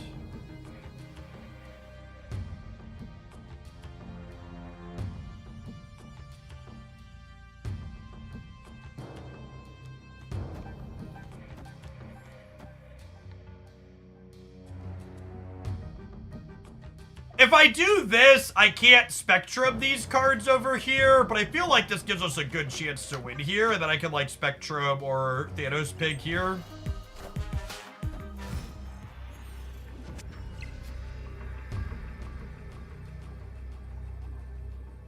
Well, I can't keep up with this now, so I think it's just this here.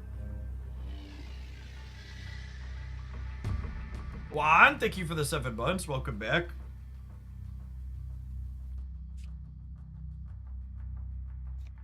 Yes, only plus 12 here.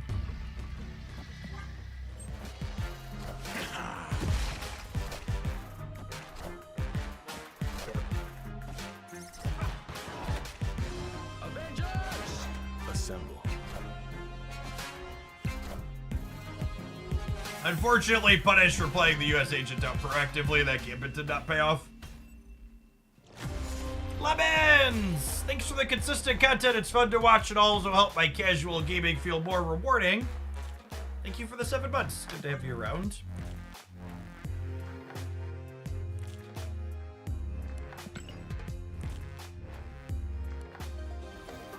Mobius is so good right now. I don't know that I actually agree with that, but it's a good example of talking about Twitch chat and recency bias and, like, human evolution to cue into someone playing Mockingbird and Scar, and then for someone in chat to pipe up that Mobius is really good right now.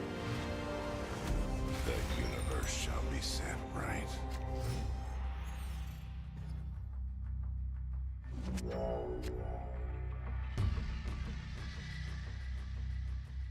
Mobius is literally bad.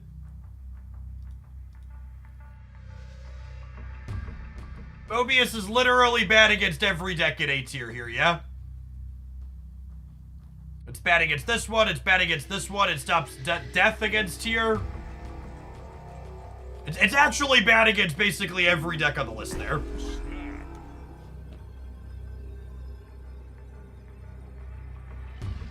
Some Nomura decks play Scar, negative. What if you sort by fun?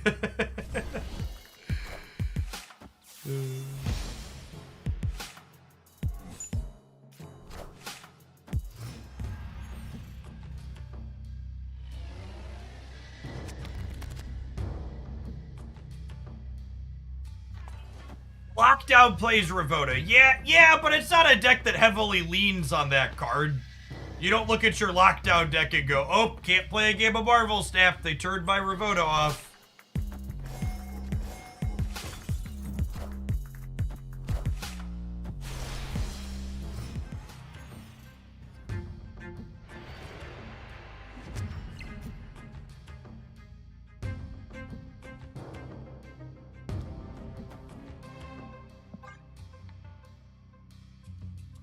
Move in A tier. The move deck that's high tier is always the deck of cards that move themselves, not cards like Vulture and stuff.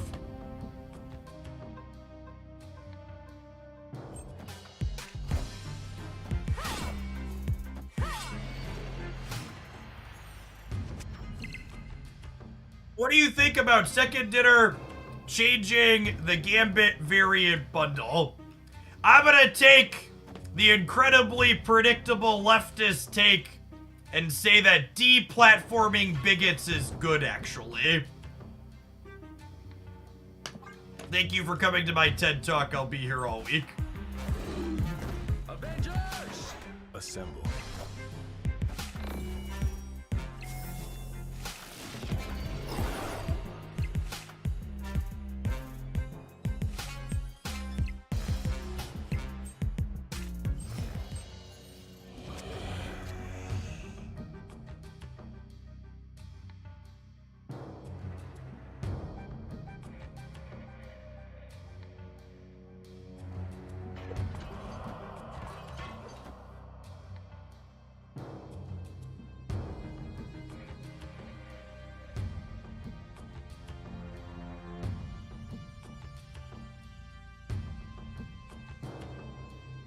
I think we do this.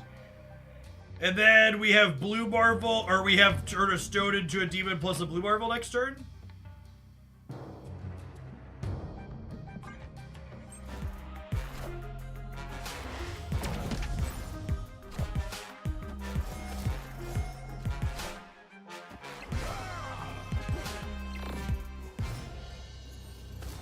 Now, if they Spectrum, they're only getting +4 in the center, is noteworthy here.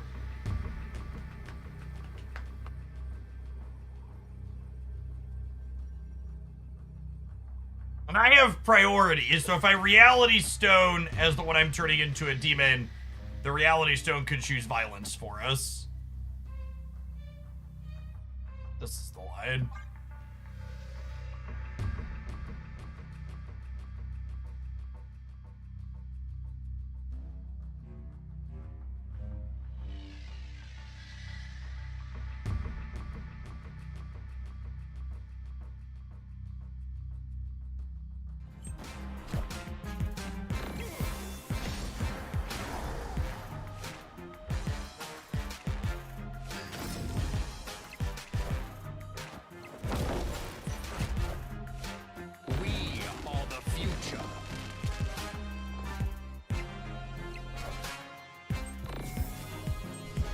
I gotta admit, chat, I was excited that Reality Stone chose Isle of Silence because I assumed they were gonna play some ongoings there, and then I felt my heart sink in my chest when the Magneto flipped. I was like, oh shit, The entire range of human emotions in 30 seconds is my brain trying to get ahead of second dinner calculating here. I don't know if this is better than the Lockout Thanos deck we were playing earlier, but I definitely am enjoying it more. Let's go ahead and tap an ad roll. We got a little bit over an hour until the new season hits us. We're gonna play some more of this when we get back. Thanks for hanging out. Don't go anywhere.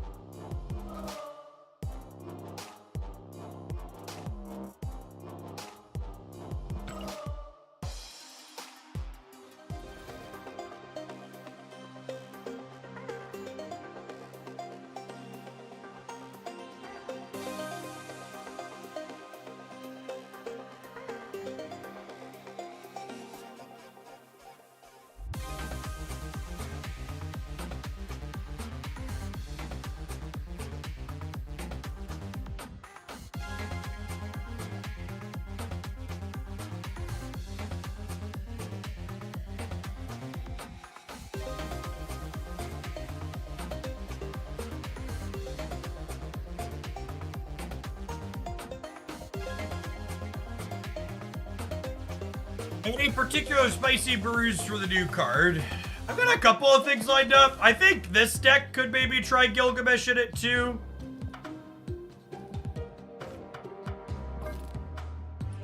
This is one of the spicier ones. Surfer could maybe be okay. Stature pile. Angela Destroys an old favorite I want to revisit.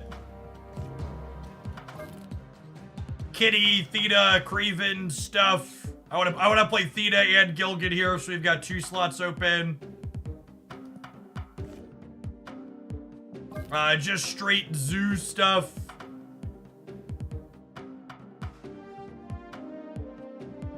So I got a few things I want to try Gilgamesh in. Why am I keeping daily missions unclaimed? Because I want to have them when the new week rolls over, so I can use them to complete the weekly slightly faster. Yeah, Theta and Gilgamesh are today. Gilgamesh is the season pass card, and Theta is the Theta's the spotlight cash card.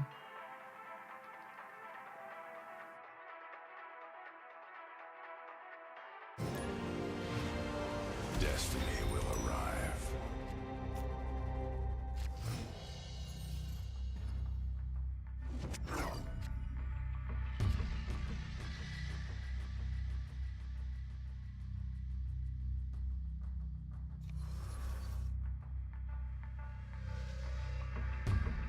What are you predicting for the power level of Theta compared to other cards like Angela or Elsa? Well, I don't think she's really comparable to Elsa, because Elsa's a 3 energy card.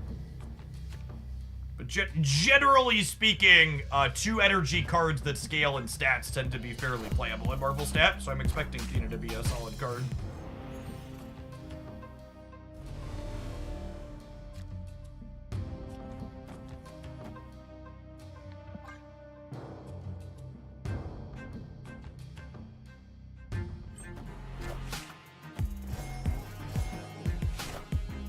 I just hit 101,000 channel points. Where's my elite Discord channel? Keep going, champ. You're gonna get there. I believe. I believe. Slow and steady. Wasn't paying attention. That's lovely. I would love to make Thanos cheaper.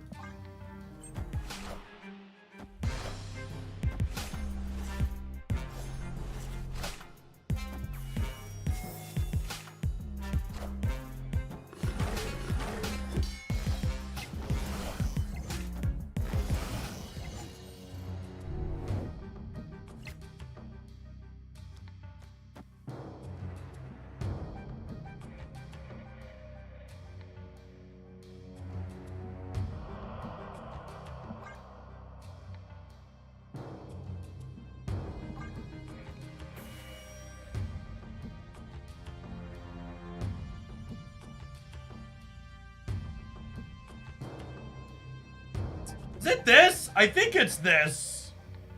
into Spectrum Middle.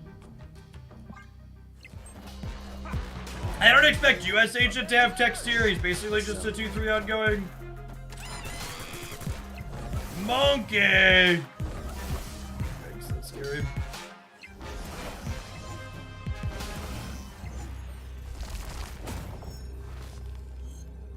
Fuck, we even drew the Soul Stone if we would have won here.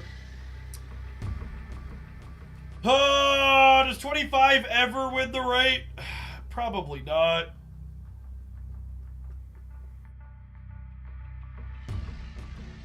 I'm gonna limp. If they let me limp, we'll limp. We'll spew one.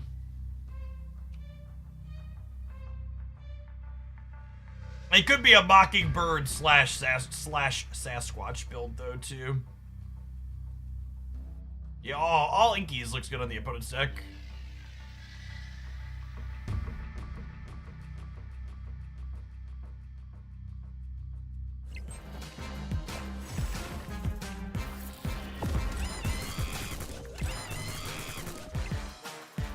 What a fucking Pog champ!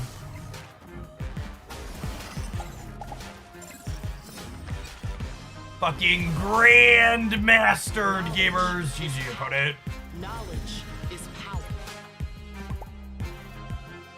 That was worth the 1 cube. Not inked doesn't count. That's true. That's true. Shame. Shame. Shame. Shame. Shame. They gotta get out. They gotta get out and split in that one.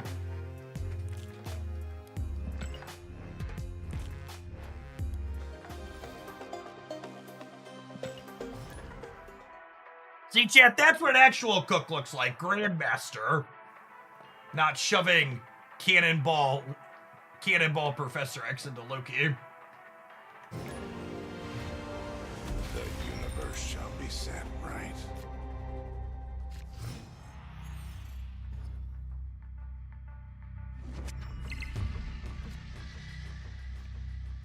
Opponent snapped.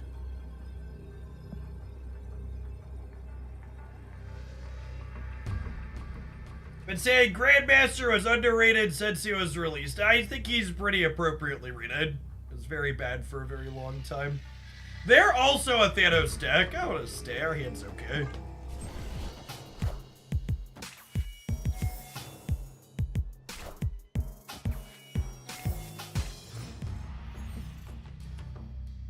They didn't give him +2 power because he was appropriately rated. It's a good TLDR. Copy paste. Thanks for the 18 buds. Welcome back.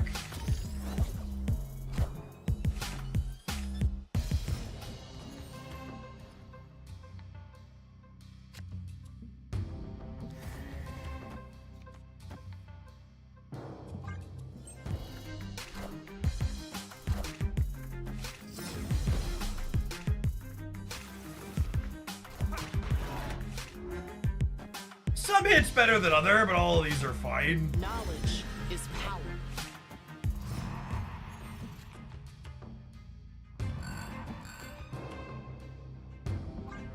Calm down, agent.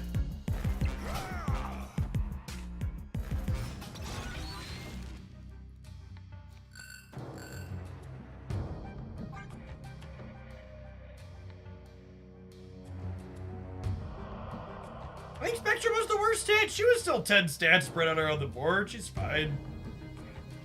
Does Nico still let you draw if she can't destroy the card? No. The draw is contingent on...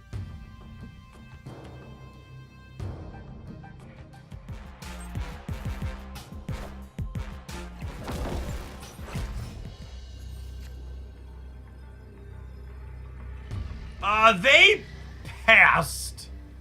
Which means they're totally about to just, like, infant on me, yeah? What other reason would Zoo pass? My brain is breaking.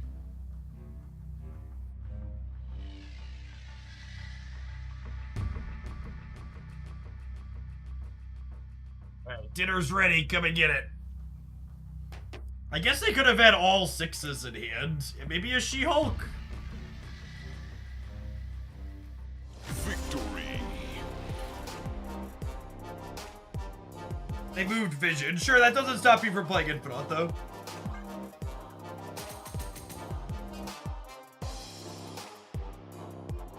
And they know we have Thanos. He's in our opener.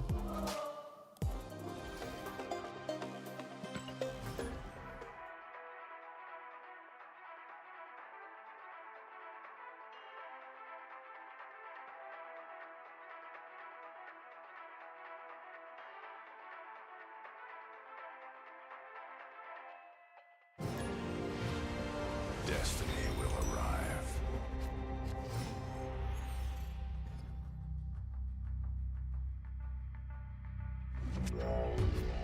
Krakoa's kind of mid for us.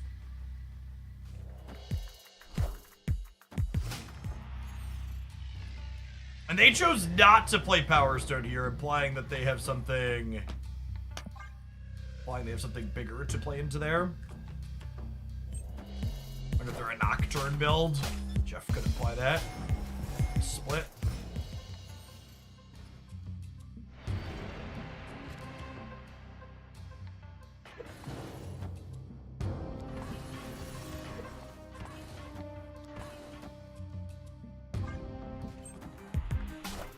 Good.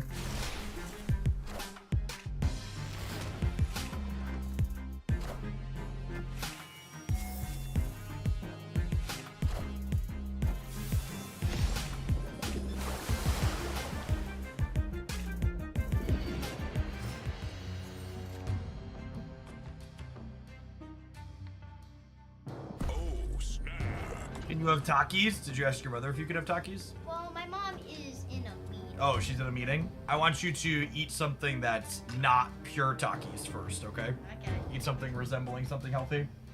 Grab a fruit, a hot dog, something. Daddy, what deck you playing? We're playing Thanos. Now are we talking? The actual Thanos itself. Thanos. Yes, we actually got Oh, I forgot that Lamaria wasn't impacted this turn. I probably should have put Khazar in the middle. Oh, what the stones allows you, like, oh wait, where you guys upgrade the guys. What you guys upgrade these Infinity Stones where you can get more power. But if Thanos didn't play well, it's game over for them. Hopefully it's game over for them. Like, what after Thanos gets all the Infinity Stones, what happens?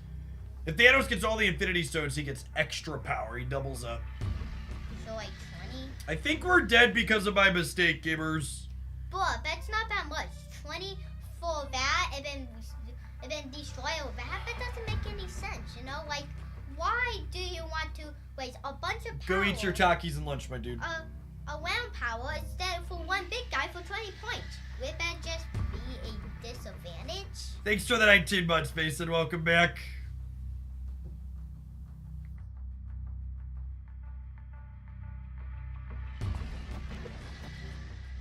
It's like the best we could do. The problem is we stopped the Red Hulk from getting bigger, but the Jeff can slide mid.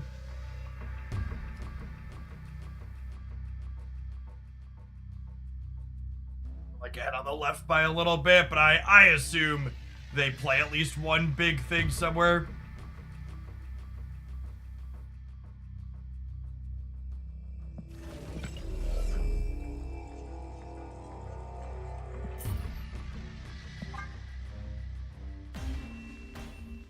I needed to put the Khazar. I forgot the interaction with Lamaria flipping up from Reality Stone.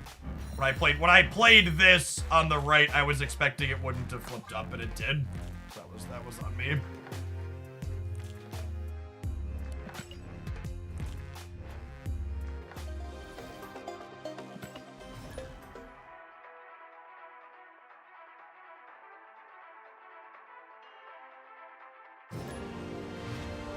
Destiny will arrive.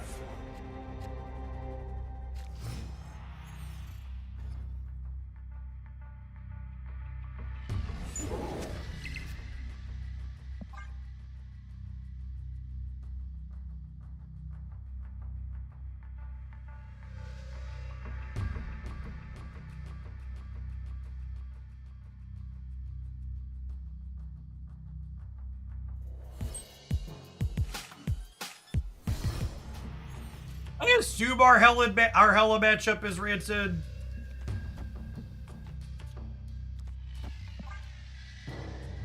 Their linear output has to be way over the top of ours.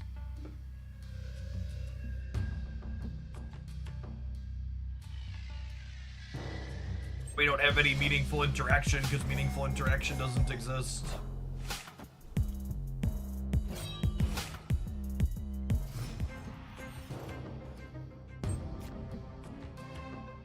Can we submit viewer decks where your kids pick the 12 cards? No.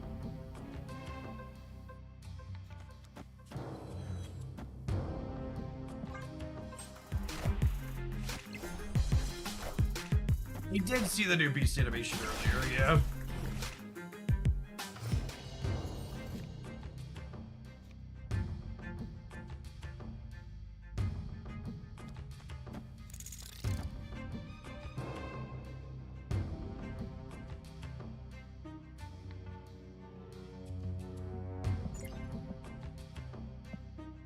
It's the snappable. Yeah, maybe based on the how bad their draw is.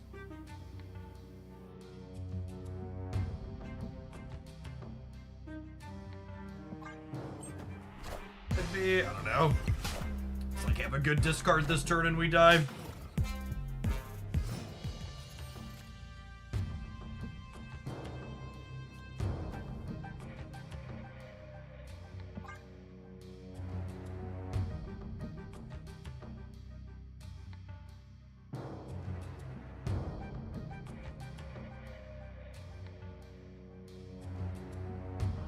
Gilgamesh work in any pool 1/2 decks. Yeah, it'll be good in like Blue Marvel, Kazar type stuff.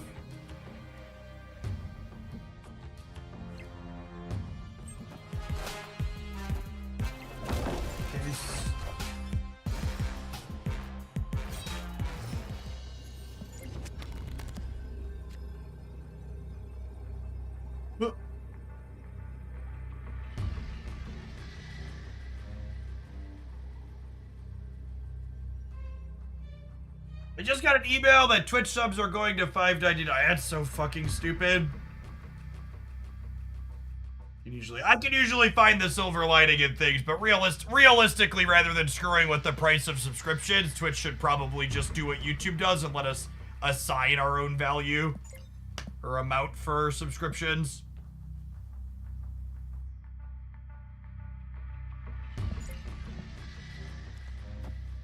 26 wins the middle. I'm moving the left or right here. Knowledge is power.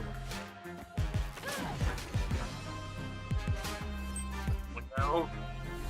By the RNG, die by the RNG. Silver Surfer Gilgamesh is something I have in my deck editor that we'll be trying, for sure. I just watched our replay and I promise I'm working on the Inked Grandmaster. I'm full of shame for the time being. GG's, Panda. Good luck on the rest of your lettering today at the end of the season. Your deck is sweet, even if your Grandmaster is full of shame. The universe shall be set right.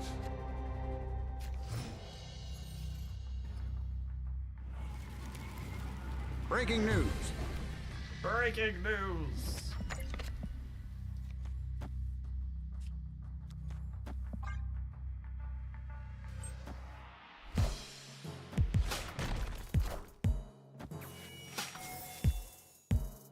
Bulk sub for X amount of months, that makes it cheaper. Does Twitch eat that cost or is it on you? No, Twitch eats that cost.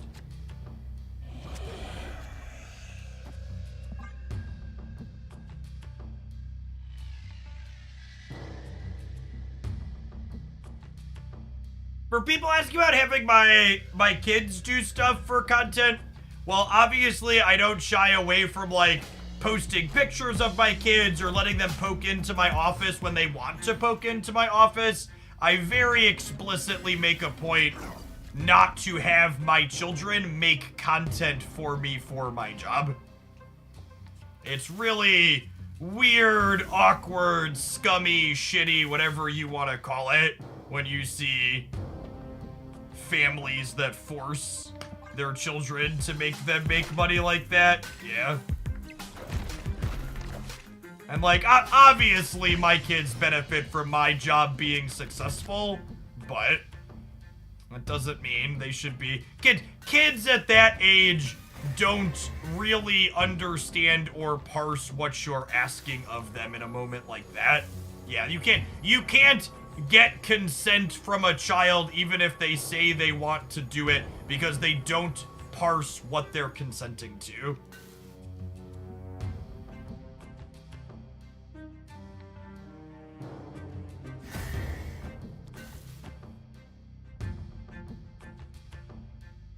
Yeah, maybe when they're like teenagers or something.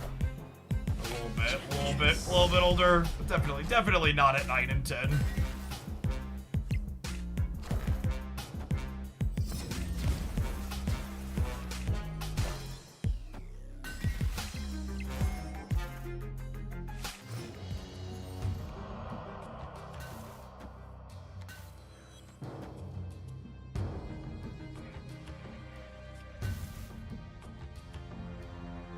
I think it's a good age for your kids to have phones. It depends on what you mean by phone.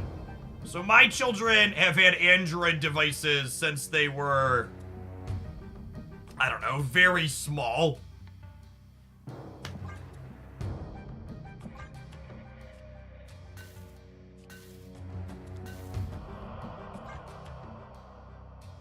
They don't make phone calls. Just like don't have SIM chips in them.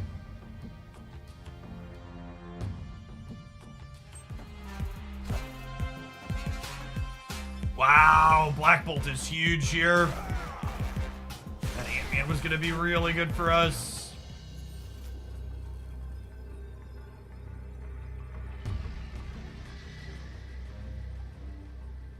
Only rotary phones until at least 14. We have to guess on the Rogue. I mean, I could flip a coin with Rogue into a Darkhawk if they have it, I suppose.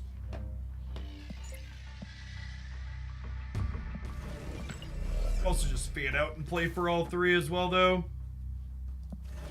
Is Rock plus Blink good? It's a cute idea. Sure, we'll make the concept play. Victory. Watch any classic movies from the 80s and 90s from your youth with your kids. Jake and I actually watched Honey, I Shrunk the Kids over the weekend. It's a pretty good one.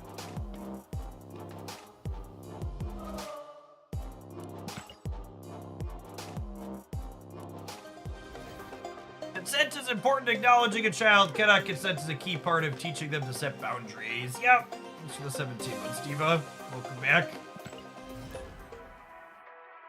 Wait, Ultimate Elsa releases today? Is that what the data mines say? Alright, well I guess I'll stop dicking around and we'll buy this.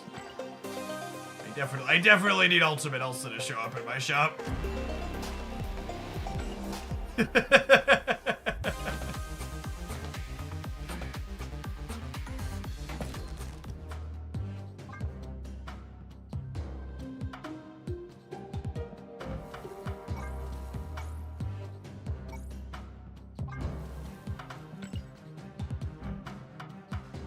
We did just about Thirstmonger.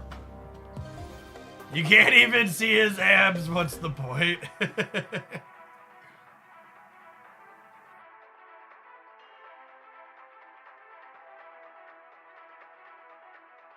Any news about the whale trek? Yeah, the whale trek was back for this month, and I assume it'll be back next month as well. But you have to buy the stuff through the Second Dinner website in order for it to count now.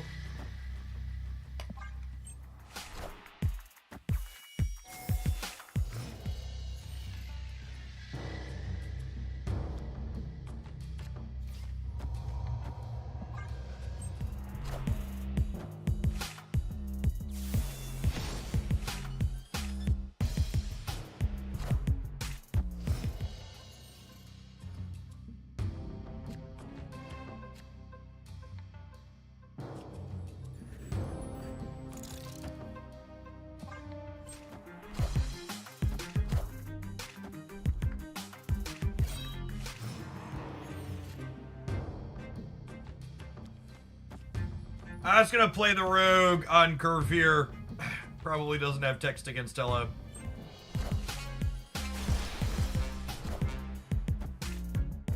Cleared for takeoff.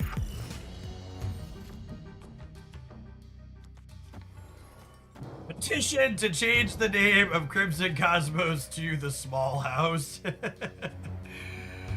Yes, Power Stone is the only stone that did not change in this update today.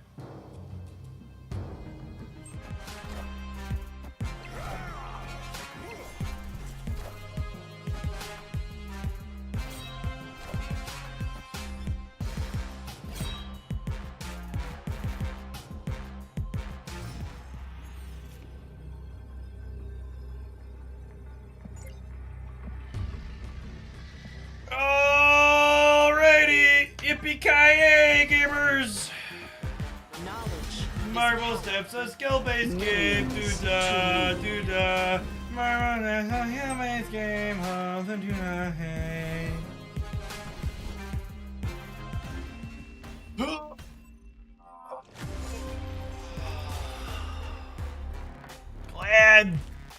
Glad we had another patch come and go with no changes to that card.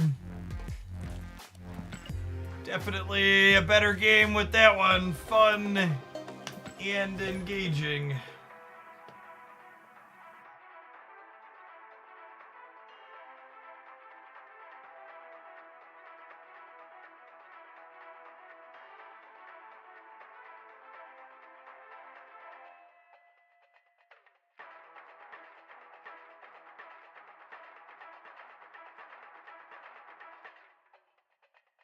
I mean, unironically, all of the types of decks that Gilgamesh is likely good in probably eat shit to Hela. So while, you know, Hela's only 10% of the format or whatever, so you'll probably be fine in 90% of your games, you are going to have a bunch of auto losses trying to play the new card.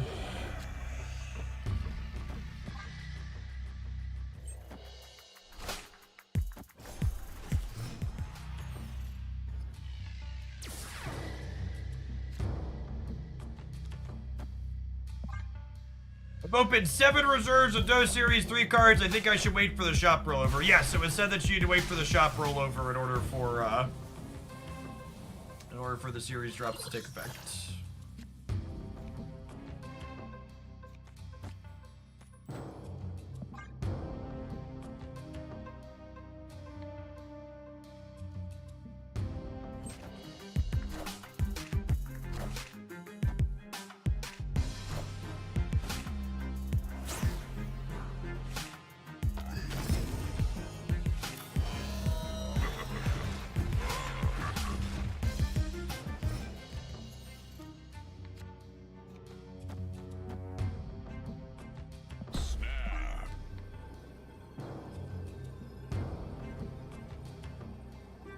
Snap, I have more Hulks than them, and I have Kyria to make sure they don't Shang-Chi me.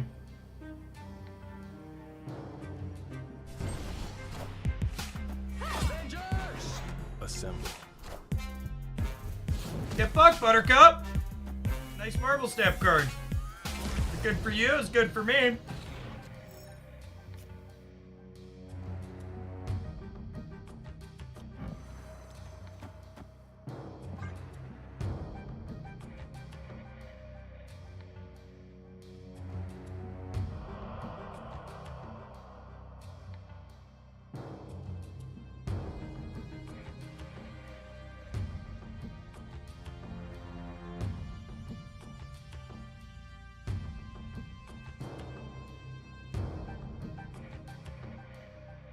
Right here, Power Stone. A bunch of points on the right, thanks to Cap.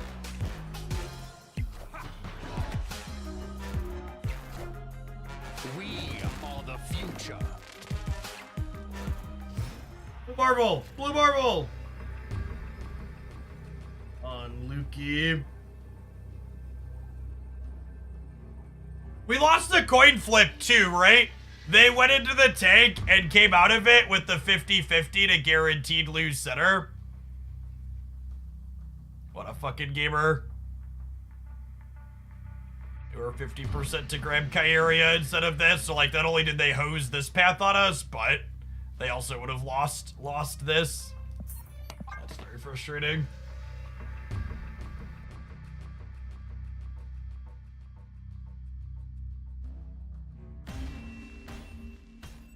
Escape. To the 16 months, Azazel. Welcome back.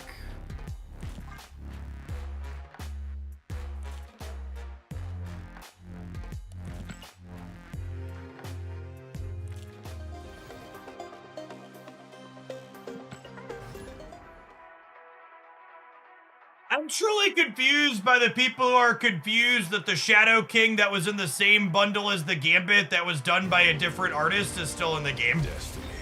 They didn't just delete the bundle variants, chat. They explicitly removed a piece of artwork that was done by someone who's a shitty human being.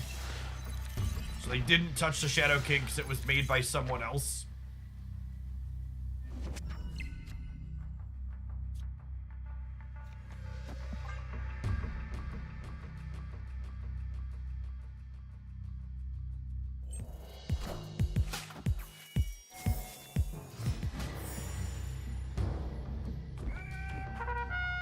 Oh my god, Brode!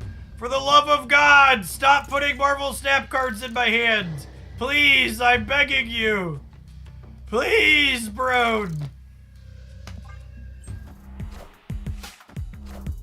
I hate them so much! Stop! Stop! Please! Please! Benjamin!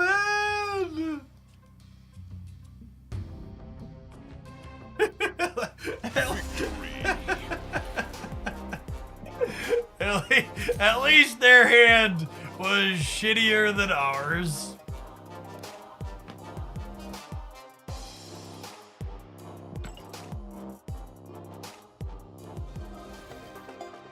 Opponent also displeased with these outcomes. I feel you, opponent. I feel you. Right there with you. Tamo, thank you for the brand new primer. There's a ton of great people you can send that to on Twitch. Thanks for sending it this way this month and keeping me around. Destiny will arrive.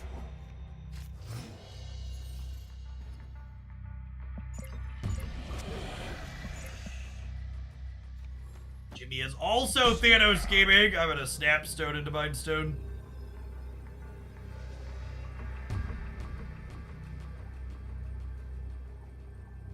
Oh, Mockingbird and Cullen this deck. I don't think you want Mockingbird and Cullen the Spectrum versions of Thanos. I think they're staples in non-Spectrum Thanos, and we played one of those before this deck earlier today. I don't think you have room for ongoing synergies and those effects.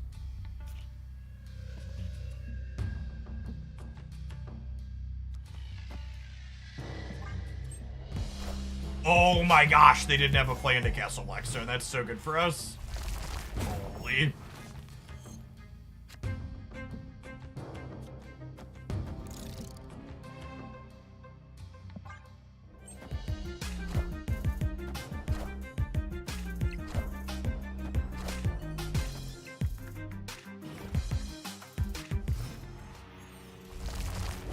My understanding is the Marvel Snap Whale track will be a monthly feature again, with the new normal being you have to make your purchases through the new Verse web shop.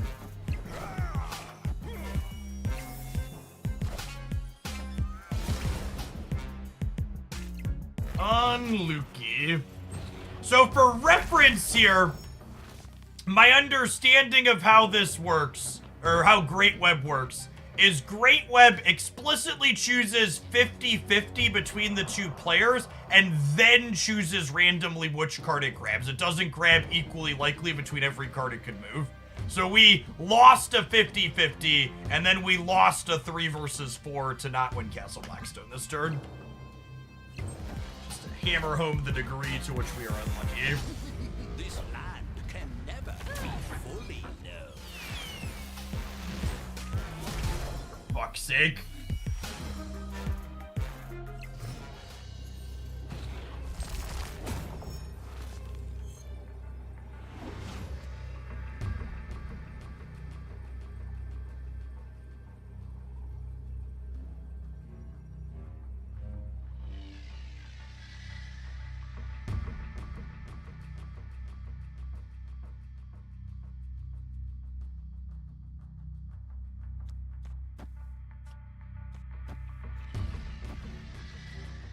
Unfortunately, I'm a reality stone short of making Thanos big. I think it's gonna come down to a Great Web flip.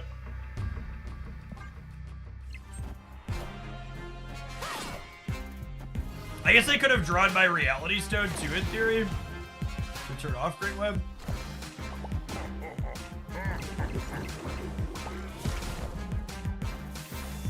And he did!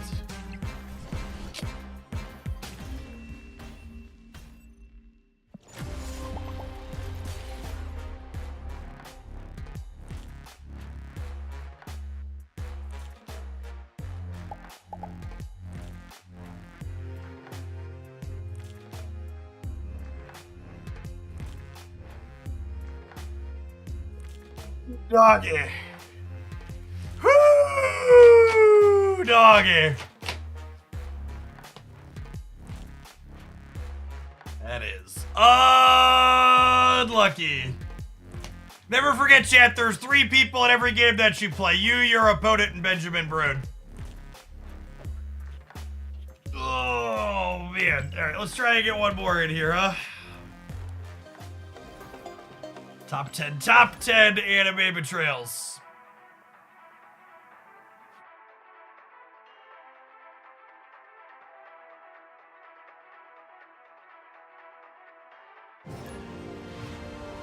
The universe shall be set right.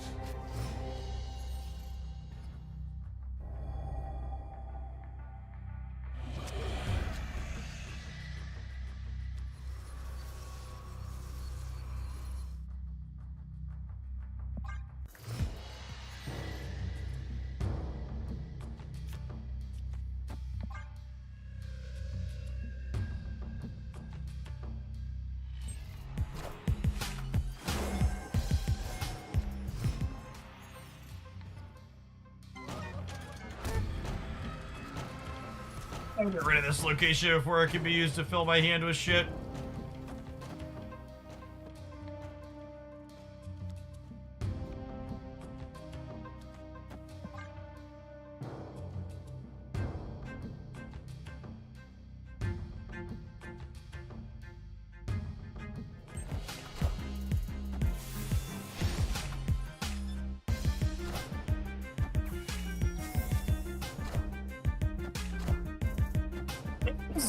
Incredibly interesting to me how many people think that the Space Stone update lets Thanos move around. Just like truly a testament to reading comprehension and lack thereof.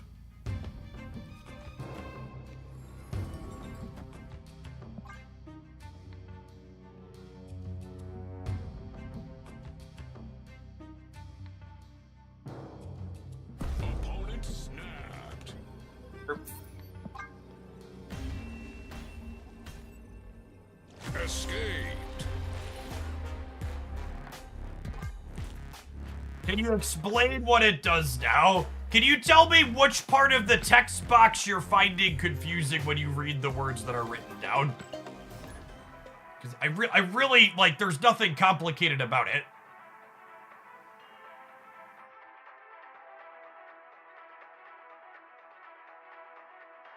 It's a very straightforward text box. Ongoing. Nothing can stop you from playing or moving Thanos. The universe shall be set right.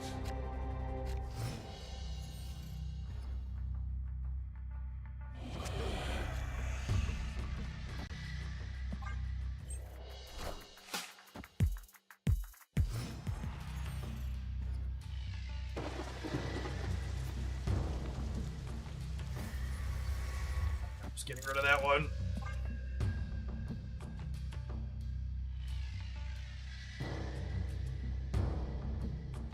And as always, if you need more detailed breakdown, I talked about it a bit and gave some examples in my patch review here.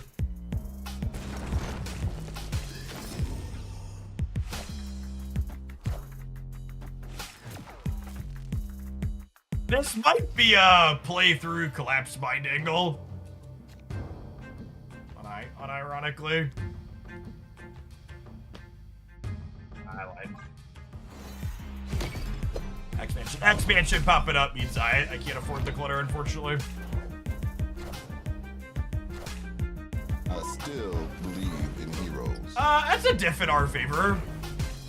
The Red Hulk getting bigger is sad. Another 1-drop is a great hit for us.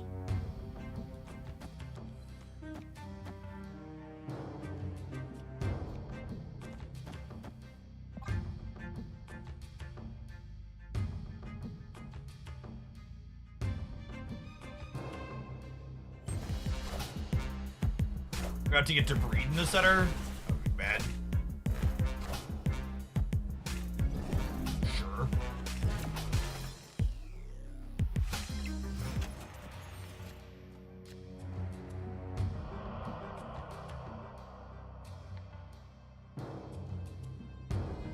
He only wanted to draw a stone here so I could go Khazar plus stone into Thanos.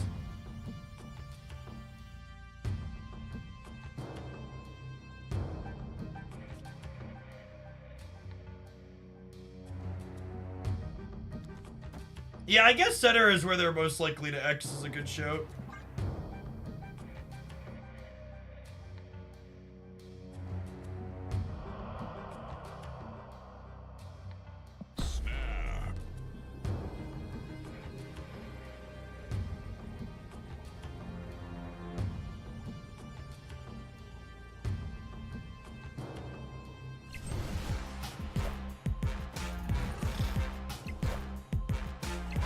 Systems go. Darkhawk deck. Did not have that one on my bingo card.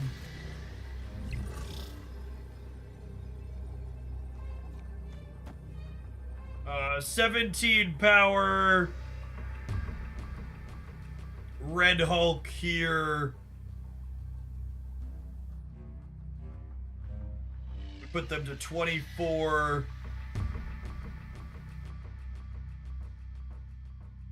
I'm flipping a coin against where their Red Hulk is going. This ties Red Hulk here, and then we win the breaker. But it loses to Red Hulk here.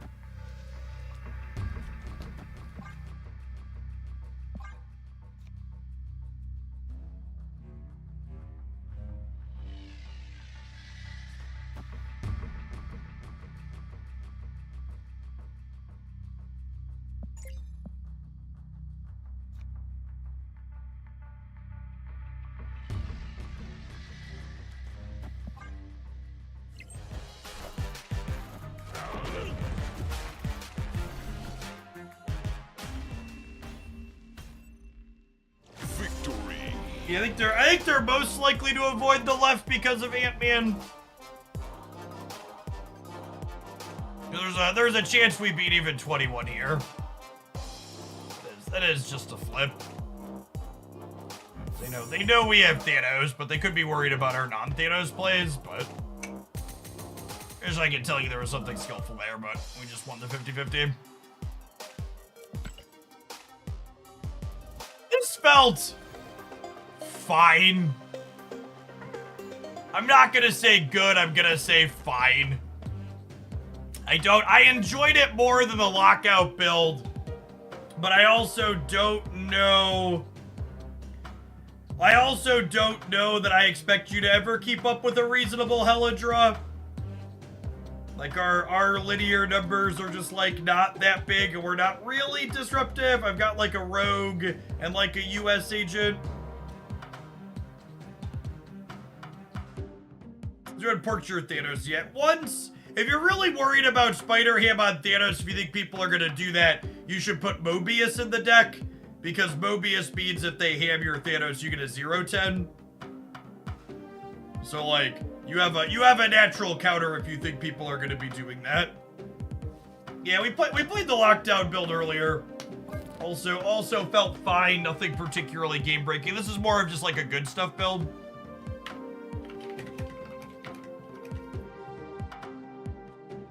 Alright, looks like 20 minutes until the season rollover. Do read, thanks for hanging out. Time to run some adverts. I'll see you in 120 seconds.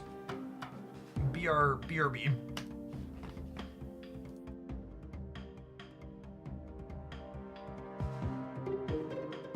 Utter into the bathroom subs, BRB.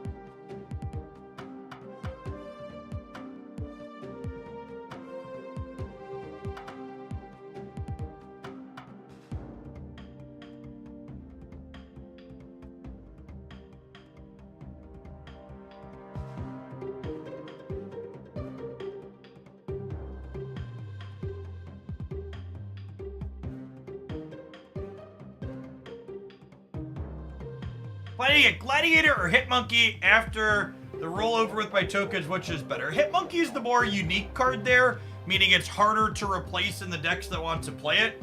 But Gladiator is definitely the more generically good card.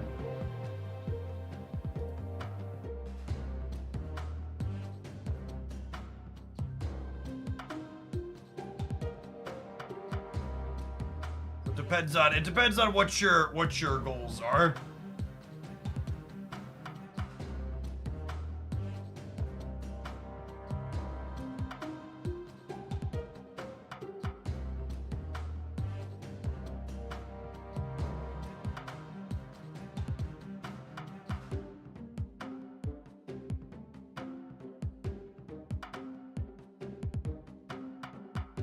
It is honestly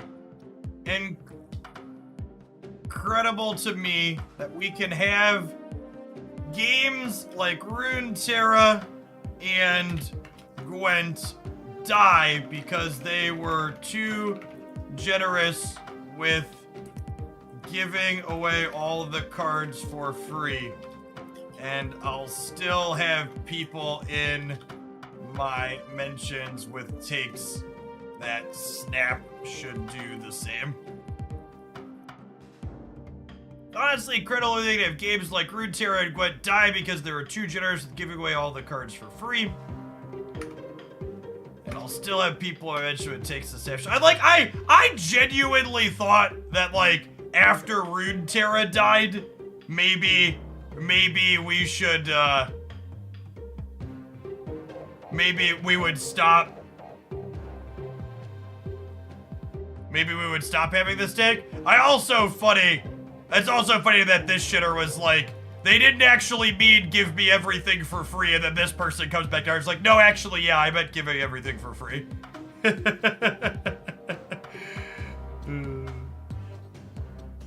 So, while it is definitely true that monetization alone does not make or break a game, it is a key part of what keeps people in it.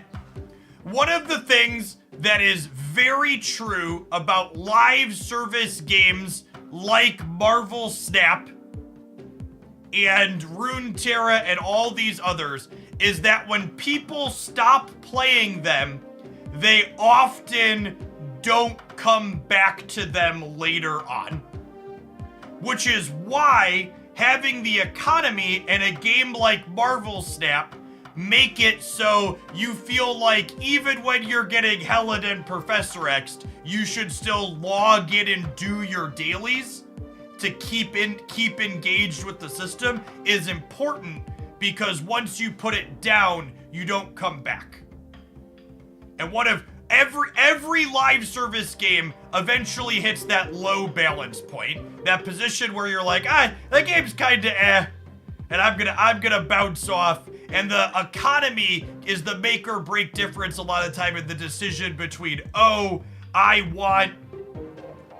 going to fully log out versus I want to play a little bit. And the other thing is, despite what humans will tell you, is something you always hear is that players feel like they need to have meaningful prizes to work towards. So they simultaneously want to have every single card given to them for free instantly, but also at the same time, you better make sure your game has meaningful rewards for them to play for, because if there aren't meaningful rewards, they also don't want to play. So they need to have everything that they care about, but also you need to have something that they care about that they can still play for while they're playing. And people are always like, well, if the game is good, people will want to play it because it's good. And it's like, no, they won't. That's just not how human psychology works. That's just not how humans function. It's like, you always hear people complain about clickbait on YouTube, but when you look at the most successful YouTubers, they're all clickbaiting you to shit, because despite all the very vocal complaining about it, humans behave in a way that rewards that type of behavior.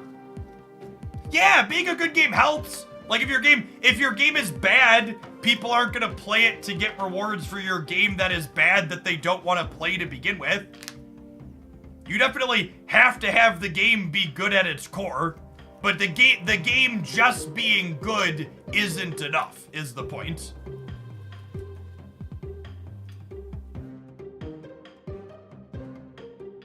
Are the discounted borders of the shop ready? So my understanding of the discounted borders from the patch notes is that discounted borders for specific cards will periodically show up in this section right here.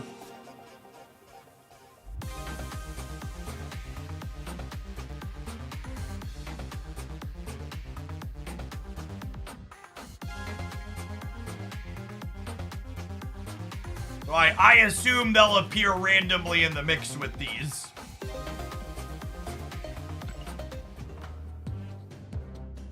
Yes, borders are per card. These are 900 gold to put this border on just Nico. You don't get it on everything, chat.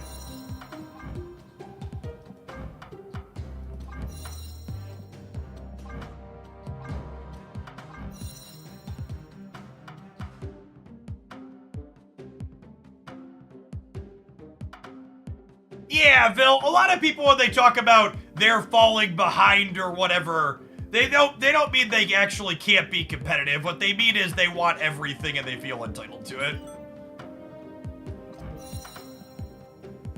Downgrades will happen after the shop refresh, dog.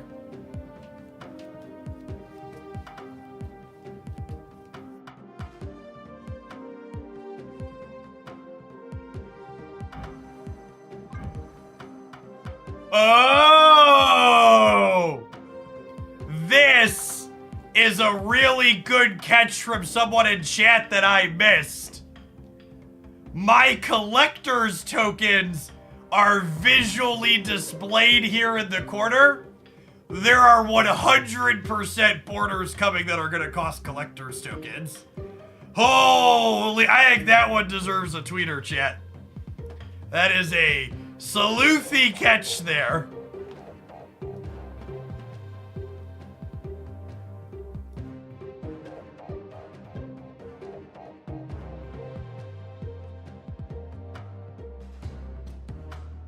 Good job, Twitch chatter. Who is that? Who is the one that had that? Who called that out?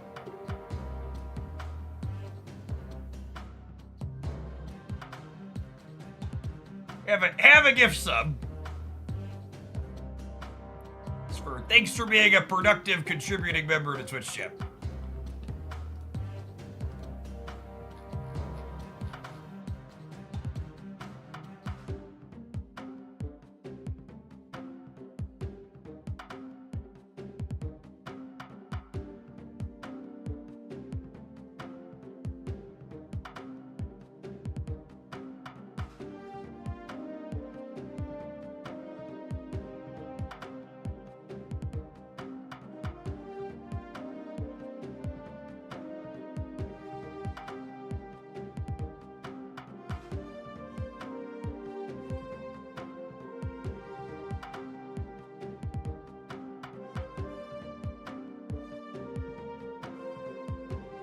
Looks like collector's tokens are now displayed when you are purchasing custom border effects for cards. I assume this means we'll have the option to buy borders with tokens in the not too distant future.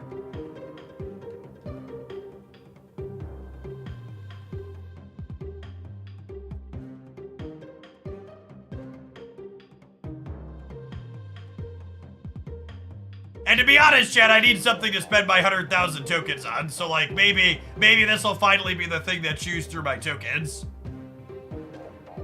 I fully expect people are gonna be big mad that that's gonna be an option. Not my collector's tokens. Hitless Magic, thank you for the 2/3 of a year. Welcome back. All right, we got 10 minutes till the rollover, chat. Should we play a game or something?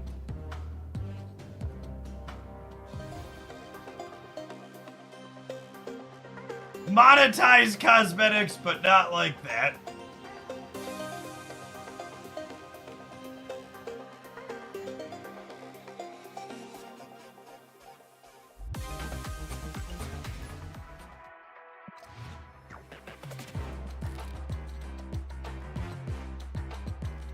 There's 1,000 tokens for an ultimate border coming according to Snap.fan.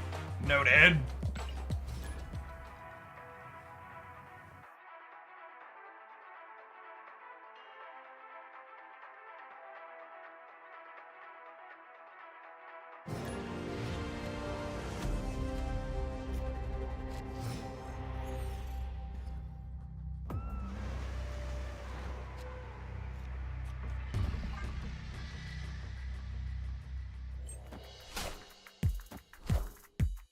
I'm sad I spent all mine on Ultimates now. Yeah, I explicitly only bought Ultimates I really wanted to play with.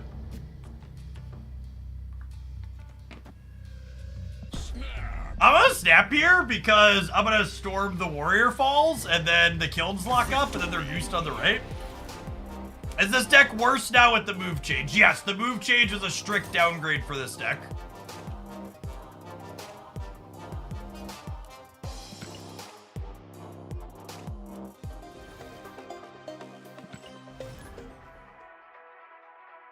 If I wasn't broke, I would subscribe because you don't play the music that most Marvel Snap streamers play. Yeah. Yeah, musical choices. Fun fact, chat, anytime you open a Twitch stream and they're playing top 40 music, they are breaking their Twitch partner agreement and likely the law in whichever country they currently live in.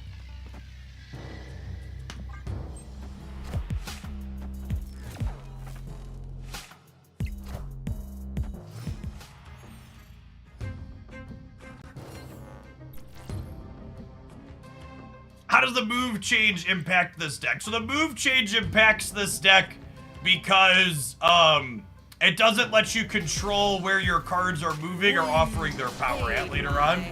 Eggs, thank you for the gift sub, appreciate it.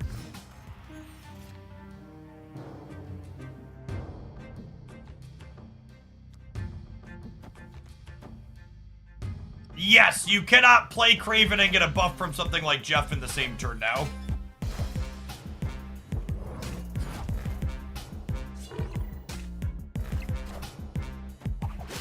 That is a big vulture. We're probably dead here.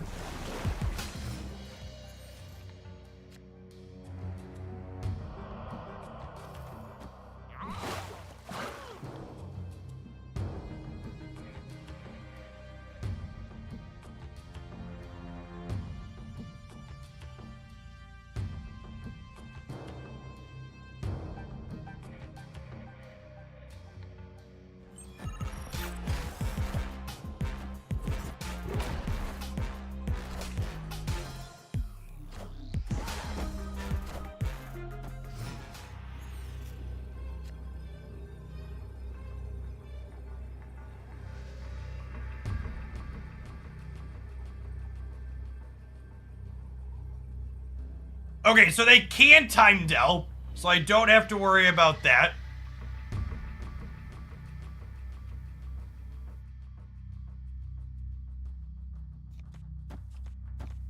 Does this win the game?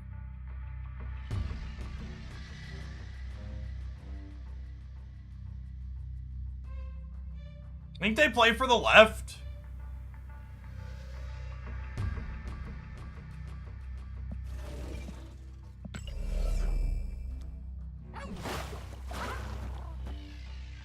I'll limp for one here. It might be wrong, though.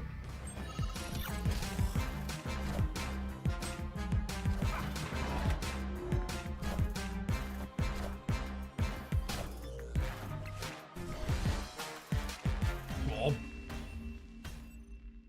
Victory. If you're confused about how the move change works, I'd recommend checking out my patch video, where I spend literally 2 minutes talking explicitly about that with examples and how it impacts things.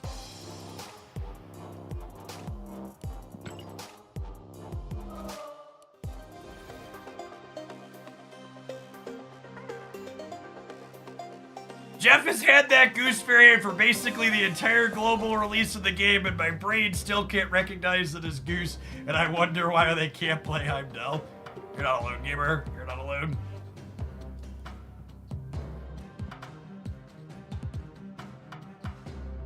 So I have this build I want to put Thena in with Gilgamesh as well. I probably want to try like a Bast Thena deck also.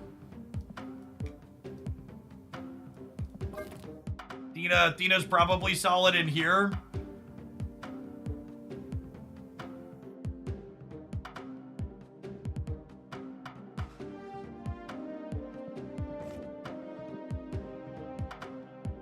So Thena will not trigger in the same turn you play Mysterio. But again, it's just the case of 2 great flavors that might not taste great together, but is probably still fine. So like, you realistically only need to trigger Thena 2 times over the course of a game for her to be a really solid rate. Especially if you Bast her, right?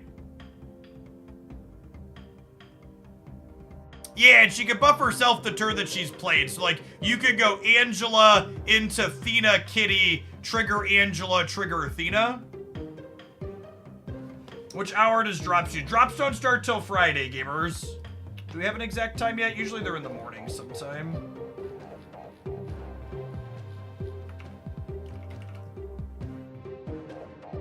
Uh, 11 a.m. Central.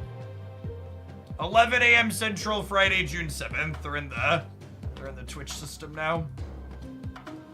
To confirm when the drops go live. If you beast her, will she trigger in hand? Probably not. I wouldn't expect so. Yeah, you could technically play Wasp with Thena for an extra +3 as well. I don't know if that'll be good, but it's technically a thing you could do. It feels like you'd have to have some other synergies with her. Ooh, that's actually an interesting consideration. Thena technically works with Storm, yeah? You can curve Thena into Storm and then play cards in other paths to grow the Thena in the Storm path.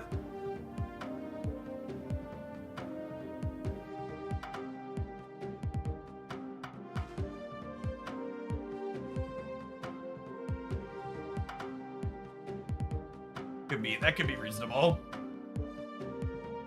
It's probably just something similar to this core, yeah?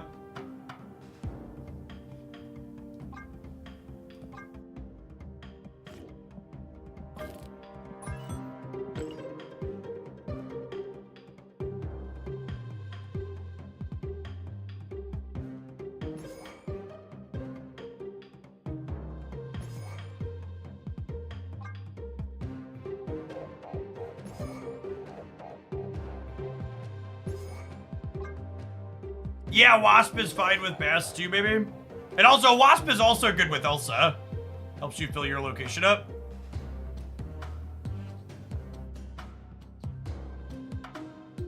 Something like this. Medusa could be better as White Widow too. That's what I go back and forth on. Could also be a world where we play both.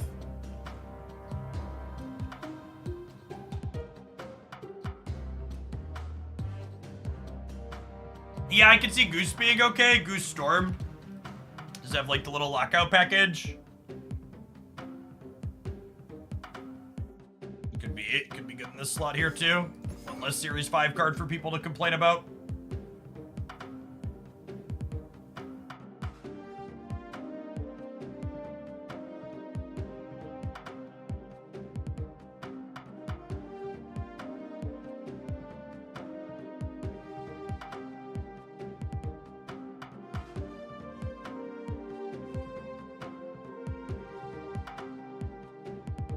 Is Sasquatch okay to run with Thanos? I think Sasquatch is much worse than basically all the other options in Thanos.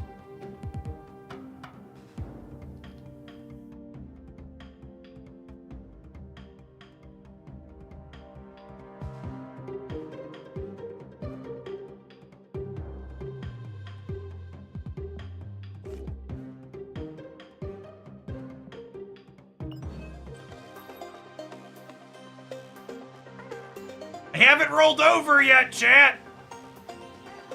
To set a low bar, I'm expecting Thena to be better than Sasquatch. I think that's a fine swap. David, thank you for the 11 months. I appreciate that. Welcome back.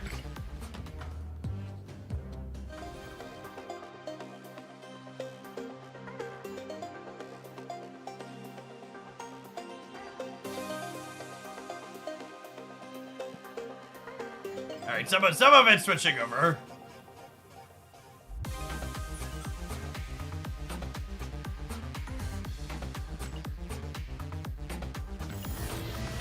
$40 medals turns into 4 Ultron boosters. Hey, look, chat, you can buy a Series 5 card and gold and spotlight keys.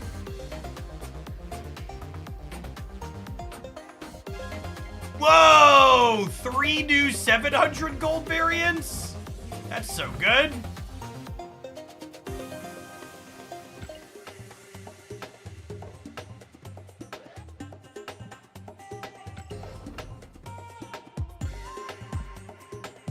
I need to log in on my phone and buy the season pass real quick.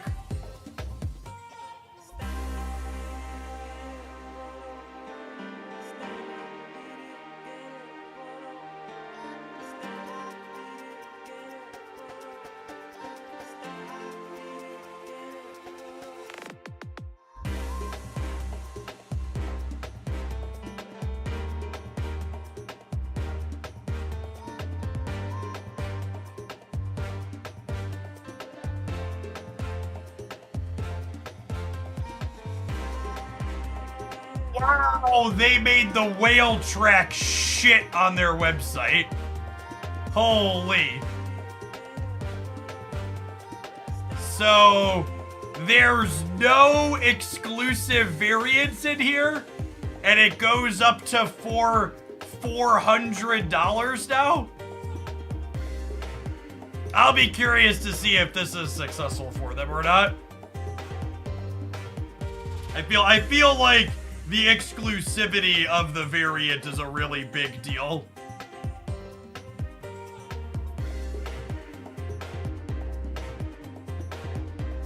It is web shop only still as well.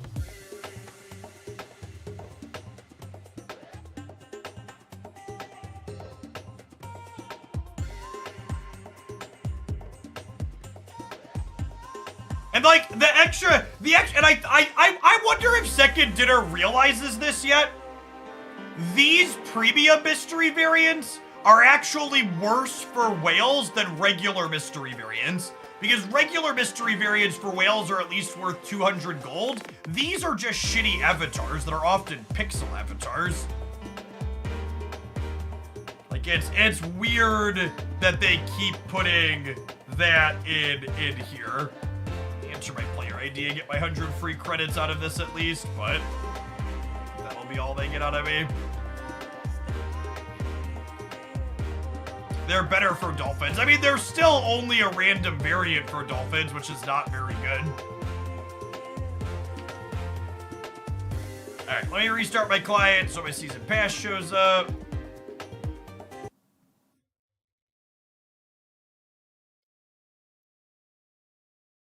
Sounds like people are excited about the Mysterio variant.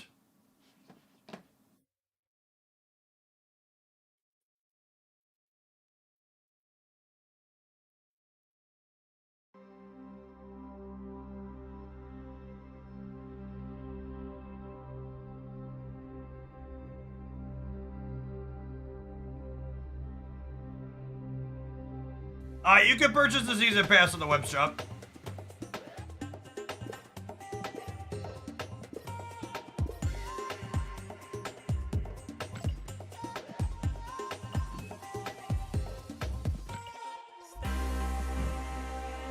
Yeah, I like the Pantheon stuff in general. Only nice to get that one. Is that a low bar? I expect I'll play enough Conquest to unlock that this season, yes.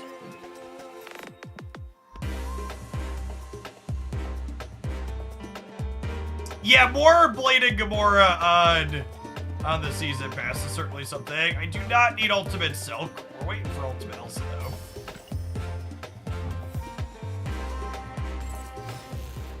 Yeah, no exclusive variants on the whale track, which means I'm mostly going to ignore it.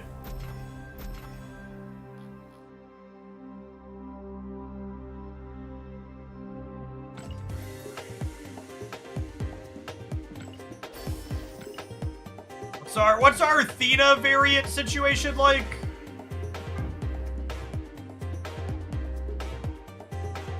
Alright. So we have Mommy on the Spotlight caches. Is that our only variant, or are there options?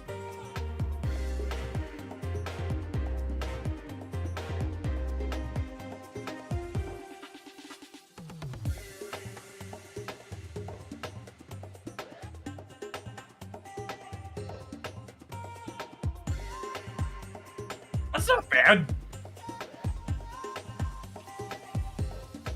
Series drops went live now at the rollover. If you're not seeing them in your client yet, restart your client.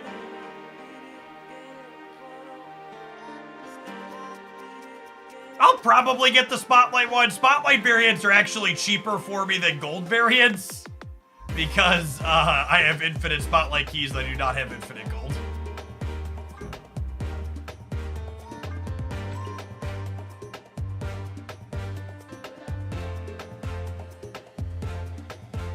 Even if you are missing every single card that's downgrading to Series 3, chat, it's not going to take you that many collector's reserves to get them.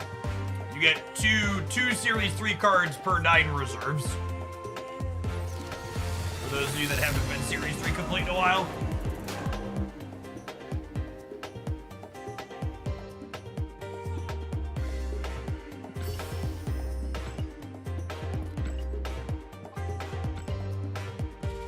The patch did not make it faster for my collection track, no. Still slow as get out.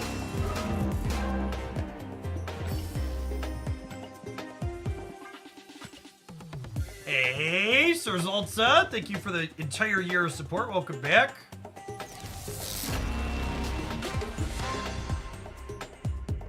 Are you getting the werewolf bundle? Nope. Spotlight keys are worthless. I will not spend money on them.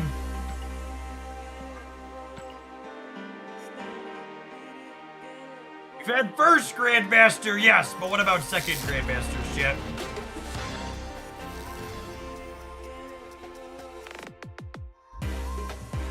When did they add Series 3 random one for 1,000 tokens? Like a year ago? A long time ago.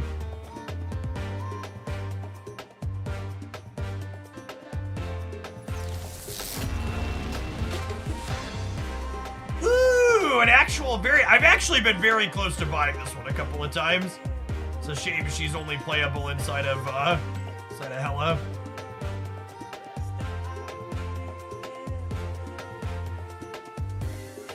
We're gonna go 8 keys deep for this Nina variant yet? Oh, goodness.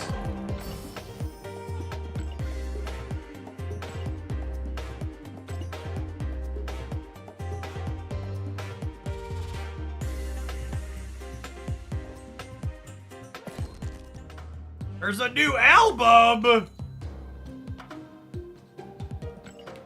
Oh my god, it has the Iron Man emote in it. Holy chat. Oh my god, why are they giving everybody a keg? Please, no, don't give out kegs.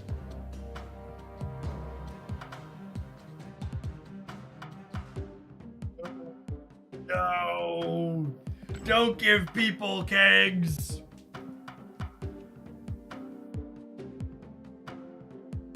How many of these are 1,200 gold, by the way? This is a new 700. Are these four all 1,200? I don't have these three have been up. Is the human torches 700? Okay, so these two are new. I can open these two, and then I'll have to decide, do I want to pay 3,600 gold for this? Probably not.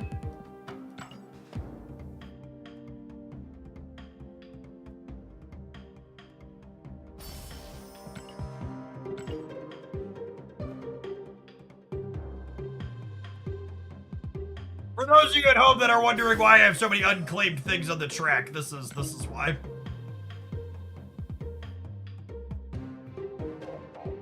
I'd like to point out that's the only Series 5 carded album. I'm gonna give you a 10-minute timeout because you're fucking wrong.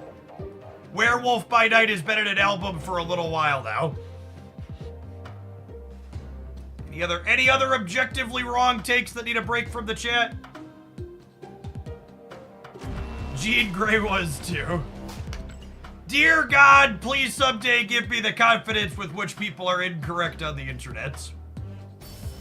Is it the first big bad in an album? It might be the first big bad. It's definitely not the first Series 5. Yes, we opened the Human Torch. There's still a Hulk to claim.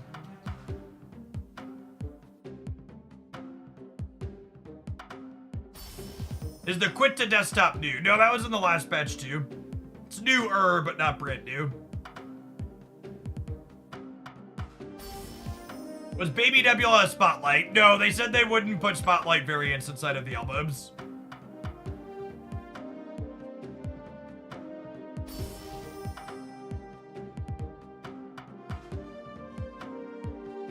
Punish for asking a question is wild. I didn't time them out for asking a question. I timed them out for making a statement that was wrong. It's called accountability.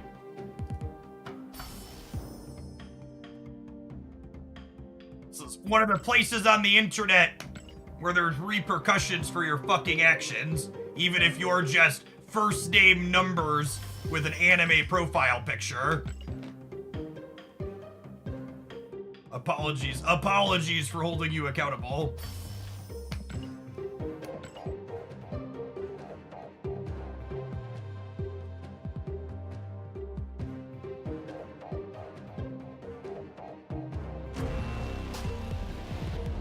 Beast! Alright, we need a Hulk. We need a Hulk, gamers. Hulk? Hulk?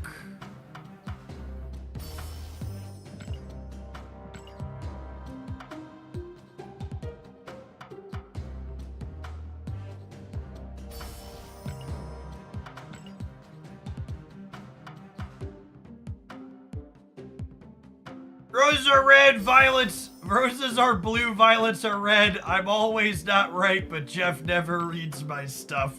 What a statement. I'm always not right.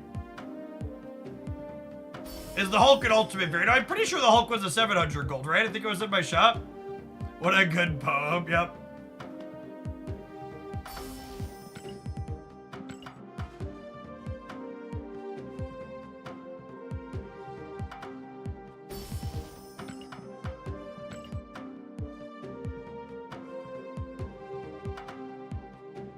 Yes, Chibi Hulk is the ultimate. Where is my new variant? This is why we keep some reserves unclaimed, by the way. So we can guarantee the new one when it pops up. You could tell it was going to be the variant because it was taking forever to load.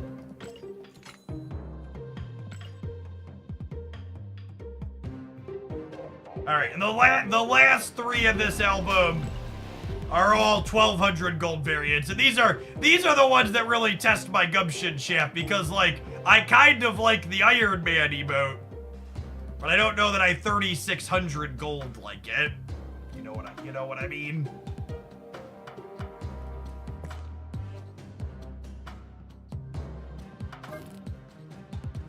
Yeah, the other baby. There's 9 700s and 3 1200s in there. All right, what's the Athena auto deck look like?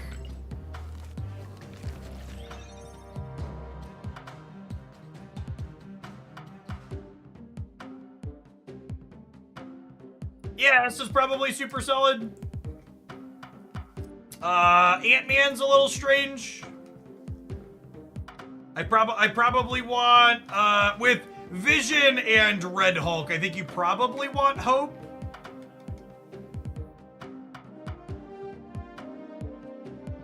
This core is fine.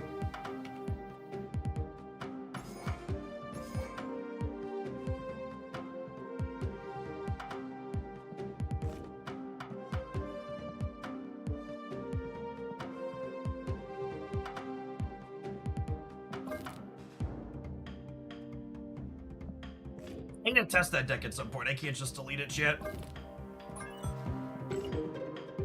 What's that Gilgamesh auto deck looking like?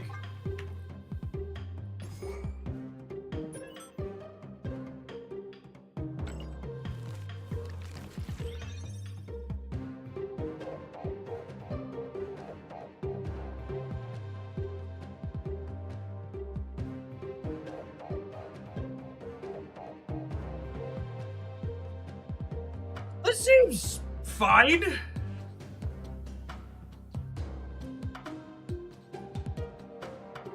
Same deck, basically. I think the people that are saying this is basically the same deck as the other one are very, very typical gamers who are very wrong. Like, I get that there's some overlap here, but these decks have a lot of differences between them. Couple. They share a package.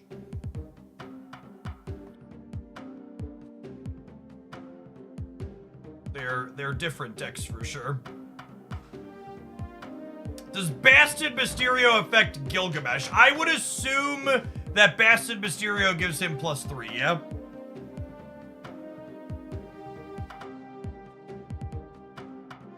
Can you run both new cards together? Yeah, that's definitely on my list.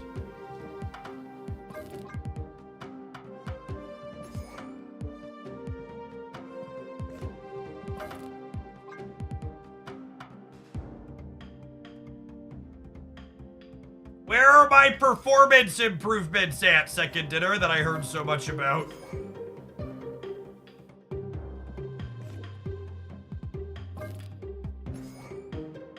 Want to buy performance improvements.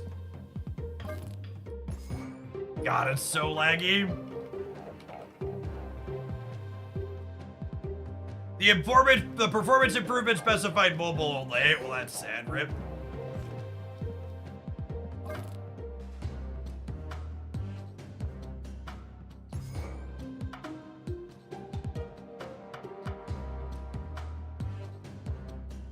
For sale, performance improvements never worn.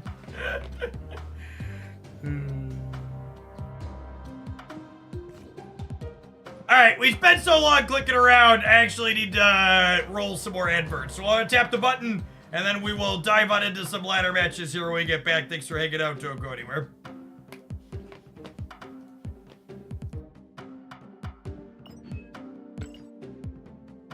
Bleep some stuff during the break.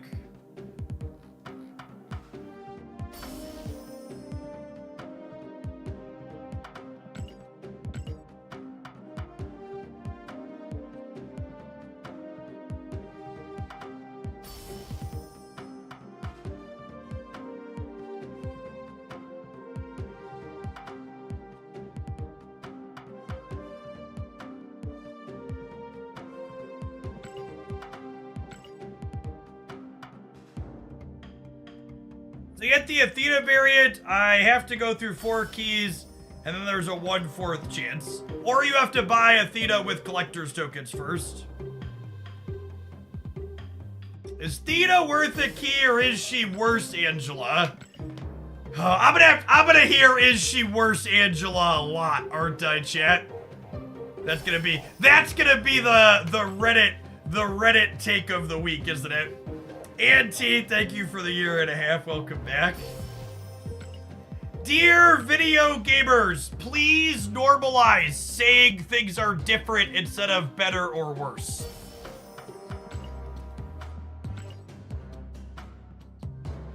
Theta is just a strictly worse Gerbag angler. You know, Tassafish is not a name that I've thought of in a long time. That's a deep cut, honestly.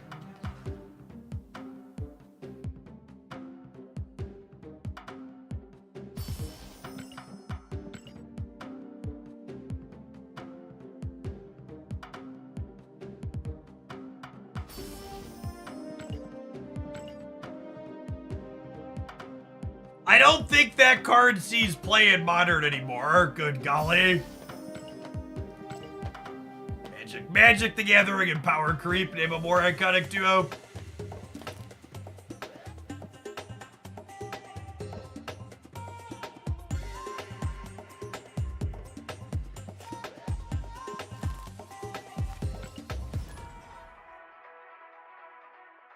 Is your collection level the highest in the game? Not remotely close, chat. There are people who don't make content that spend magnitudes more on Marvel Snap than I spend. JD back, thank you for the 7 months. Welcome back. All right, they have a Kazar and, well, unless they added infinite borders to AI opponents, I'm gonna assume the bot call out here is wrong from the tracker.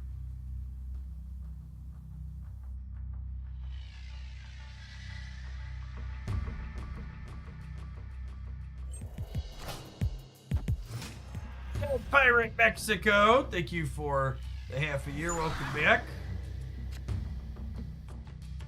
If your tracker is still not working, update your untap client.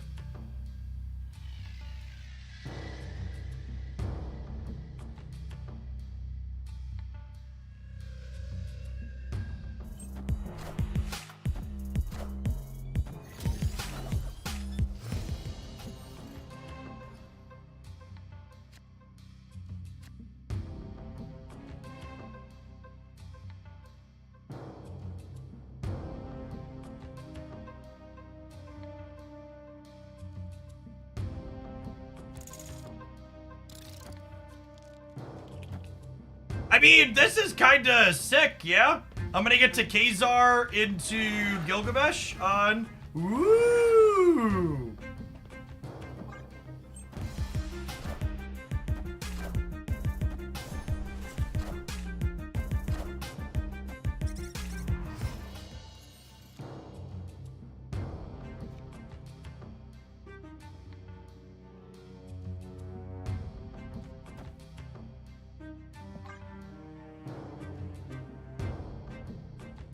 Tough customer, thanks for the primer, appreciate it.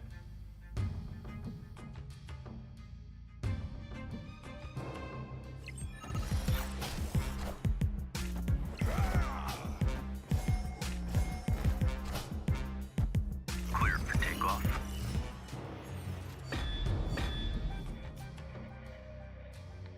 What a Pog championship!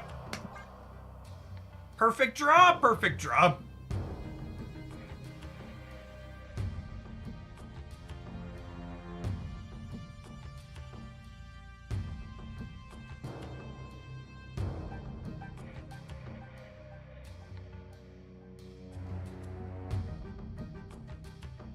So we'll have the fabled 18 power Gilgamesh on the first game we play.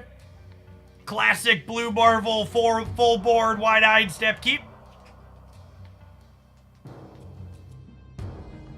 Deck's cracked! Buy your pay-to-win season pass card before they nerf it, gamers. Ben Brode is coming for your Gilgamesh.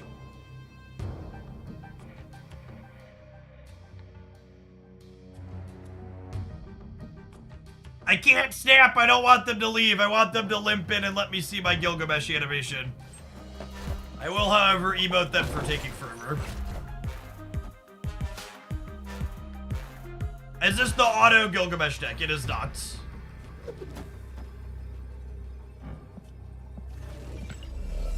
It's probably close to it, but it's not exactly.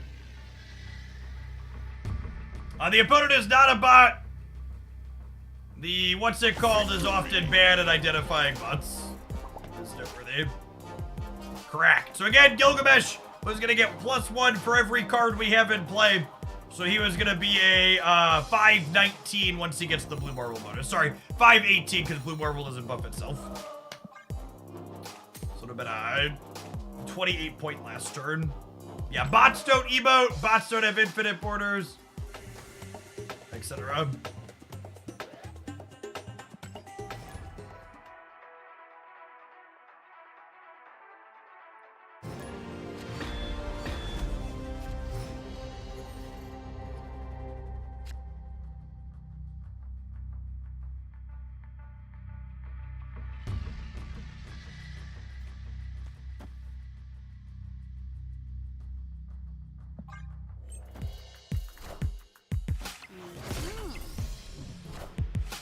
Wow, Malik playing America Chavez left on turn 1. That's some big AI energy right there.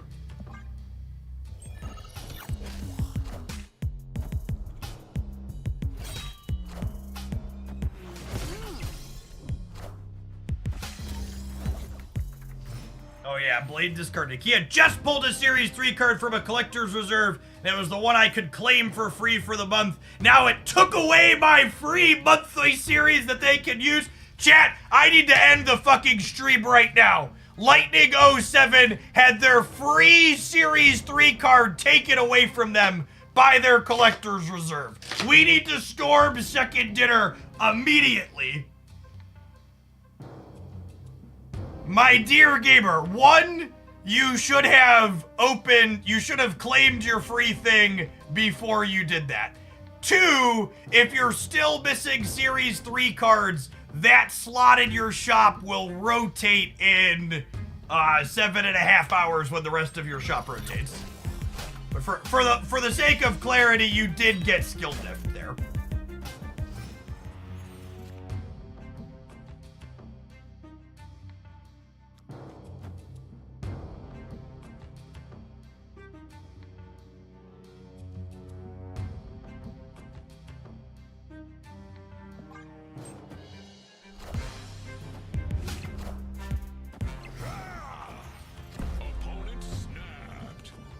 You can see, chat, our AI opponent is ahead going into this turn, so they've snapped. We will snap them back.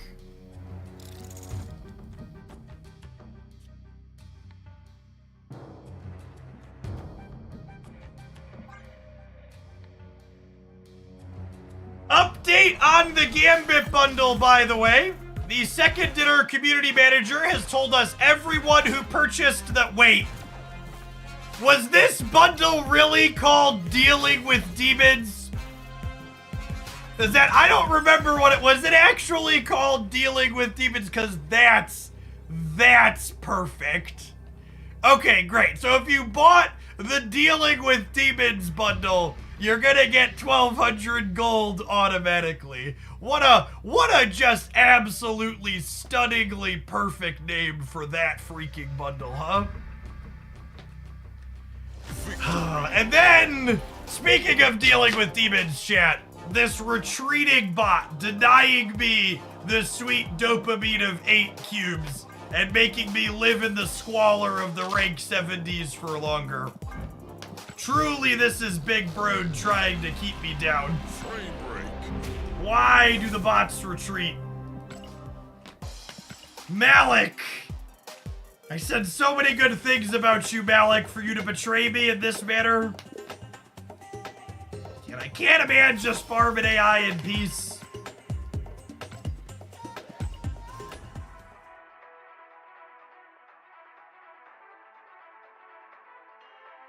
For people that are newer to Marvel Snap and you haven't been here for a season rollover or you don't remember, just keep in mind you're going to see a lot of content creators, probably myself included, talking about how we got to Infinite in a day or 2 or 3. Don't feel less than if you're someone that doesn't do that. As you got to remember, a lot of us are doing it by farming AIs aggressively. Speaking of, so far, Untapped has thought every person we've played against is a bot, and it's been wrong 2 out of 3. So keep that in mind while you're playing.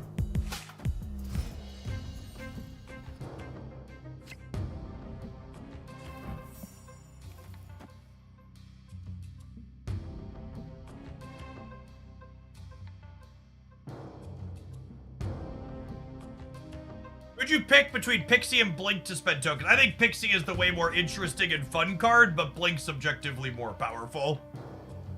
Blink just doesn't generate the type of gameplay that I enjoy personally.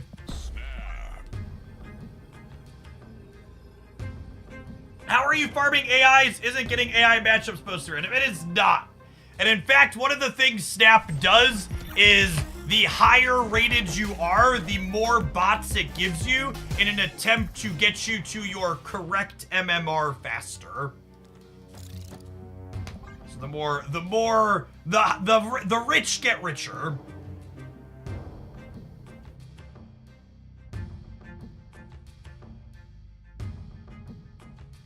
Are you a fan of the Thanos change? I am.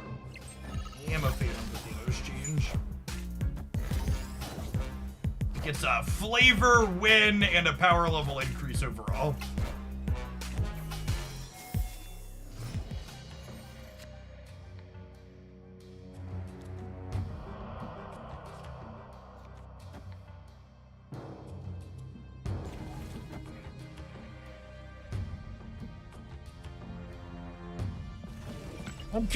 My Nocturne is prone to violent tendencies, so I have some concern moving her to the right here.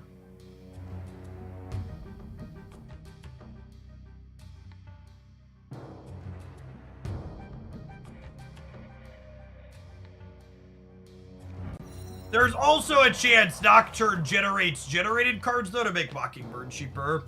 Note here, they changed how cards move works, so my Nocturne is going to trigger before these are played, even though I played her after.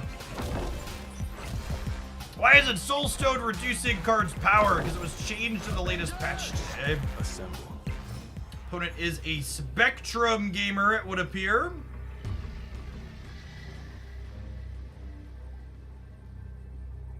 So let's assume my opponent fills here and plays Spectrum. That would give them +8 in the middle. She'll put them up to 19.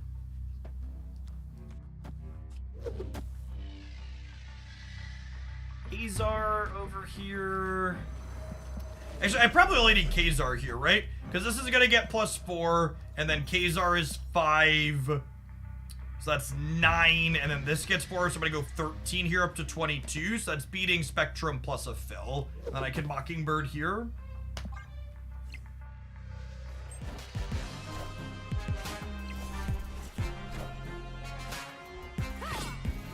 Be good to go here. We got Gilgamesh, chat! We got Gilgamesh.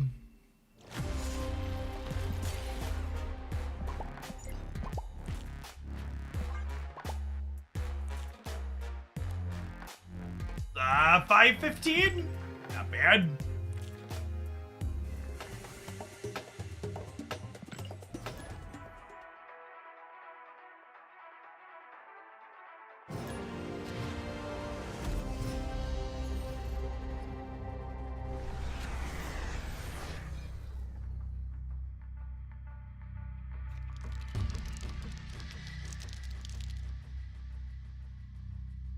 I love Squirrel Girl chat. She's nuts.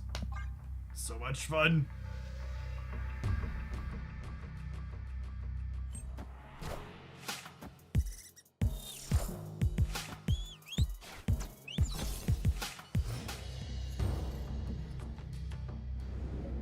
No pun intended. Chat, I have 3 children. Every pun is intended.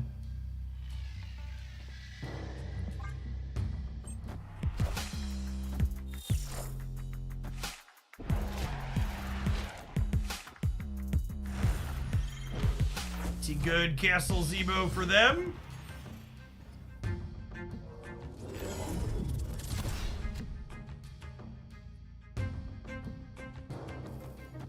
Oh, they're a Killmonger gamer, huh?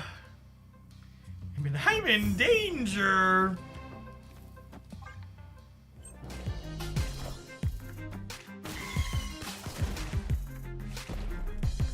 What a game!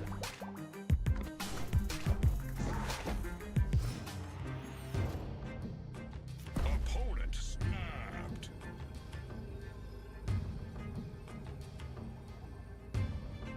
I can't tell if this is a human.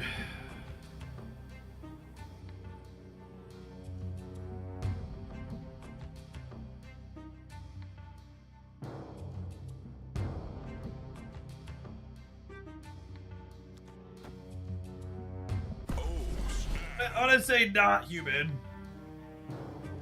The deck tracker has labeled 100% of the people we've played against as a bot. Not a human. Got it. Julio.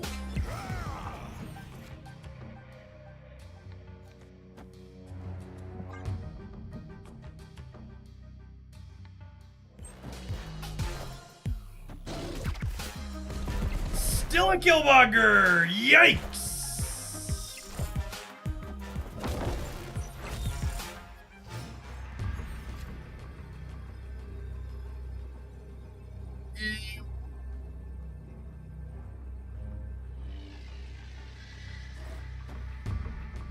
Sumer would never take 8 cubes from me, chat. Losing 8 cubes would simply be embarrassing. They would never put me through that. We go way back.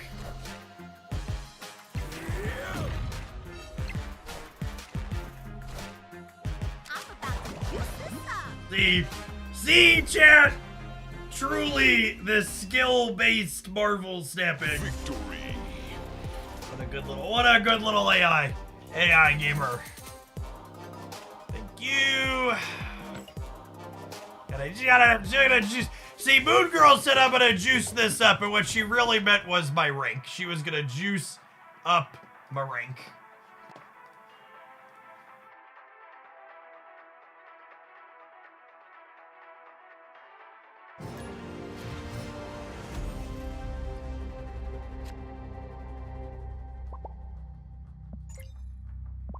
I'm gonna go tell my untapped people that their tool is currently reporting everyone as a bot.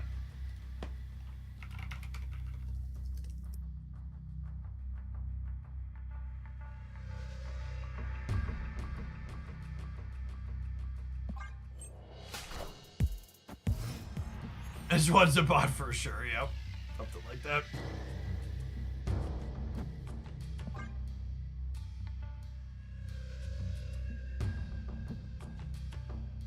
You can replace Mockingbird with Coal Obsidian or Crossbones.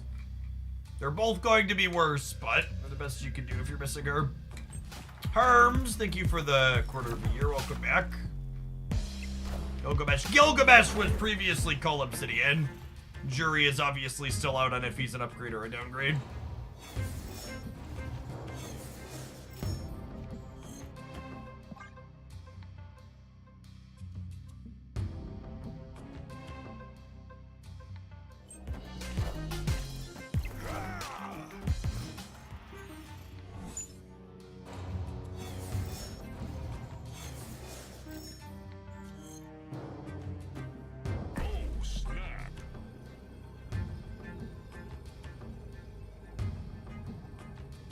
Gilgamesh work with Blue Marvel. Yes. Blue Marvel. Blue Marvel is the most straightforward, easy synergy for Gilgamesh.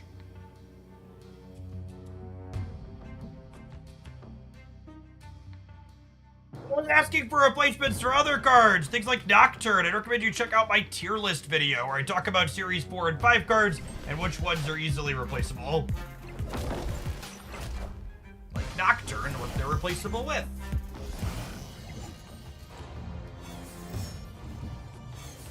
Gilgamesh is great in Cerebro 7. I don't believe you.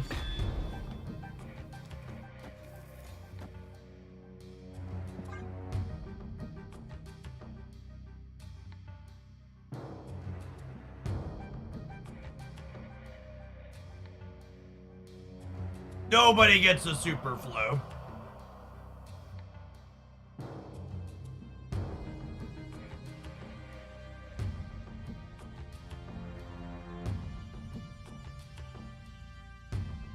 I liked your addition of that info in the best decks video. Yeah, my best decks roundups each week have been including which series 4 and 5 cards are replaceable in the decks and what you replace them with, to hopefully help teach some people how to fish. Heads off some comments at the past 2 typically.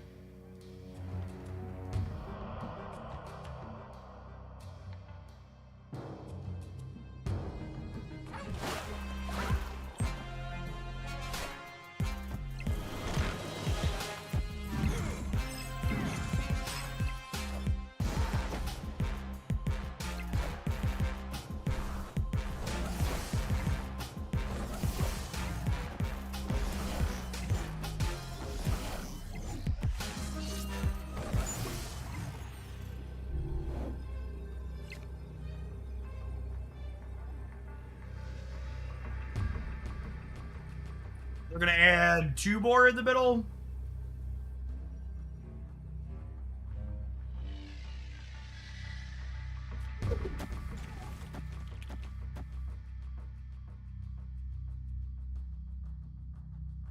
Their Jeff can move.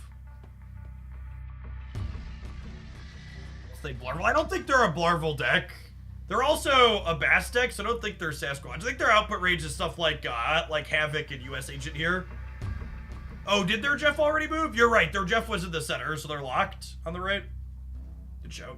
Victory. Good catch, they moved it for Medusa. I think this is the little Bass deck we've played a bit of.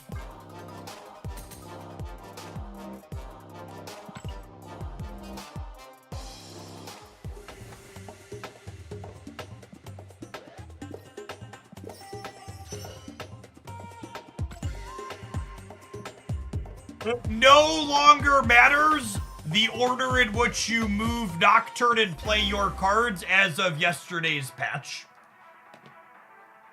Or today's patch. The patch made it so cards that move always happen before anything reveals now.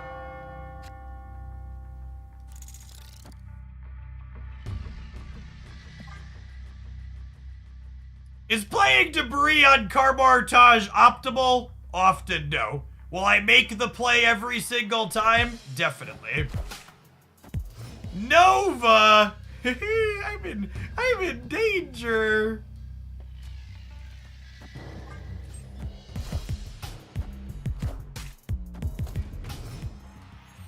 Oh, snap.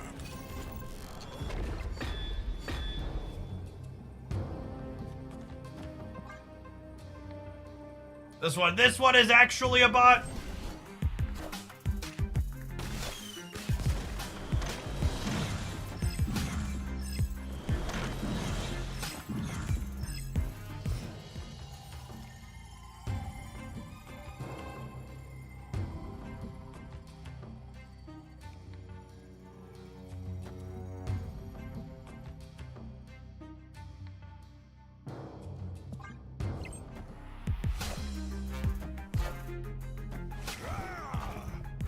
Just helping their Warpath out, chat. I'm a giver.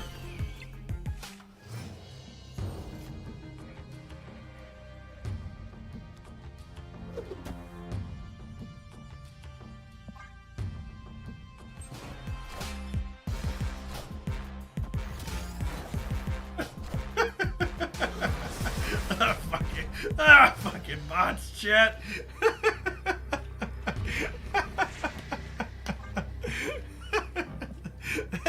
This deck. Oh man.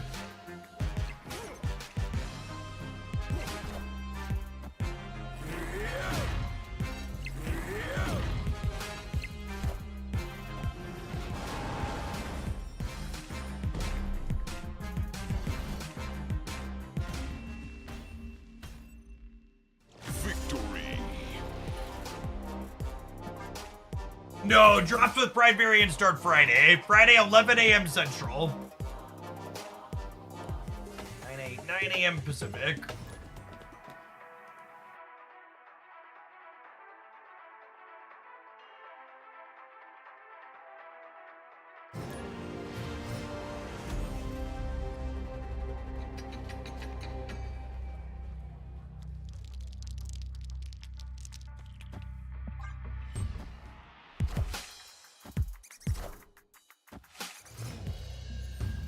Yes, Theta is definitely the type of card that I generally enjoy playing.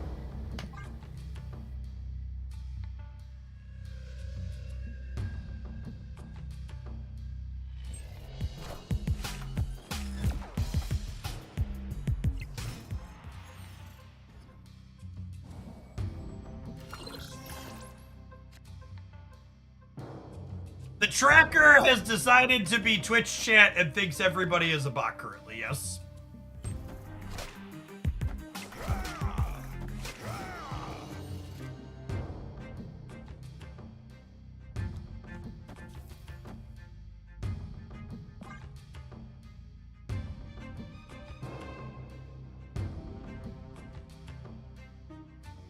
Is Theta worth my keys, or is she fun and not really good? Nobody knows the answer to that question yet, gamer. Card's been out for 45 minutes. I literally haven't played a game with her yet. We're starting with Gilgamesh.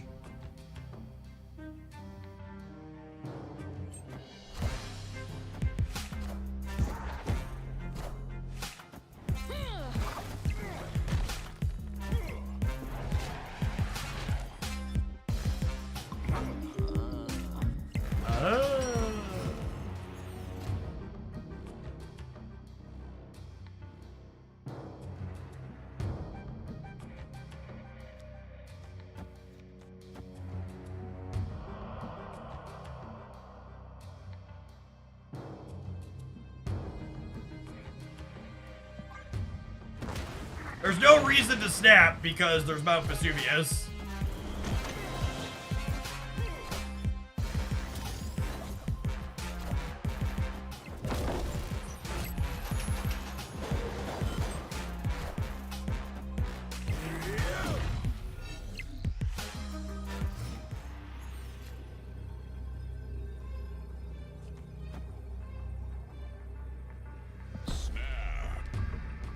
Now they have to stay for 4.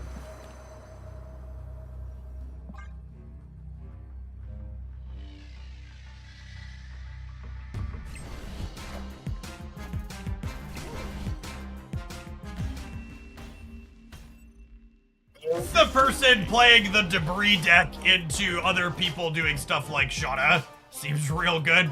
For reference, we were playing these 12 cards with Cull over Gilgamesh after Nocturne release, and I really liked this core. I think this deck was solid before Gilgamesh. The jury's out on if Gilgamesh or Cull is better. I need to play some games to get a feel for that, but I am fairly confident this Kazoo archetype is reasonable if you want to play it.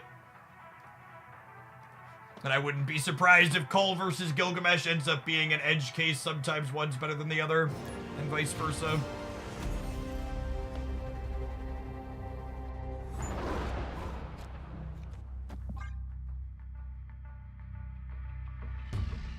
Did you get Infinite yet? Are new cards worth getting? Do you have gold backgrounds for the new cards? When will Thanos be changed again? We need to know. Asking all the real questions right there, gamers. What about Cull in the Nocturne slot? No, I think Nocturne needs to be a card that gets rid of Limbo. Would be the purpose she serves in this deck, in my opinion.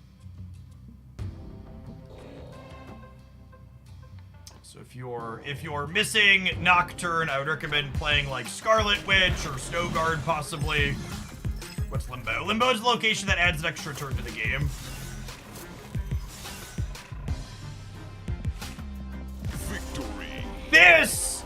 You can tell this is a skilled Hela player, chat, because they had retreated when Corvus discarded Hela before the animation had even fully finished. Truly someone with copious amounts of experience. And they say Hela's not a skill-based deck. I would argue that our opponent has mastered the most important skill their deck requires.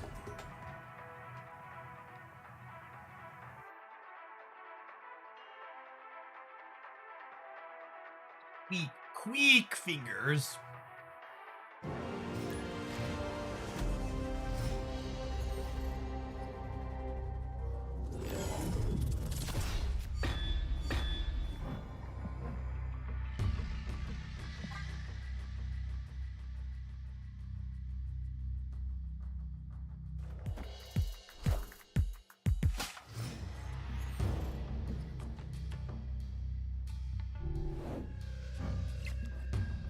Edge.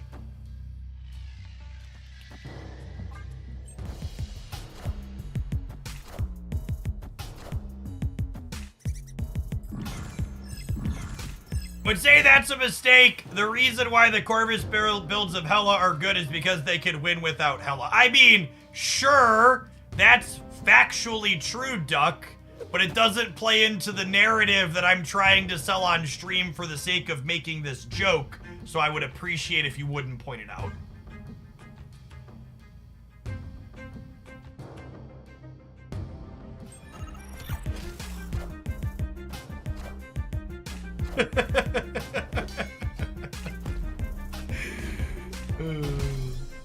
We're nothing if not honest here, chat. We're nothing if not honest.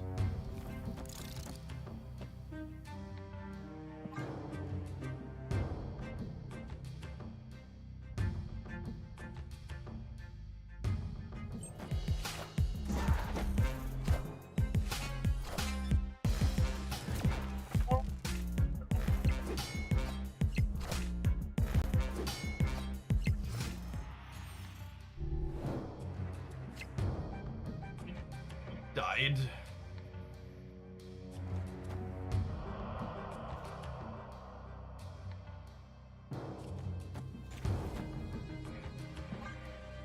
They haven't snapped me. This is the play to win line. I like change the rickety bridge and then I Gilgamesh here and then we like lose here win the game still.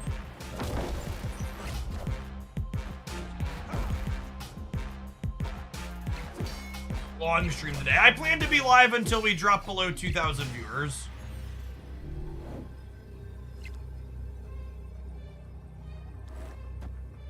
Okay, so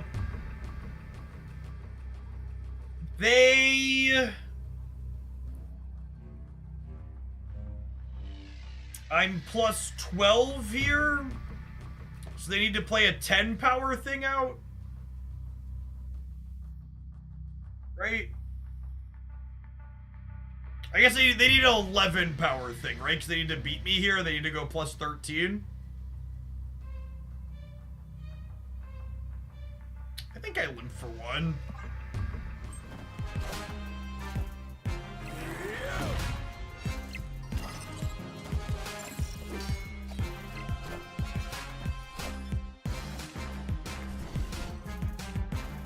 What a close game.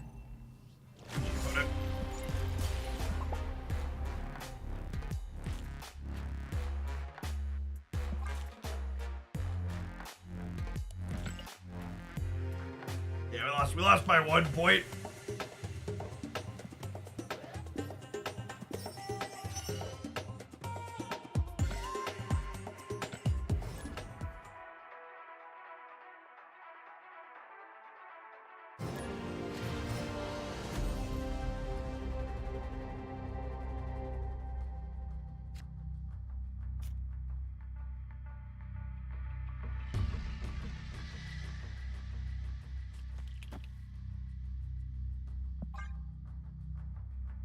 We are not a particularly good Krakoa deck.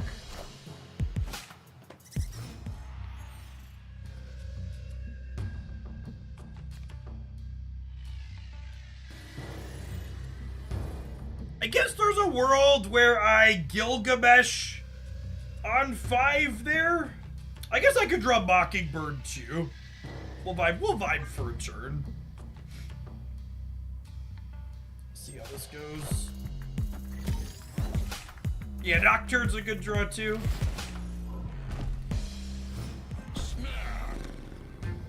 Get a second cube out of the bot here.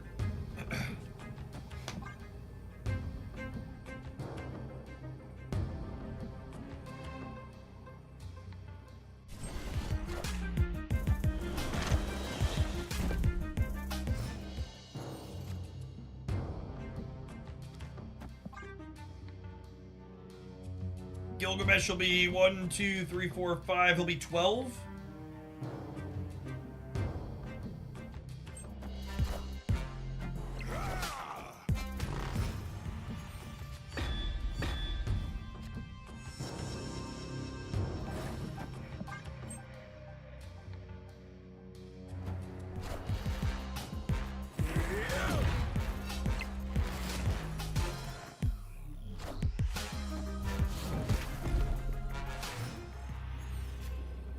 No, chat!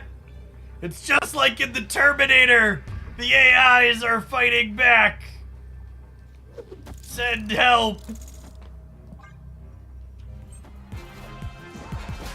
At least they had the decency to not retreat afterwards. Thanks for my 4 cubes, gamer. Appreciate you. Victory.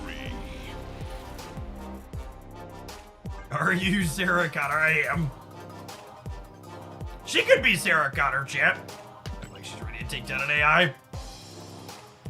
Speaking of the AIs taking over, hide your cookies, chat, because the targeted adverts are coming out. We'll see you in 120 seconds. Thanks for hanging out. Don't go anywhere. We're going to do one more session with this deck when we return, and then we'll change things up. BRB.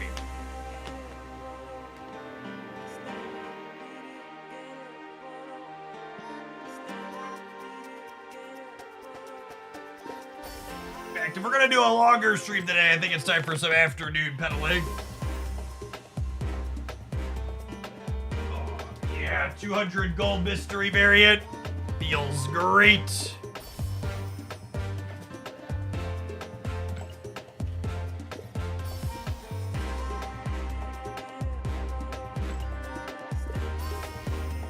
Hey, CSGO, thank you for the 3rd of the year. Welcome back.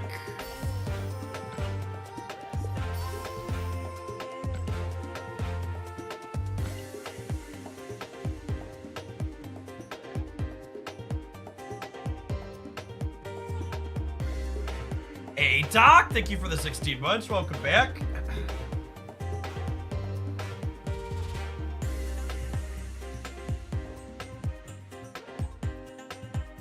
Going on, Vodal, thank you for the 3rd of a year.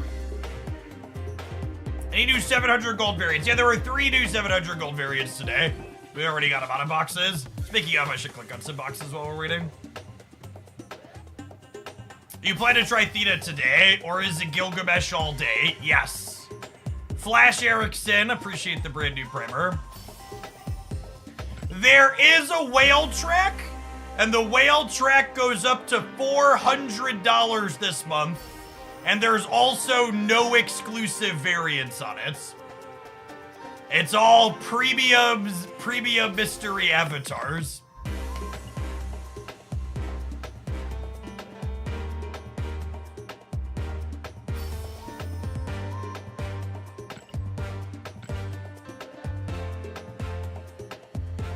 Does Jeff get 200 gold because he has all the 700 gold variants? Yes.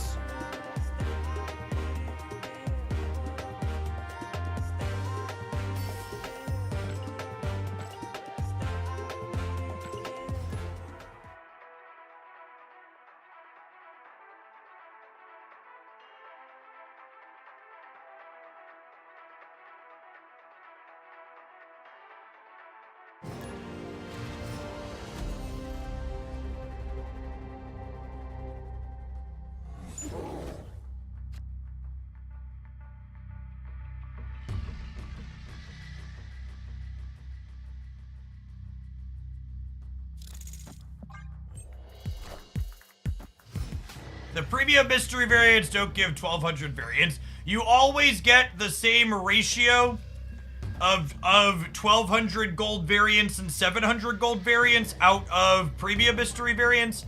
And when your 700 gold variant complete, they replace when you would get 700 gold ones with avatars.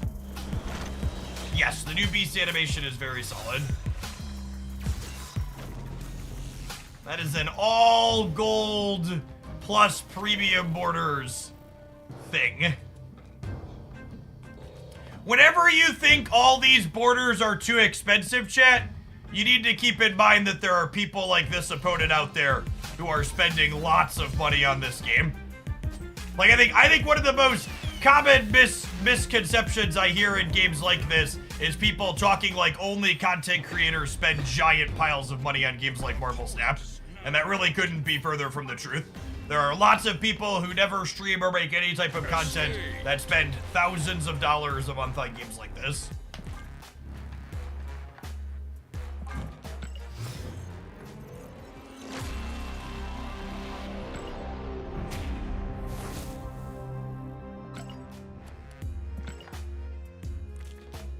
Sadly for my IRA, Jeff is right. I mean, a traditional Roth IRA maxes at like, you know, $7 grand a year per person. You gotta put the rest of it into Snap, obviously.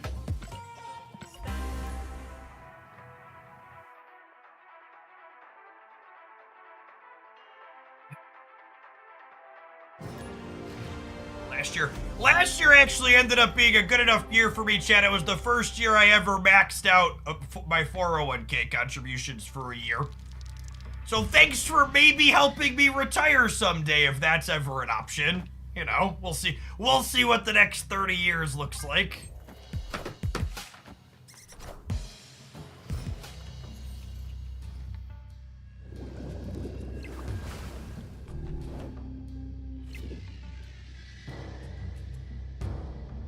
You live in the USA, good luck. You're not wrong.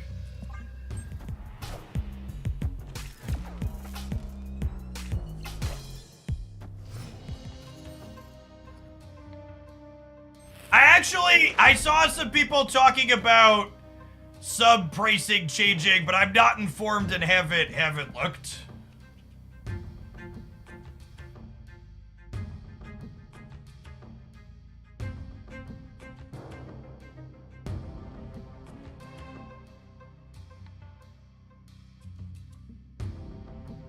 I definitely have paid subscriptions to people though, so I assume I'm gonna have an email telling me they're going up as well.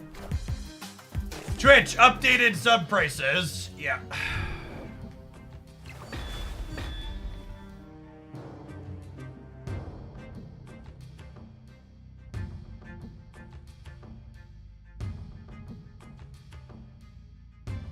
For what it's worth, Twitch does not give me an opt-out option on that, and I think it's shitty that they're increasing sub prices. Zabu! There's a name I haven't heard in a long time.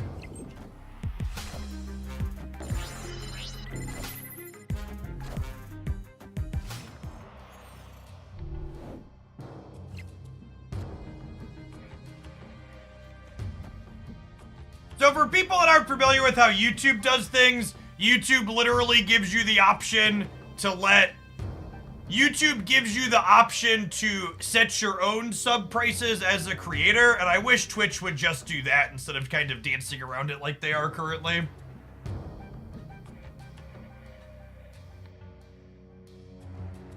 War Machine, it's over. I mean, we might actually be dead here for what it's worth. These locations are not great for us. My hand's kind of awkward. I'm not sure that we could win 2 of the 3 of these. I think we win wherever Gilgamesh ends up at, but I think we're going to lose the other 2 most likely. Ori and Dante, thank you for the 18 months. Welcome back.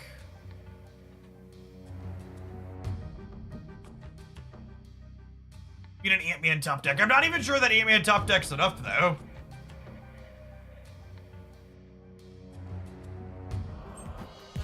So, it is at least worth noting that Twitch isn't purely increasing just their cut on... Twitch isn't purely increasing their cut, just increasing their cut on paid subs.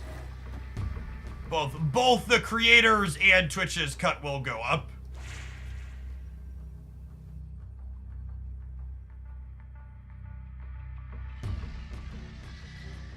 Do they punt here?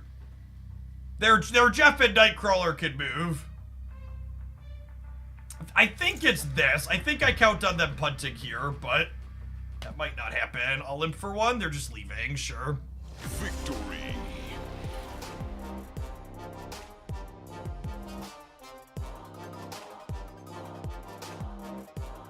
Yeah, so like I have what's called a premium contract with Twitch, or I guess they call it Partner Plus now is the new verbiage they use. I'm technically not Partner Plus. I'm on the contract that existed before that, but I get 70% of whatever people pay for paid subs. So if your cost is going up to $5.99 a month, I get 70% of whatever you're paying, and then Twitch gets 30%.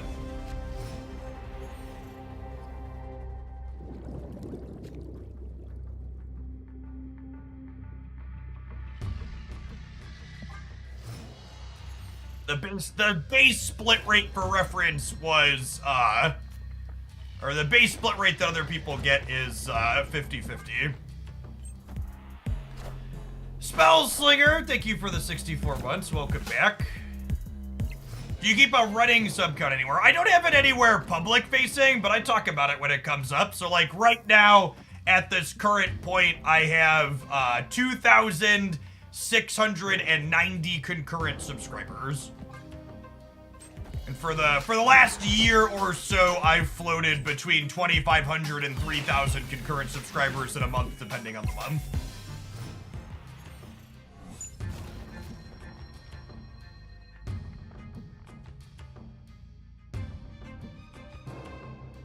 This is going to impact those free sponsor subs, isn't it? Yeah, that's actually the biggest one. It means when I do free gift subs for promos, it's gonna cost me more money to do free gift sub promos for sponsors. I wanna snap them here. They might leave, but my hand's pretty good.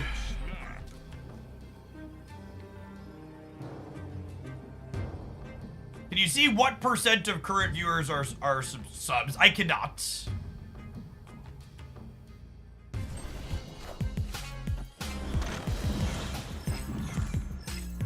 How do Prime subs work into that? So Prime subs are included in that number that I just said.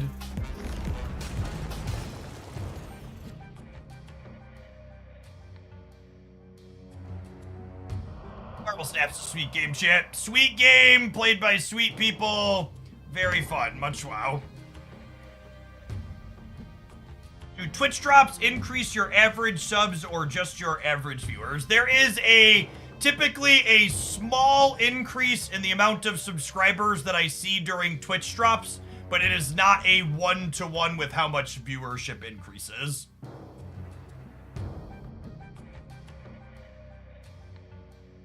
It's not nothing. If you're someone that's interested in the business back end of what I do and like sub revenue versus ad revenue and stuff like that, you should check out this video. It's a little bit older at this point. It's from when Snap rolled into its first year, but I kind of talk about the back end of like how much money my job makes in different spots and how. That's something that is of curious to you. This is my biggest card, yeah? It's 1, 2, 3, 4, 5, 6, 7, 8, so this will be 16.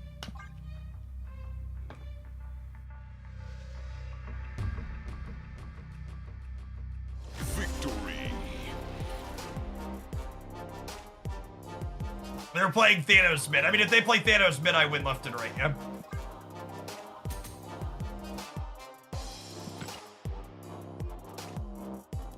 On average in a given month, talking about 2,500 to 3,000 concurrent subscribers, somewhere between 40 and 60% of that sub count tends to be Prime subs.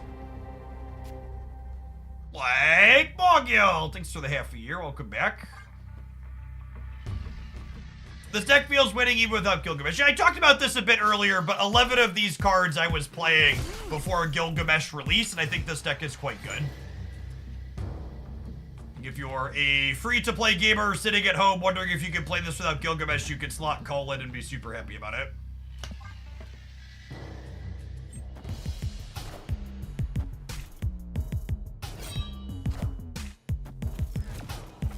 Yeah, this is an AI, I should say.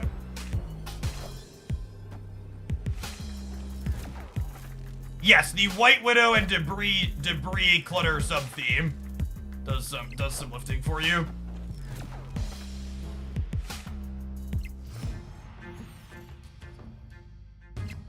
White Widow and debris, most importantly, make it so your Hela matchup's not an auto loss, because they give you the agency to like clunk up their board a little bit. It's nice.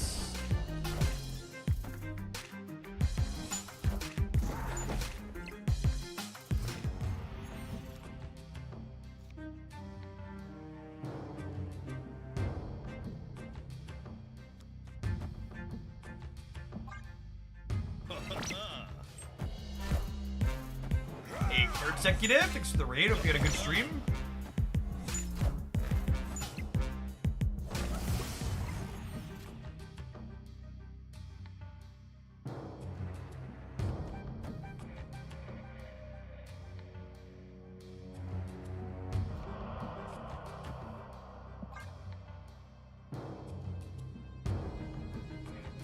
There's some good strategies in decks against Hela. The best decks against Hela are the ones that just make big linear numbers to outstat them.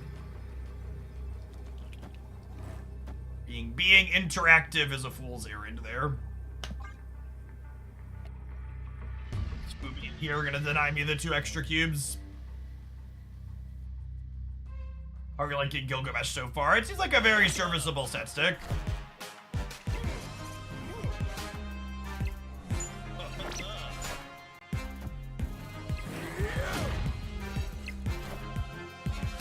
Consistently make number big.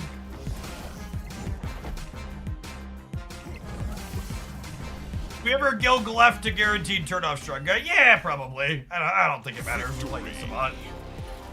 I think the only question here was whether or not we were getting 2 cubes or 4.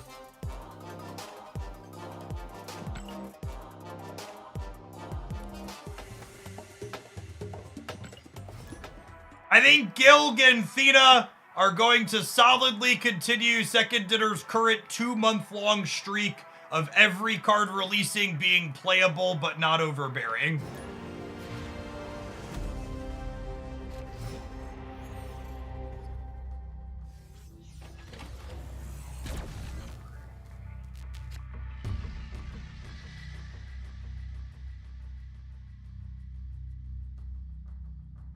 It seems that way until Erishim. You want my hot take for the month, chat?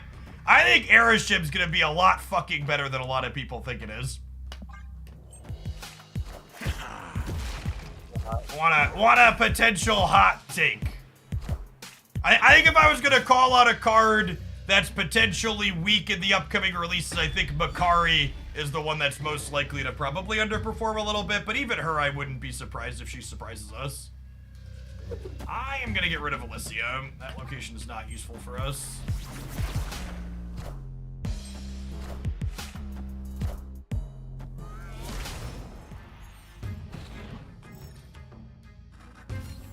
Why do you say Erishim is gonna be good? I think Erishim has the potential to be good because getting extra energy is a bigger deal than a lot of people tend to make it out to be.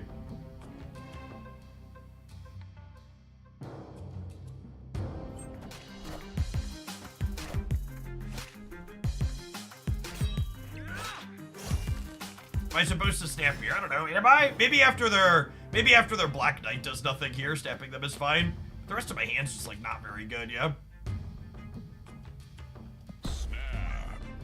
Their hand's not particularly exciting either, though.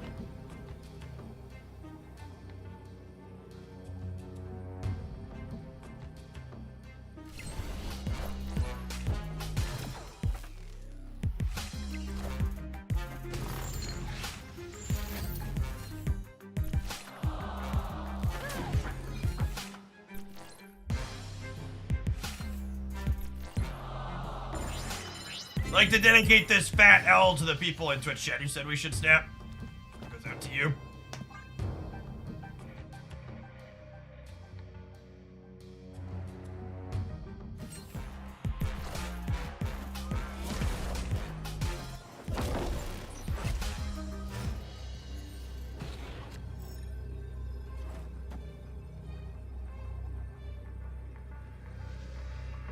I'm at 22 over here. They're at 11. Is it Cope to stay? How big is Gilgamesh is 1, 2, 3, 4, 5, 6, 7, 8. He's 16. So I'm going to 24. I'm going to 28 over here. Fine, I'm a fish. Glub, glub. Oh my god, we beat that, yeah? No, I'm wrong. I'm right? Yeah, got him. Gone fishing, gamers. We'd have lost to Red Hulk. They thought we were going to spend our energy. Yeah, Red Hulk would have beaten us by 1. Sometimes lucky rubber ducky.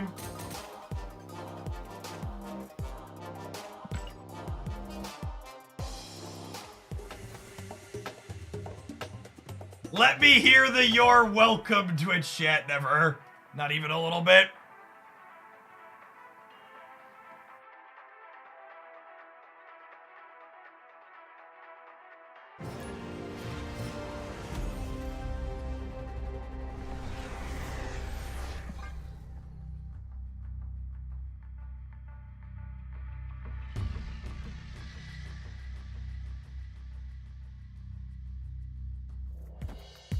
I also think something to talk about with Aeroshim that people basically always undervalue is people always undervalue the cube equity of a card like Aeroshim. You're all it takes is like a single tech card to just completely savage your opponent, right? Like your output range is literally just every card in Snap.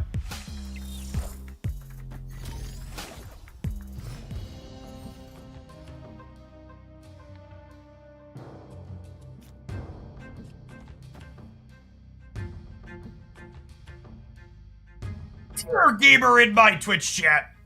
I promise you, if you feel the need to prefix whatever you're about to say with, I mean no disrespect, it means you have the self-awareness to understand what you're about to say is incredibly fucking disrespectful. So in this instance and every other instance where you feel it necessary to prefix your statement with that quantifier, just don't fucking say it, for the love of God. Please, please, I'm begging you. Vegan, thank you for the 11 months. I appreciate that. Welcome back. We did break Snap there momentarily.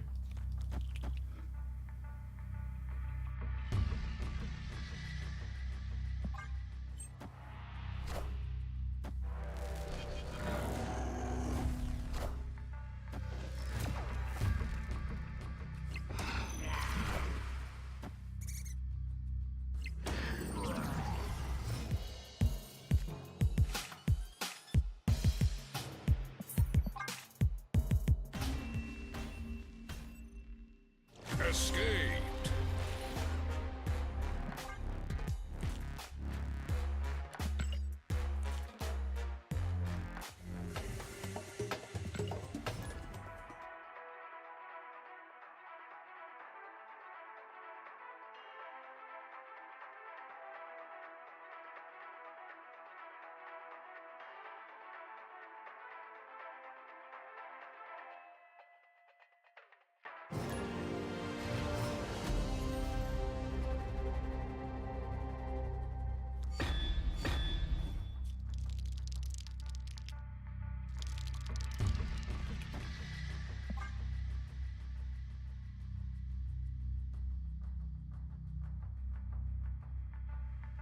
I mean all disrespect when I say I play hella in a E-mode after I win. God bless. Solid 1, 2, 3 curve here. Yeah, the Marvel Boy data mine's not real life. We were talking about that earlier. It'll almost assuredly be adjusted before it goes live. How to counter lockdown. So the thing to understand about the lockdown deck is that even when you're playing a deck that's good against it, it still feels bad to play into. So there's a psychological bias in favor of that one. Gilgamesh is a very playable Marvel Snap card.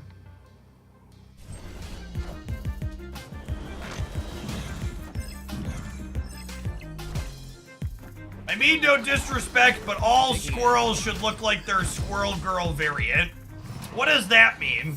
Does that mean, do you think the squirrels that this Squirrel Girl makes should show a little bit more cleavage? Is that where you're at? I mean, if that's your kink, I guess I'm not gonna judge you, but I just want to make sure I understand what your request is.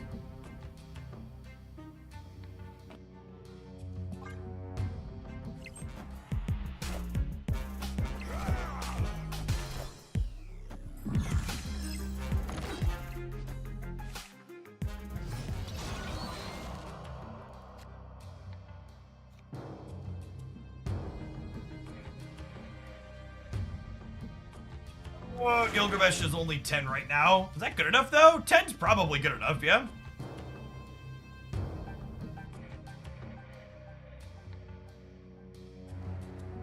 Opponent snapped.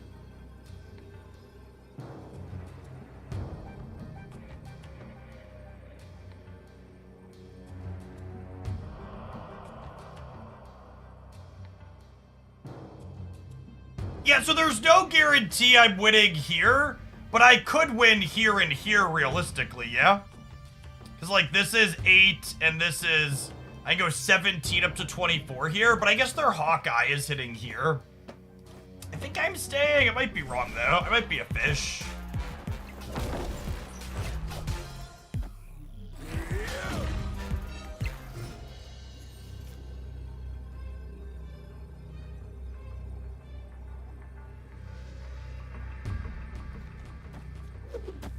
Does this ever win the game? This is 14 up to 16. This lose to Khazar? I think this loses to Khazar, unfortunately. Yeah, I needed Blurvel of my own. He's gonna lose their Gilgamesh, yeah. Yeah, I needed my Blue Marvel.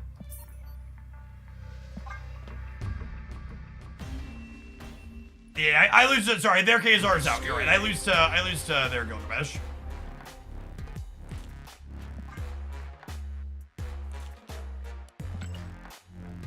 The bot throws, they're not a bot, they're a human being. Tracker is not accurately identifying bots. It's never accurately identified bots, but it's worse than usual today.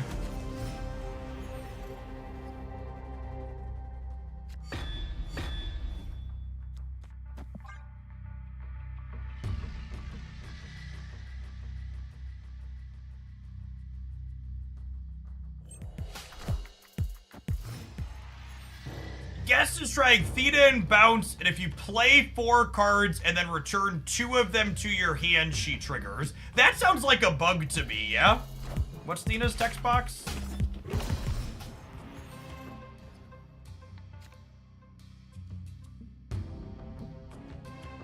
Yeah, it's gotta be. I'm not gonna play around that because that sounds like bug abuse.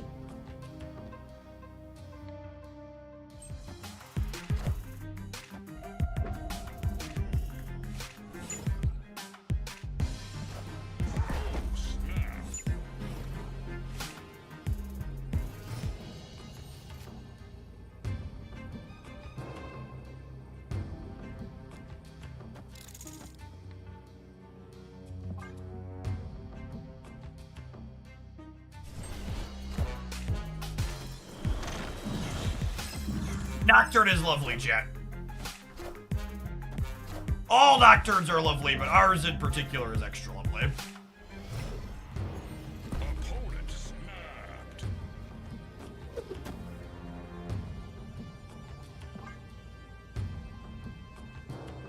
Opponent is winning going into turn 5, so they snap. Beep, boop.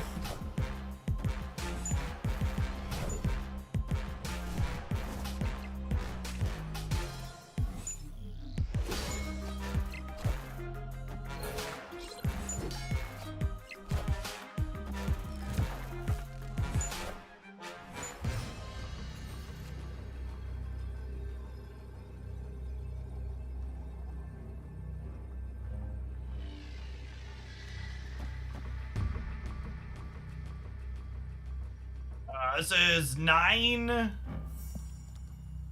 This is 10.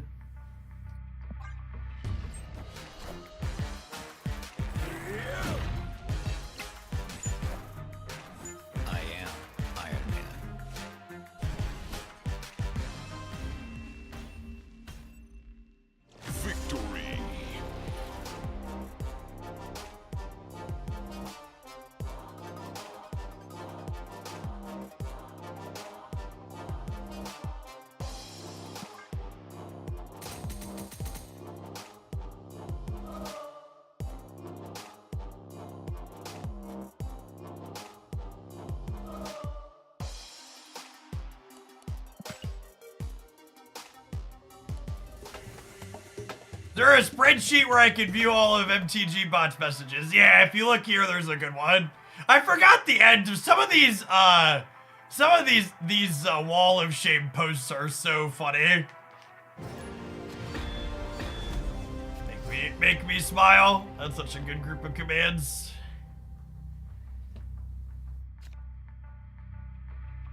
That was the part I was laughing at, actually, Silver. If I may, though, for business sake, I'd leave the politic aspect out of Twitch. Which, for reference, chat, the fascists always say that, because they just don't want you to talk about them being fascists.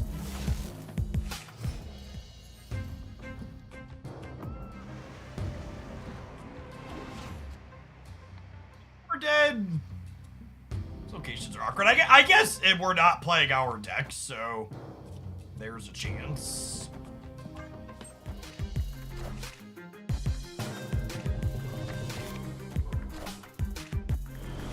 Leaving politics out of business is inherently political. It is, yeah. Big true.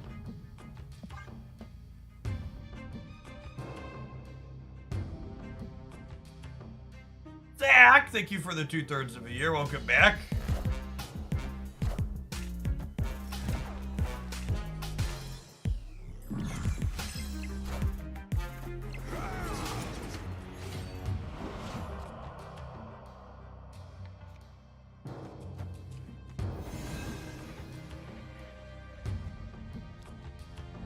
She lights up when we play our second card, and this makes Mockingbird free. Because these are not in my deck. I hate everything about everything. Just so we're clear. Everything about everything.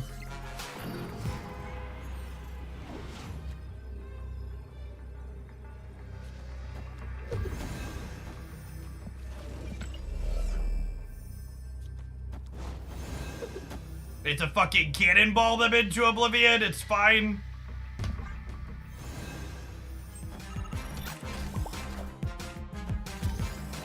My god, they drew my armor. Fuck you, Professor X deck.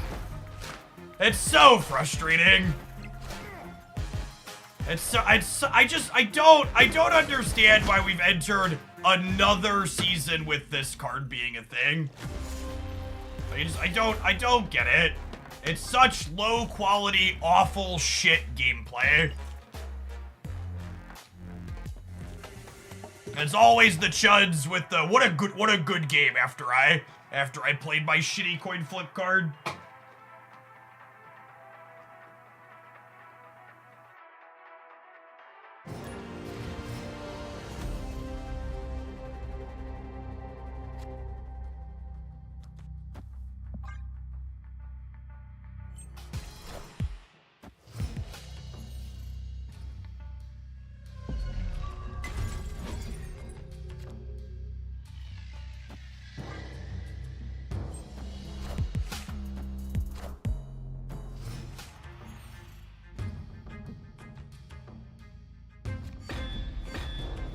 Our squirrels are lovely, at least. Oh, snap.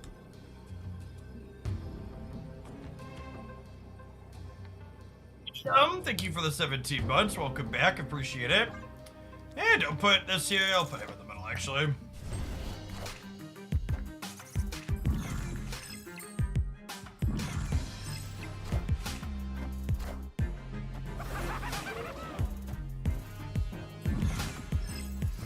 My comments about Second Dinner and their implied feelings on cards like Professor X and Hela come from me making inferments from comments that Glenn Jones and others have made in the Team Answer section of their Discord server. Galactus is a possibility here, that's true.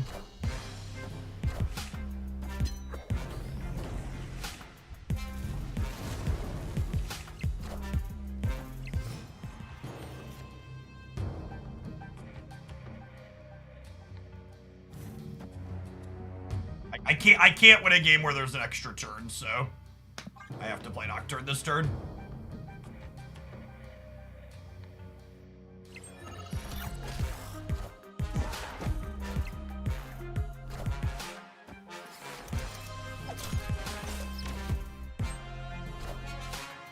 one of the worst faith things that constantly gets said about the end of game, good game fist bump when I talk about it being silly is people compare it to sports.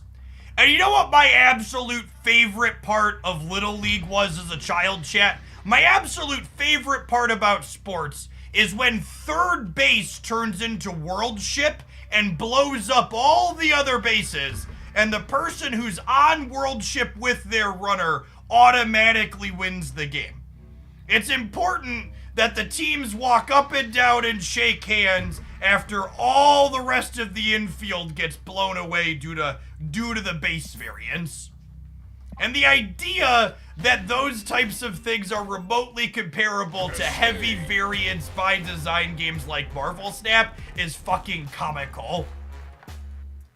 I get that, like, people that make that comparison think that it's a reasonable comparison, but it's really, they're just really not remotely the same universe of things going on.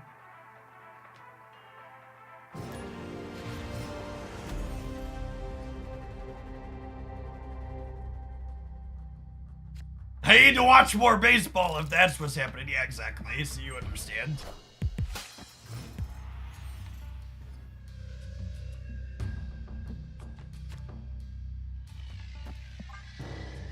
All right, not Gilgamesh.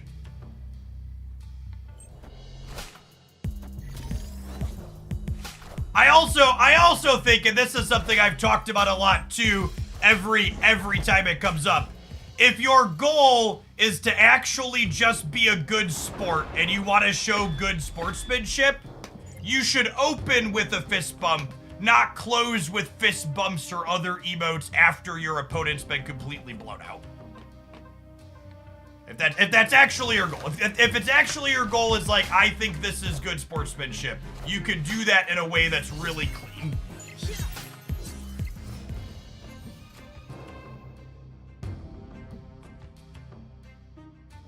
Ooh, that's actually a position I hadn't thought about before. If you weren't emoting to be toxic, you wouldn't be arguing with people who tell you when they're upset by it. What a bump. I think a fist bump when you lose can never be interpreted poorly and is always in good faith.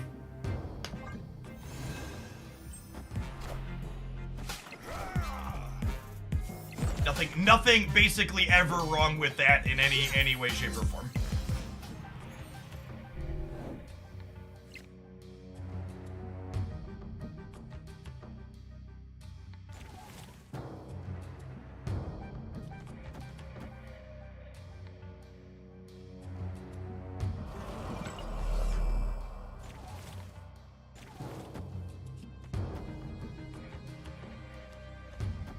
I think we're dead. I think I need Doctor to have some good RNG here. That could qualify, honestly.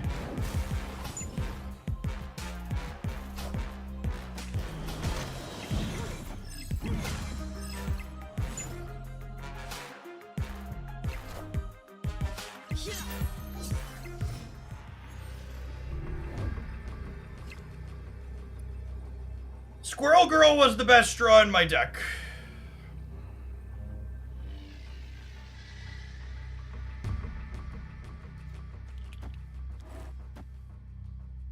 One, 2, 3, 4, 5, 6, 7, 8. This is 15, and this is 3. So I'm adding 18 in the middle up to 22. I'll limp for 1. Because they also have to play a card here to win the game, because we fill both of these, and this goes to 19, so they need to put something here.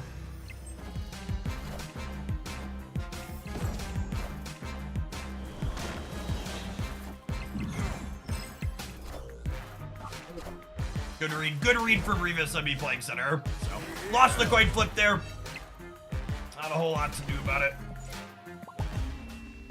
Are deck trackers allowed in tournaments? Yeah, deck trackers are simply keeping track of information that you can manually be tracking.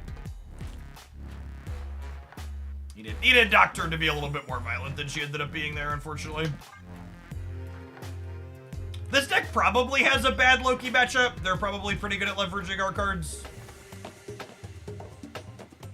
Which is fine. Loki's not particularly popular. And it doesn't have very good metrics generically. I don't think it's a matchup that you really worry about during deck building.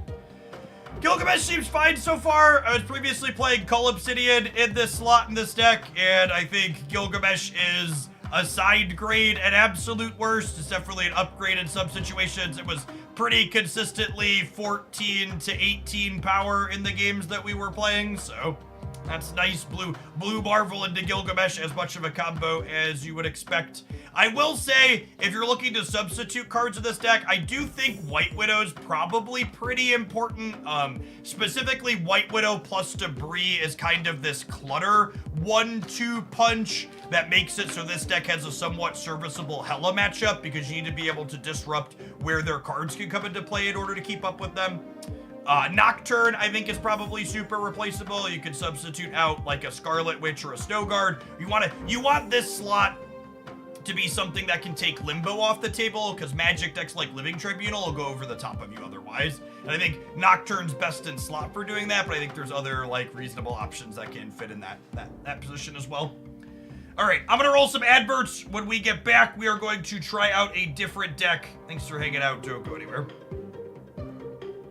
What about Nico instead of Nebula? I don't think that's very good. You don't have too many cards that Nico can eat profitably, and Nico has pretty specific sequencing timings that make her awkward.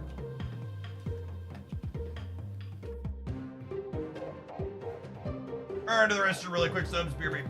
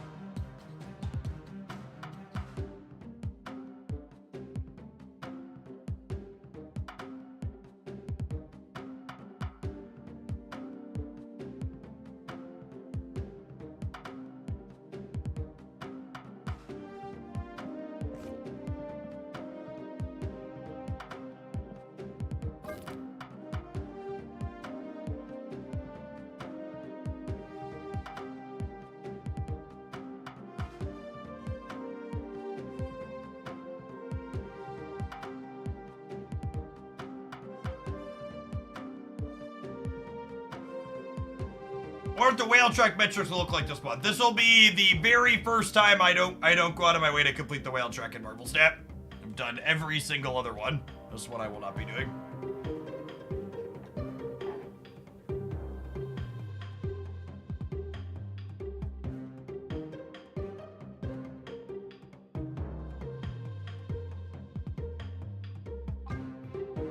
Nebula is honestly probably a somewhat reasonable card to throw in here with Gilgamesh generically. I need this copy of Rogue.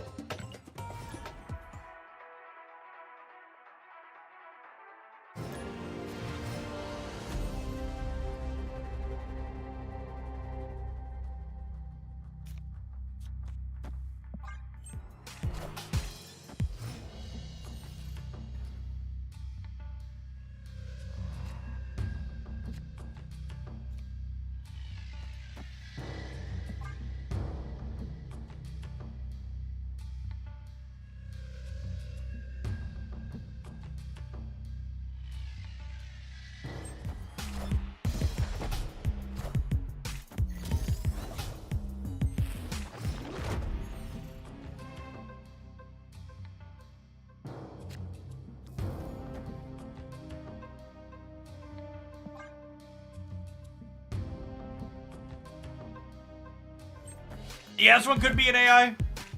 Definitely an AI. Virtual Realism, thank you for the 43 months. Welcome back.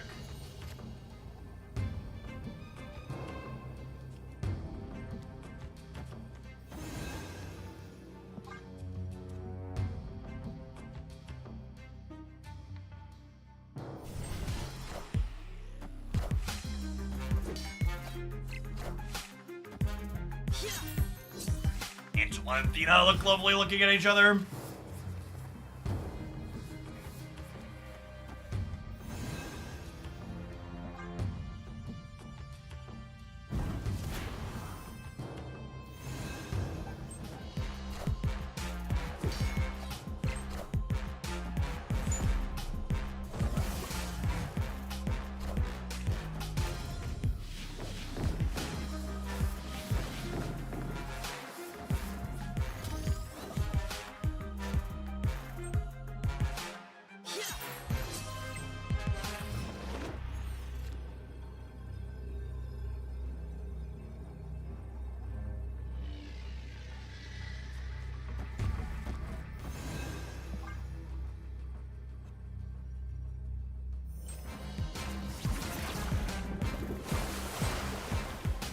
So Gilgamesh is only 7 or only 10 here.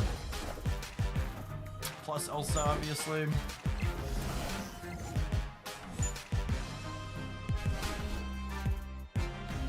Oh, I forgot about Cosmo.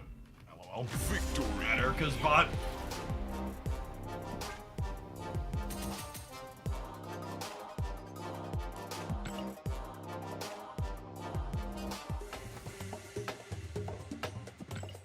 Wouldn't Mysterio be kind of awkward in Athena deck? The thing you need to not get caught up on when playing a card like Athena is you don't need to trigger her absolutely every single turn she's in play for her to be good. She needs to trigger approximately twice over the course of the game to be a reasonable stat line. So don't get caught up on not playing good cards just because they have a small amount of anti-synergy with your other good cards. It's fine to just play a bunch of good cards in the same deck. I don't know. This deck might not be good. I don't know the answer to that question or not offhand. It's what we're playing games to figure out, but...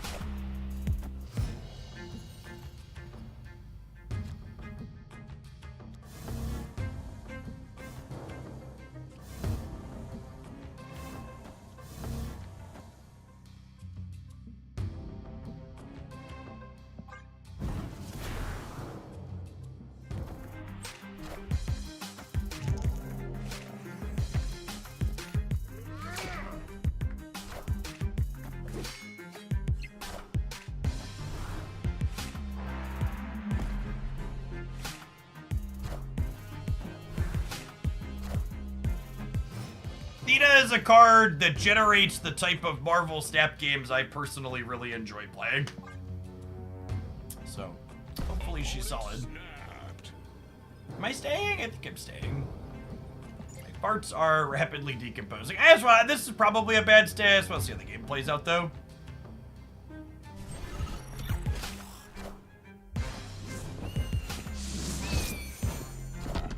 Hoping to draw Jeff, or actually any of the cards we could draw here are all really solid. Literally didn't have a bad draw on the deck.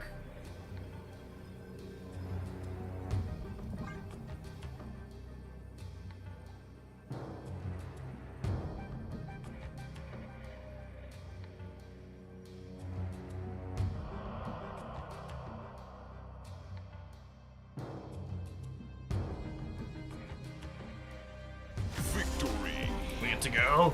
Athena Kitty into Gilgamesh Kitty. And the Kitty will be 4 here in hand. And the Gilgamesh will end up being 1, 2, 3, 4. He's a 5/11. Amazing, but fine. I mean, I'll be curious to see if Gilgamesh ends up feeling optimal outside of blue Marvel decks. Feels like it's going to be harder to get him past like 11 to 12 with any amount of consistency.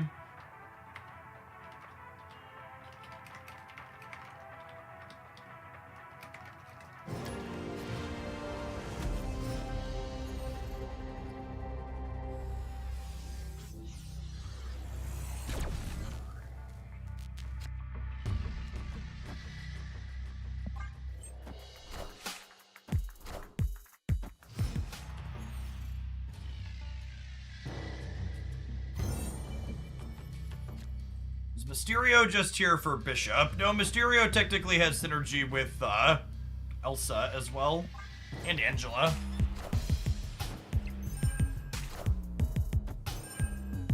Maybe I should have gone Krull or Nebula that turn.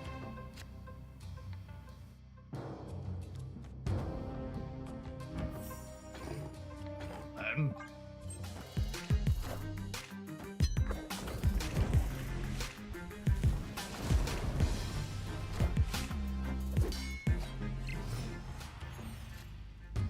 They are definitely a Professor X deck.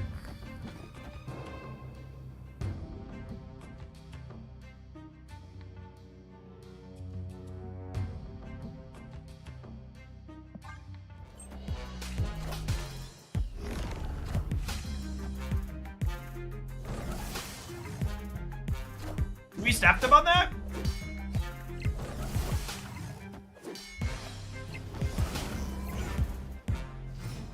That's a little scary.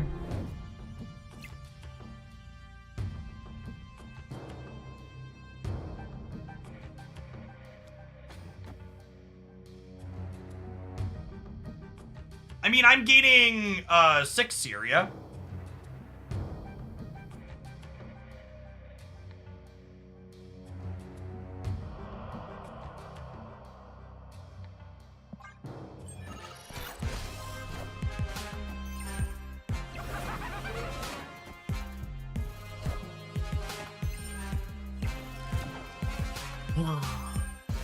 What a deeply fun and interesting strategy game we are playing.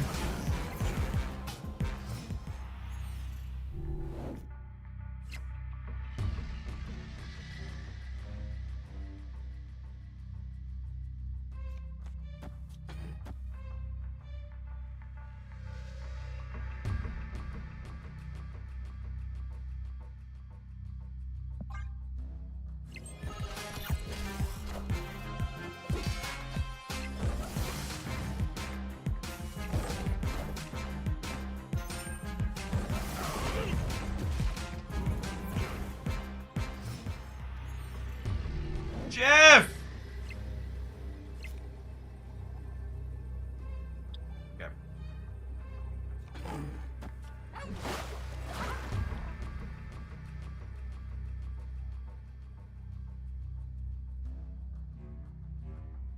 Let's be Cannonball. I don't actually know. I didn't count.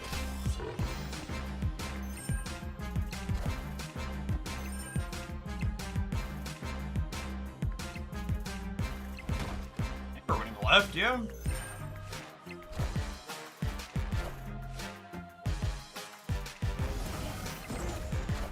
Gilgadaddy is here. There's Gilgadaddy. We're winning even without the Jeff draw. Victory. Were we losing if... Were we losing if they switched to these? I think we were.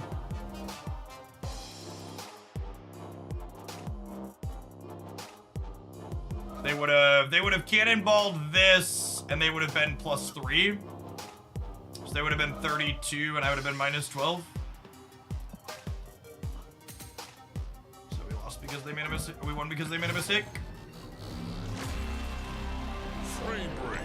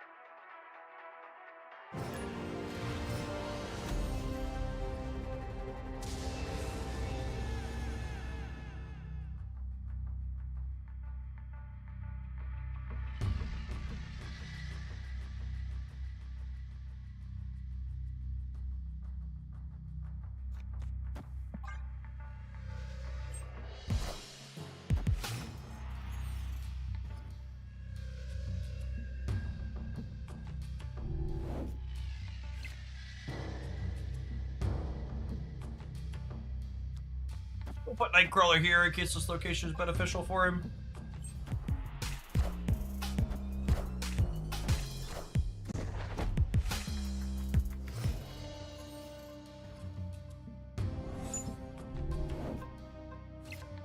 I mean, honestly, our hand's set up enough that I think I snapped the District decks here. Their deck is heavily synergy-based with Black Knight, so this is probably worse for them than us.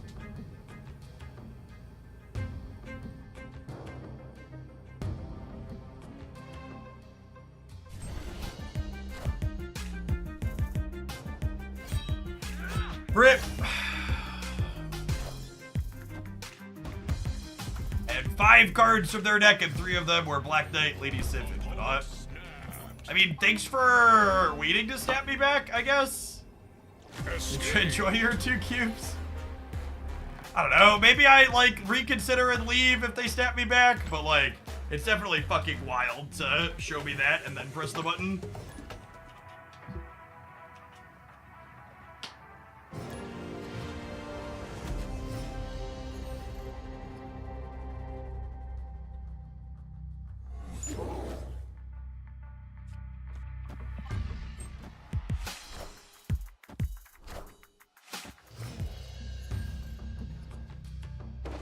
How can you play Kraven when the move change ruined all the cards? Asking the real questions.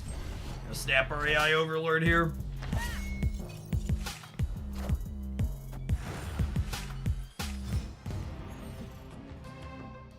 They were probably a 50-50. Ooh, that's a good call out. Yeah, probably.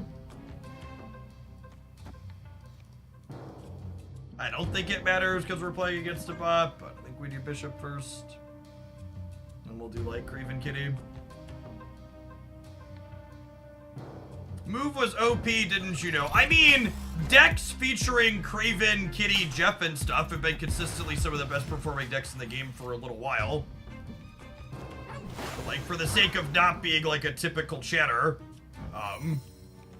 they didn't make the adjustment to how cards move for the sake of power level. They made it for the sake of consistency. And I think for the sake of consistency, it was definitely a good change overall.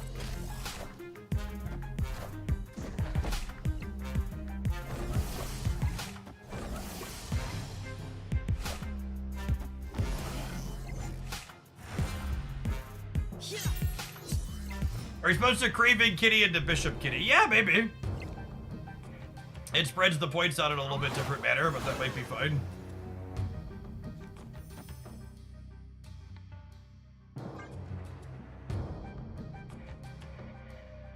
Yeah, but it's more total stats on the board, but it concentrates the stats in Theta, I think is the relevant part.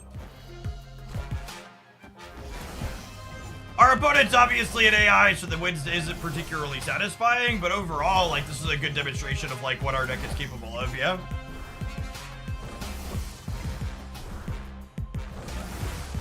I'm salty. Move was the only themed deck I enjoy. I mean, the move deck is still very good.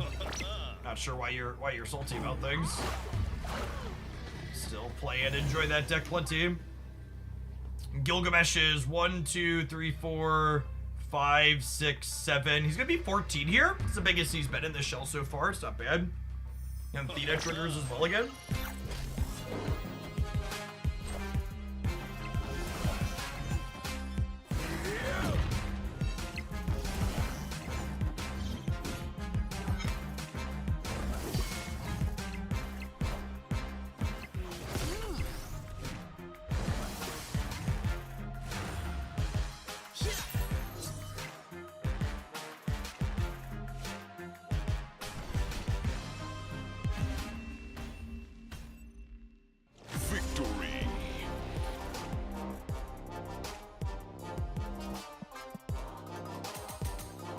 Not an interesting game because of the AI, but interesting because it showed kind of the output range of our deck.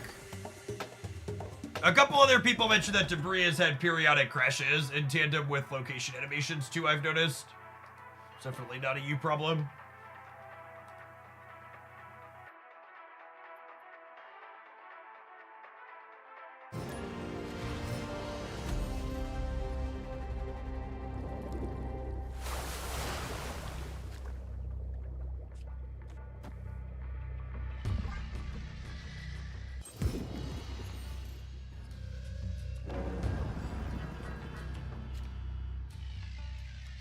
Second Dinner's been on fire with new releases, banger after banger. I agree. Second Dinner is currently on a pretty incredible streak as far as cards being playable but not offensive go.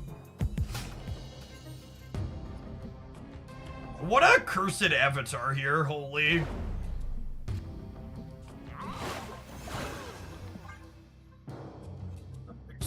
Pixel Red Skull.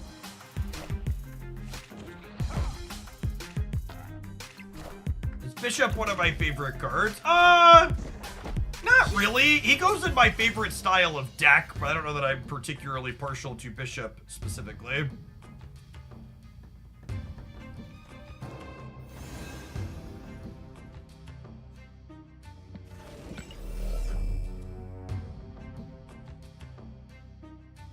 Do I want to get Angela going, or do I want to get Athena bigger? I think I want to get Angela going.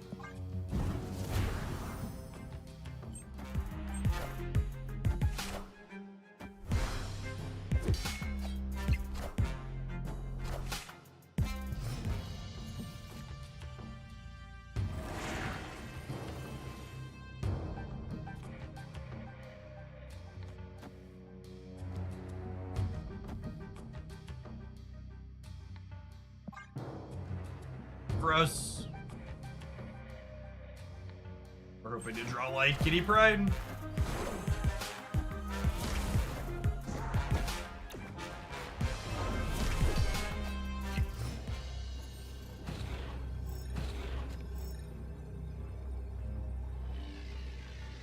You try new Thanos yet? Yeah, if you scroll back to the beginning of the rollover, we played 2 different Thanos decks. It seems fine. I think there's a world where they could retreat. I'm fine with taking a second to retreat later here.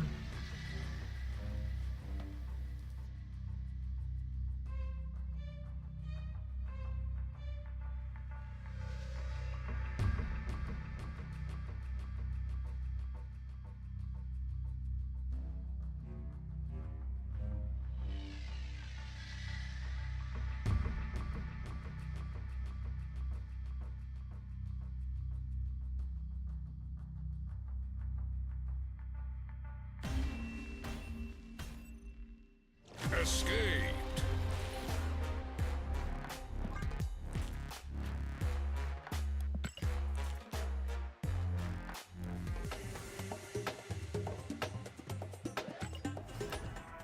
You have enough time to say if she's worth keys yet. I always feel like chat's trying to gotcha me when you're asking me as if a card is worth a key on the first day.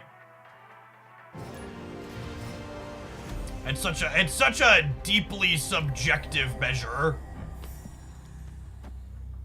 It feels like you're trying to pin me as someone to blame if you make a purchase and the purchase doesn't work out in your favor later on.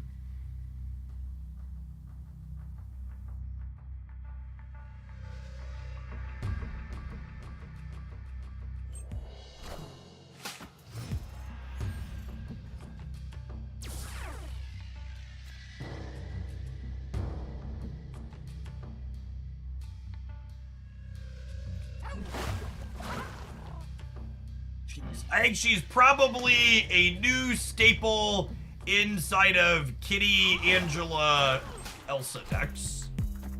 Do you like playing Kitty, Angela, Elsa decks? If yes, consider buying Luna.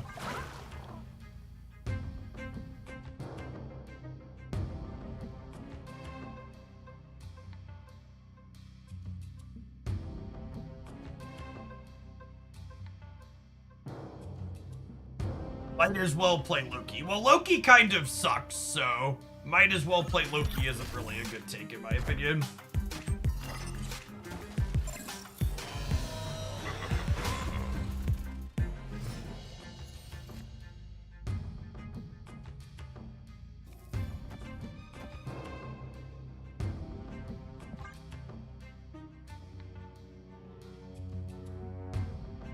Yes, the web shop only tracks purchases made through the website. Should I be snapping them? I feel like they could be a Shang deck.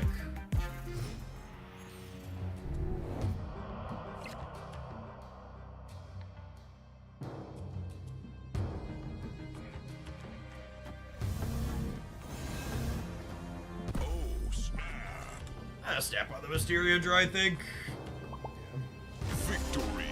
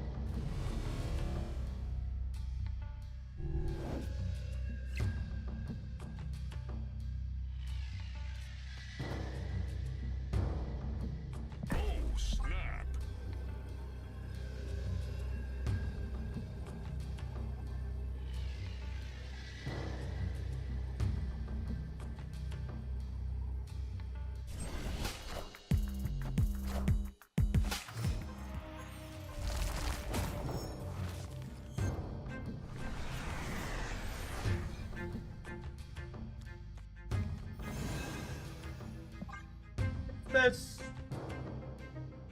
Athena could help us catch up from the tempo loss here.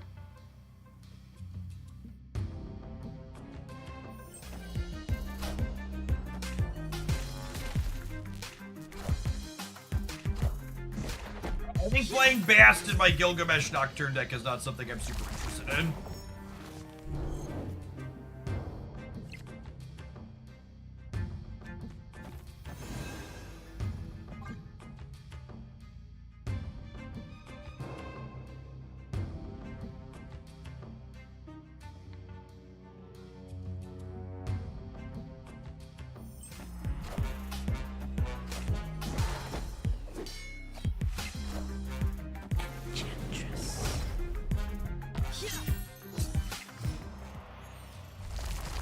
It is cooking a little bit, huh?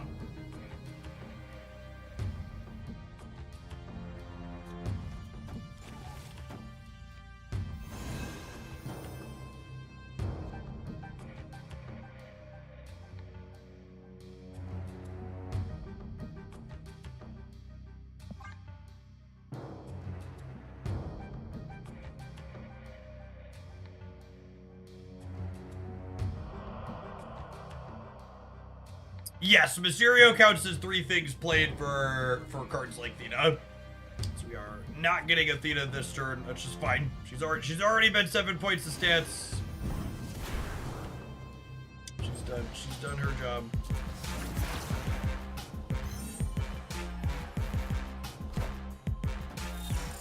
We're open to draw Elsa or Gilgamesh next turn. 50% chance of one of those two.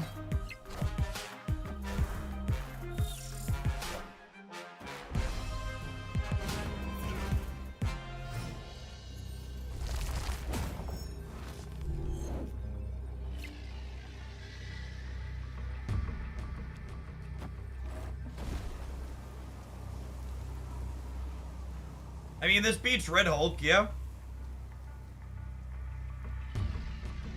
I lose the Red Hulk path, I win the other two.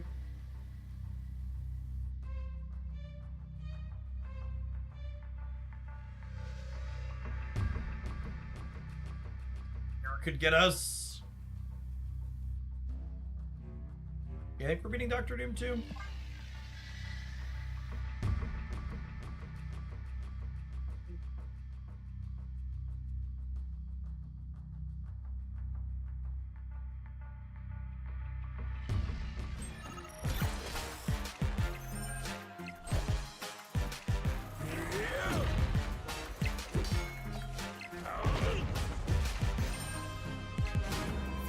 US 14.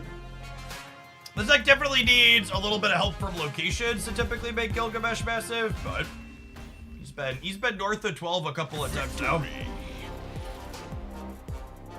You think Athena could fit in a little collector deck? Yeah, I think that's definitely a place worth trying her. That's Craven Belt. Replacement level. If you're looking to try other things, subbing him out for something else is probably fine.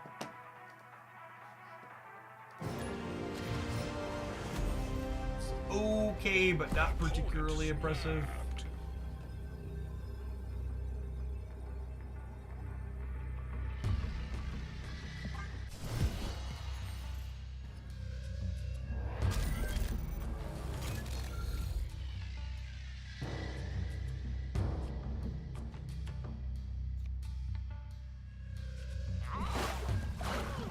Bishop? That sounds lame.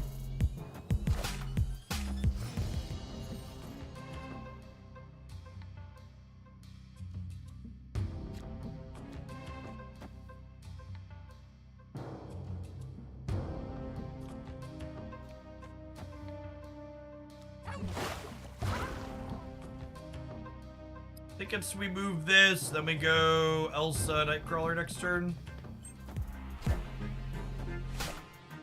Do I snap them back with the claw? I think I do, yeah.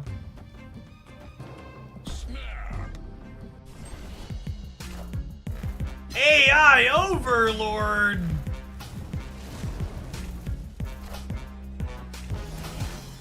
I didn't realize they added bots that snap on one. It's good to know for the future, I suppose.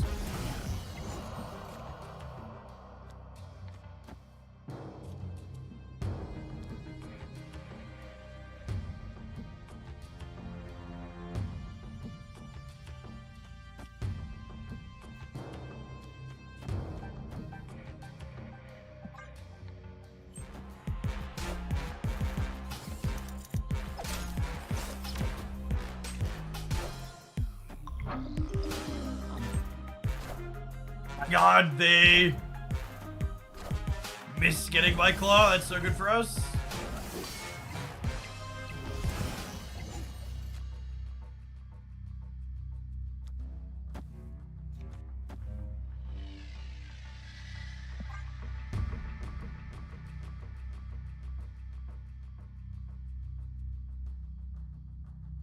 Are they a bot? Feels likely. We are the future.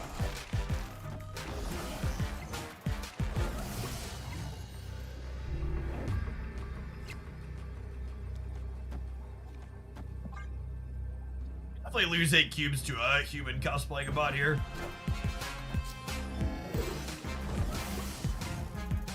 Oh, it did instant register. You're right. Okay, we should be good then. Pump me, baby. Yay! Bump up the jam. Pump it up. Do. Victory. Thanks for the pump, man. Gonna skillfully making it to rank 80 already, gamers, mere hours after the season has rolled over. Enjoy some adverts. We're gonna play some more of this Theta Gilgamesh deck when we return. Thanks for hanging out. Don't go anywhere.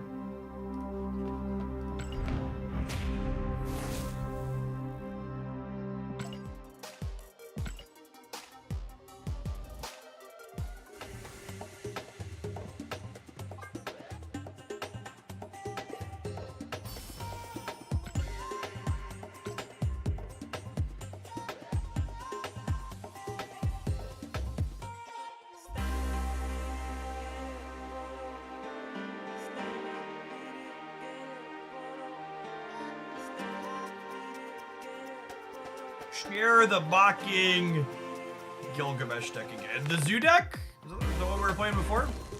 It's in my decks here. Make sure you click over to ranked at the top because it defaults to conquest.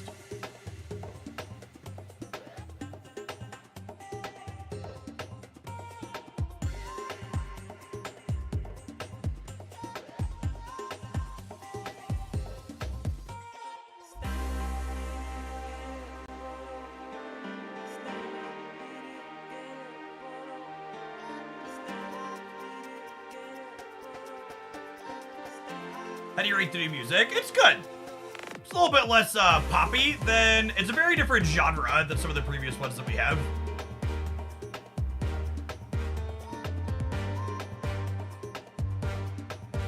Chat, it's been 2 hours. We cannot know yet if the music is good. Give it a few days.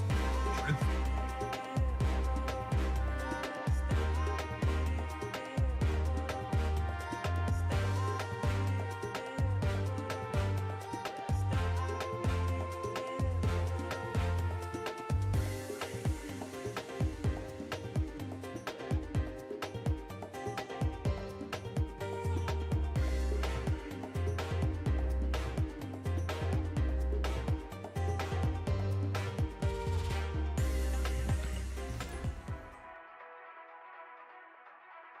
Buying from the shop in your phone, give Google Play points. I don't know what should be by shop on your phone. Do you mean like using the URL, the web page? No.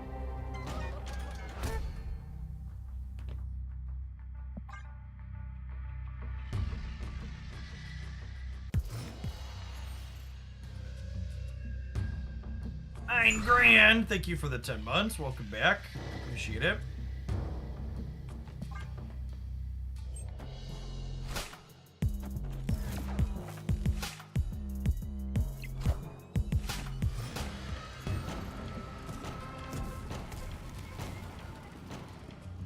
Breaking news.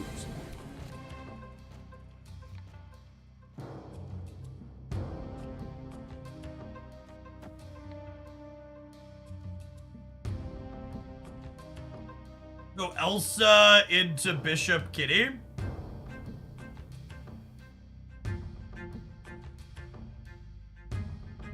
Oh, snap.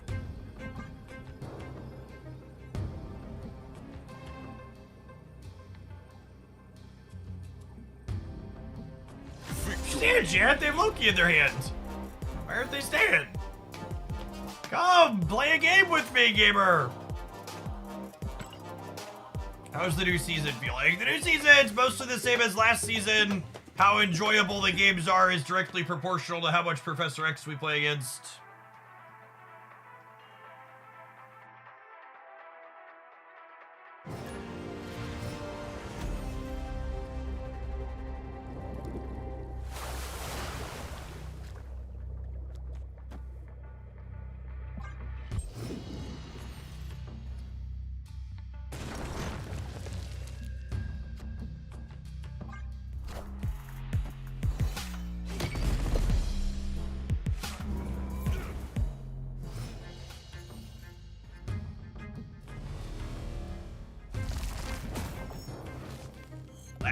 That's pretty good.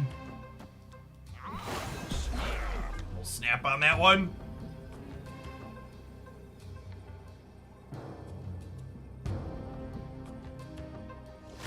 I love that she glows when she's going to trigger. Good luck in the rest of your climb, Prey. I will say every time I have a ladder session, I'm reminded that Conquest is genuinely a better format for testing new decks. Because people actually, like, stay in Conquest games because they don't care about the results most of the time. So you can, like, actually see your stuff play out. Like, when both gamers care about the outcome of the games, like, I don't know, 80% of Snap games almost feel like they end in retreats. And it's not that anybody's wrong to be doing that, it's just, like, what's optimal.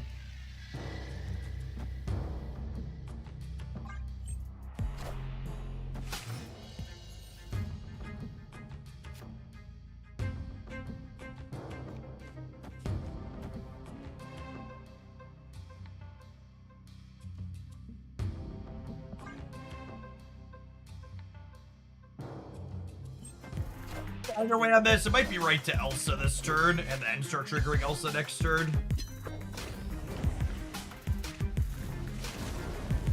Yeah, it works out for me.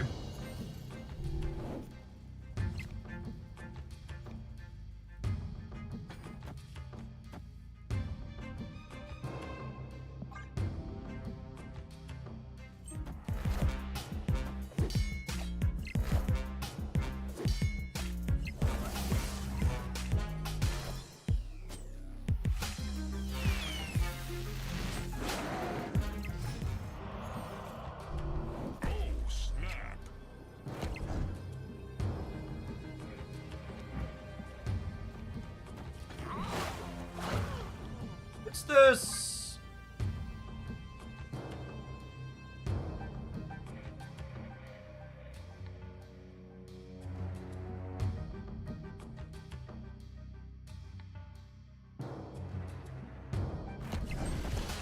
To answer your question I was going to ask a while ago, you had made a joke about if a content creator is playing Conquest, they don't have faith in their deck. Yeah, I think that my opinion's changed on that, Captivix.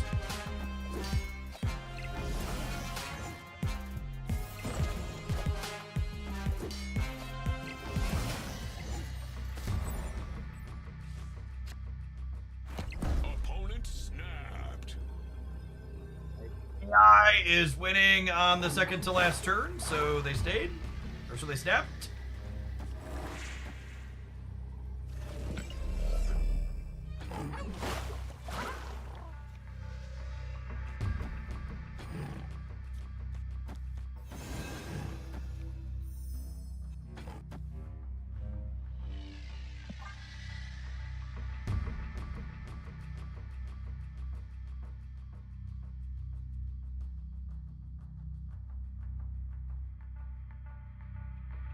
I'm playing out the Hulk this turn because one, they're a bot, and two, I want to be able to trigger Theta next turn.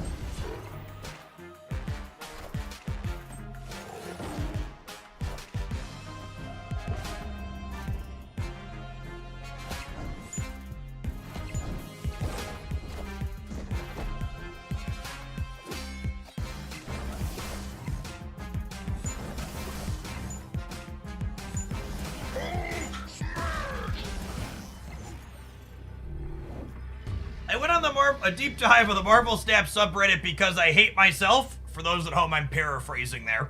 but stumbled upon something saying Second Dinner uses data mines to determine which spotlight caches people actually want and then changes them around. Is there any merit to that, or is that speculation? I would assume... I actually think Second Dinner is very bad at what they do if they don't do that. No, genuinely, Second Dinner should 100% be looking for feedback on what people think. Here's the thing, chat, and people will twist this and act like it's supposed to be a bad thing, but Second Dinner's goal for Spotlight caches is for every week of Spotlight caches to be desirable for people. If there's a week of Spotlight caches that is awful, Second Dinner's fucked up. They haven't done their job. Their goal and their job is to make it so there is a compelling reason to want to open your boxes every single week. It's 110%. If Second Dinner doesn't have their economists or people who make the Spotlight schedule, if they're not looking at all of the videos that people like me and others make talking about which Spotlight weeks are good or bad, they should 100% be going in and being like, oh, Jeff and Cozy and these other creators, they think this Spotlight week is shit. We should adjust that one so it's not shit.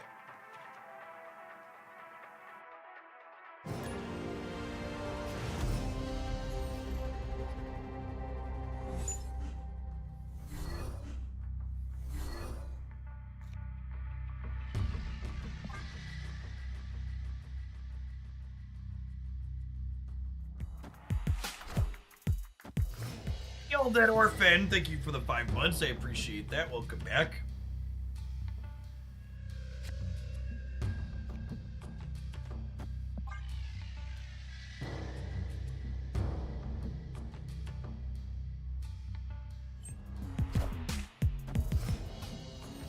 Please be a neutral location. Please be a neutral location. We take those. We take those.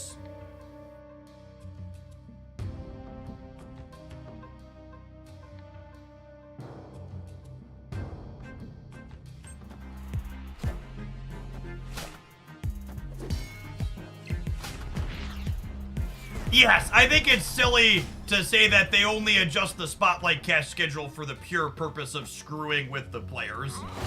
I think they very clearly are adjusting the Spotlight cache schedule because their goal is to make Spotlights desirable each and every week.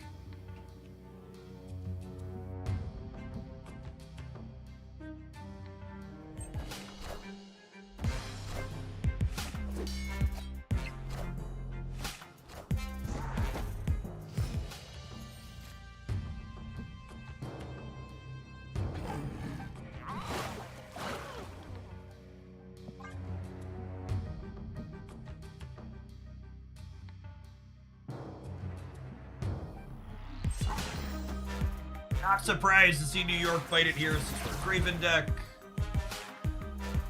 Kitty Pride's our best possible draw next turn.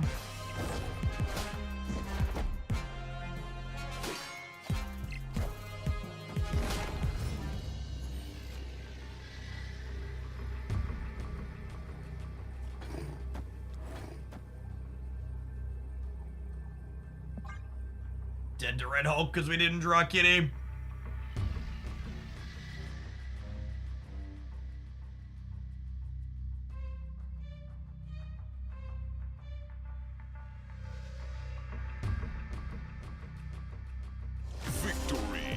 I'd like to dedicate this cube to the Sokovia that discarded my opponent's cannonball. You the real MVP, game. You the real MVP.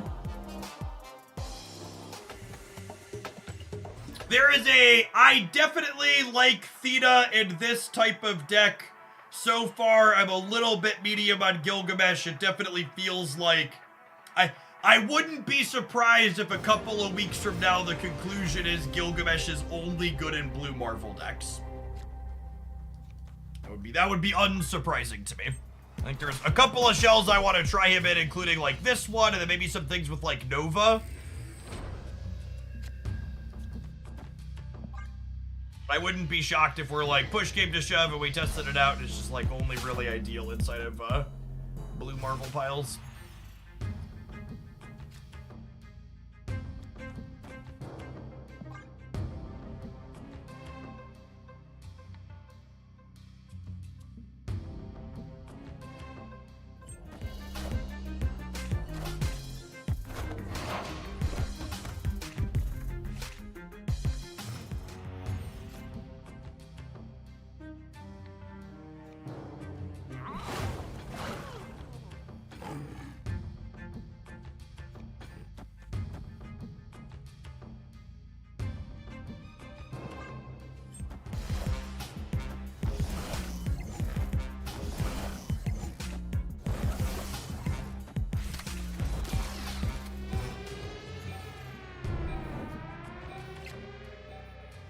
Patriot Gilgamesh actually isn't something I have on my to-do list. I should probably put it on there.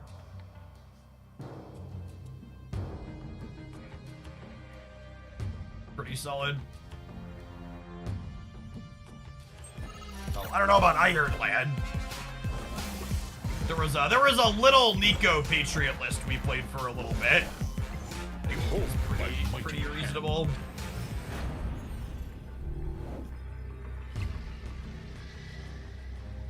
Okay, so they Ultron because of Titan, and then they have 24 everywhere, and we're dead. Good location variance for them. Escaped.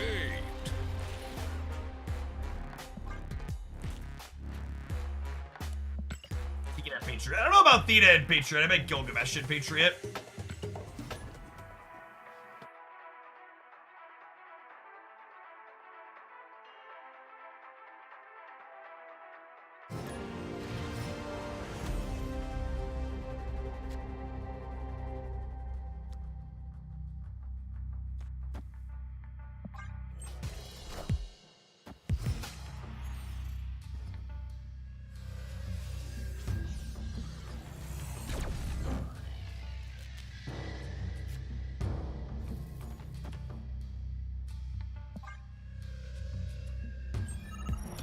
Cannonball should die. I actually think all of the hate that gets directed at Cannonball is incredibly unreasonable and silly.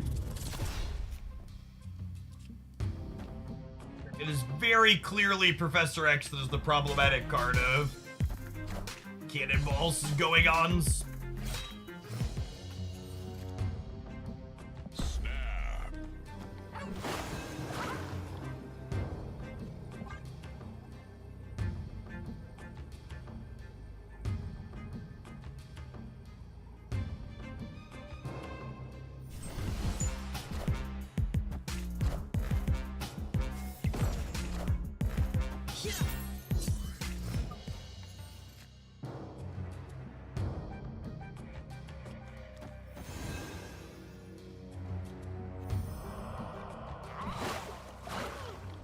Oh, this doesn't work anymore, gamers. That's so sad. Am I gonna tell them that I'm getting rid of the Nexus? I think so.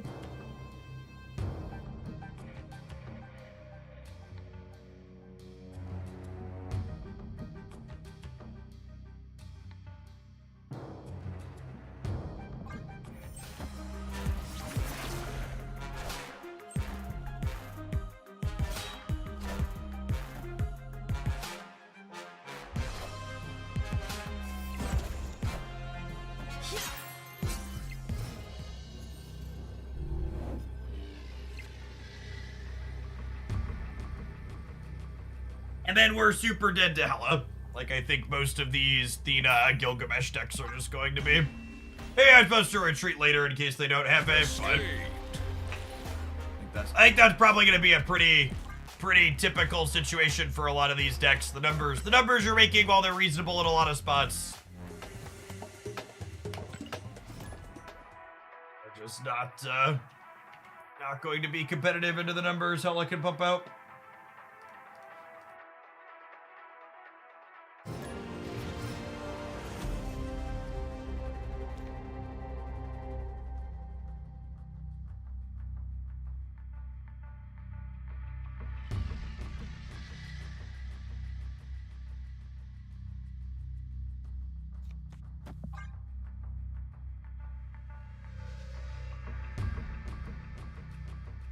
play Leech. Leech isn't good against Tella.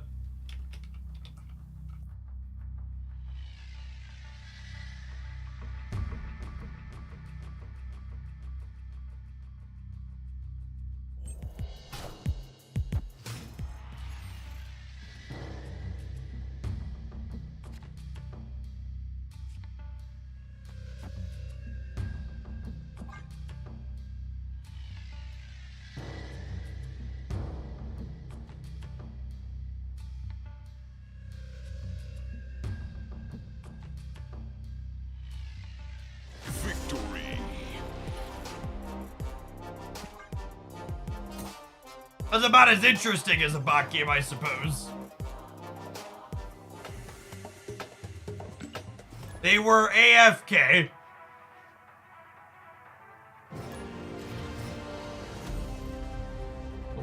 Hopefully he remembered to run his adverts while he was AFK instead of letting them auto-play over the next game when he's actually there to play.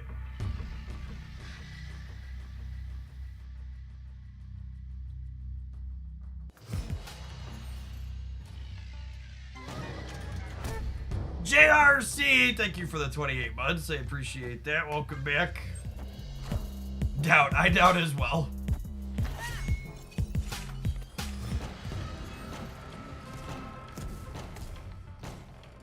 Oh, what's the new AFK? It is a hero collector RPG game.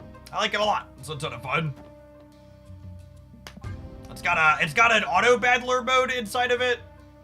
So it does typical hero collector stuff, and then also has a like teamfight tactics / Hearthstone battleground style thing. Yes, this is an actual AI.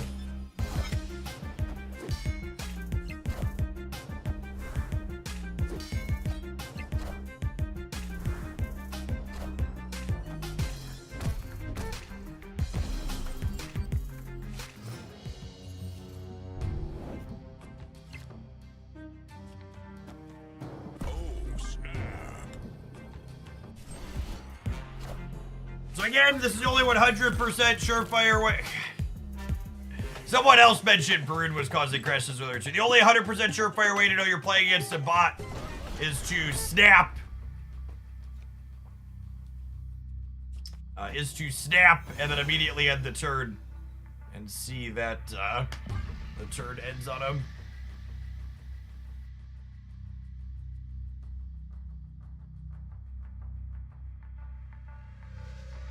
Yeah, the reconnect is fast.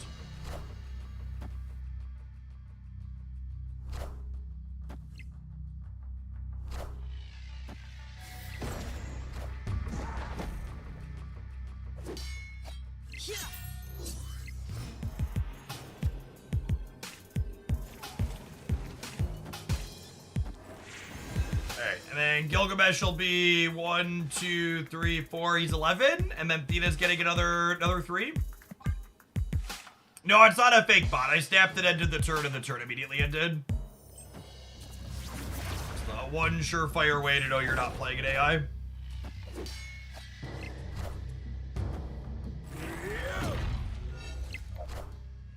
Or the way you are playing an AI, sorry. Words, what do they mean? Get the casserole when Slim Shady stands up here.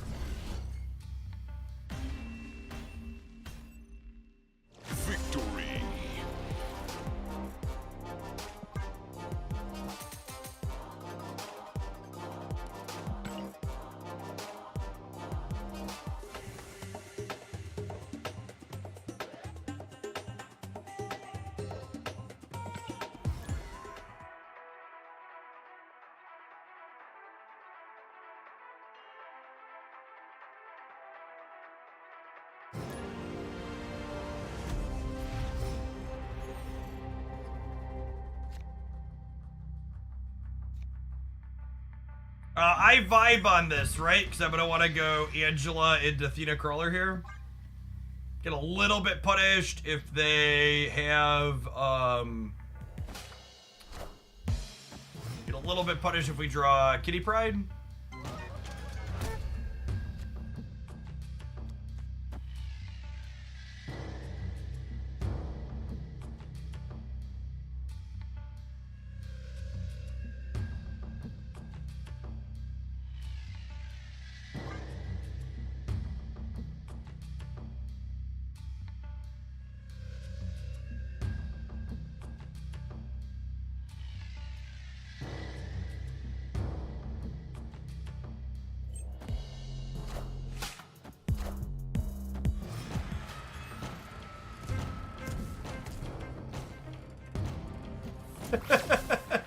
Well...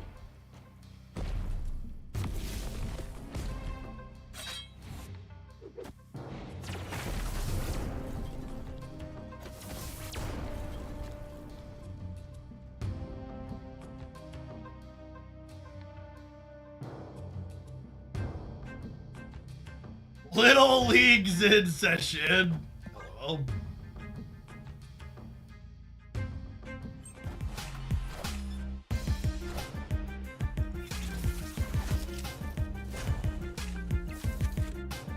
Yes, the Pride variants will be Twitch drop starting on Friday.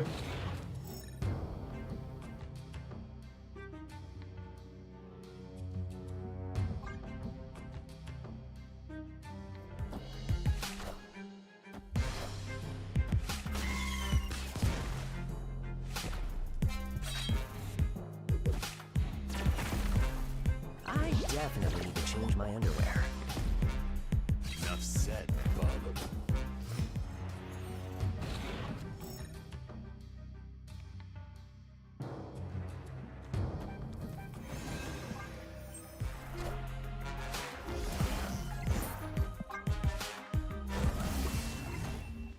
Escaped.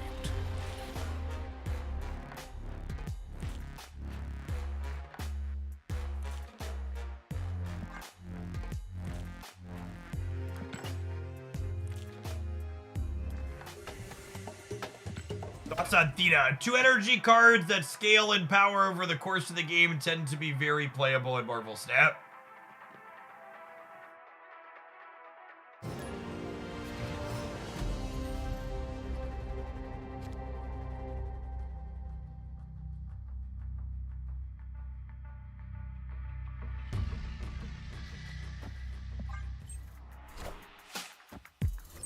Like Havoc. Yes, exactly like Havoc.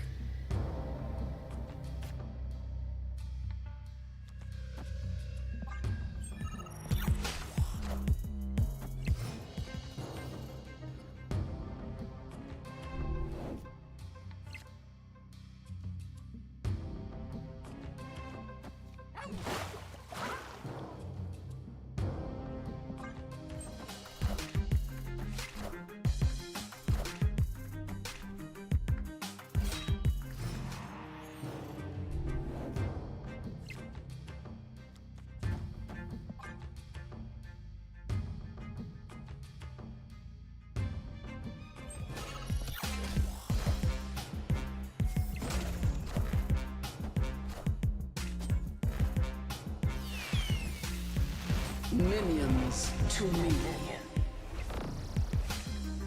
Snap fan data mines say that there is a new folder called Game Replay. Oh, baby. Oh, baby.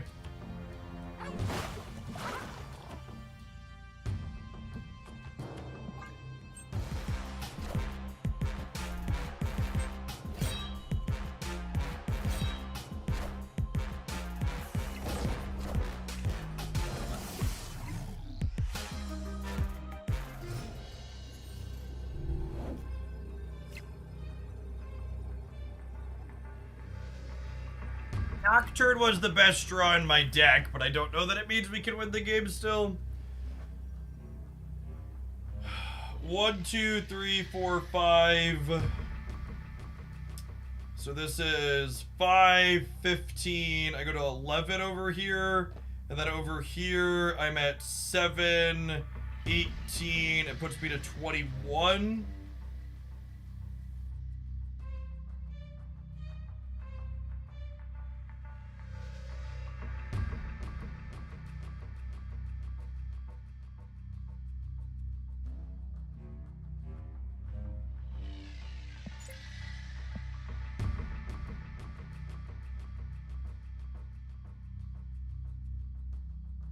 I don't think they're a Shang deck.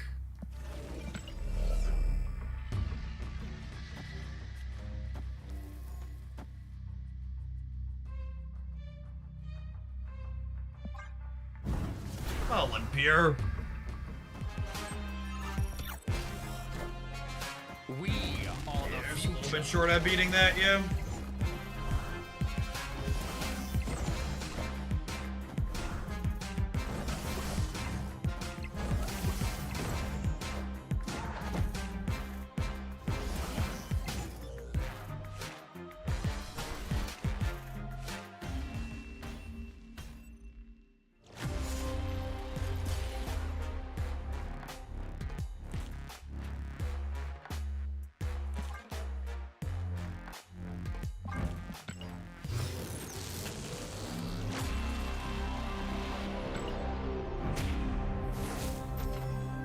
I'm not crazy, right?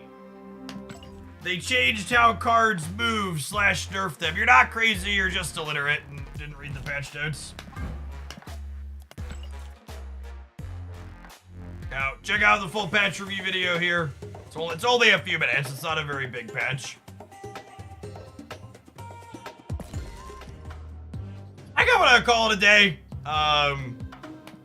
I don't know how much more of this core I expect to play. Gilgamesh was fine here, not nearly as good as he was in the Blue Marvel deck. My big takeaway in this core is definitely, just this style of like little movers, growers decks does not feel remotely competitive into Hela. It felt somewhat fine into the other decks that we played in the format, but it's starting to get a real read because there's so many bots that we're going to climb regardless. But I wouldn't be surprised if both Gilgamesh isn't ideal here, and even if you play something ideal in this slot, the deck's still just not quite good enough into Hela. But it was something I wanted to make sure that we tried. I'm glad that we poked it a little bit. I'm gonna go ahead and raid, who are we raiding today, gamers? Looks like KK Sparkles is jamming. I'm going to send you over her way. Be sure to check them out if you're looking for some more Marvel Snap action live on Twitch. I'll be back tomorrow for a good full day again. Thanks for hanging out. Don't go anywhere.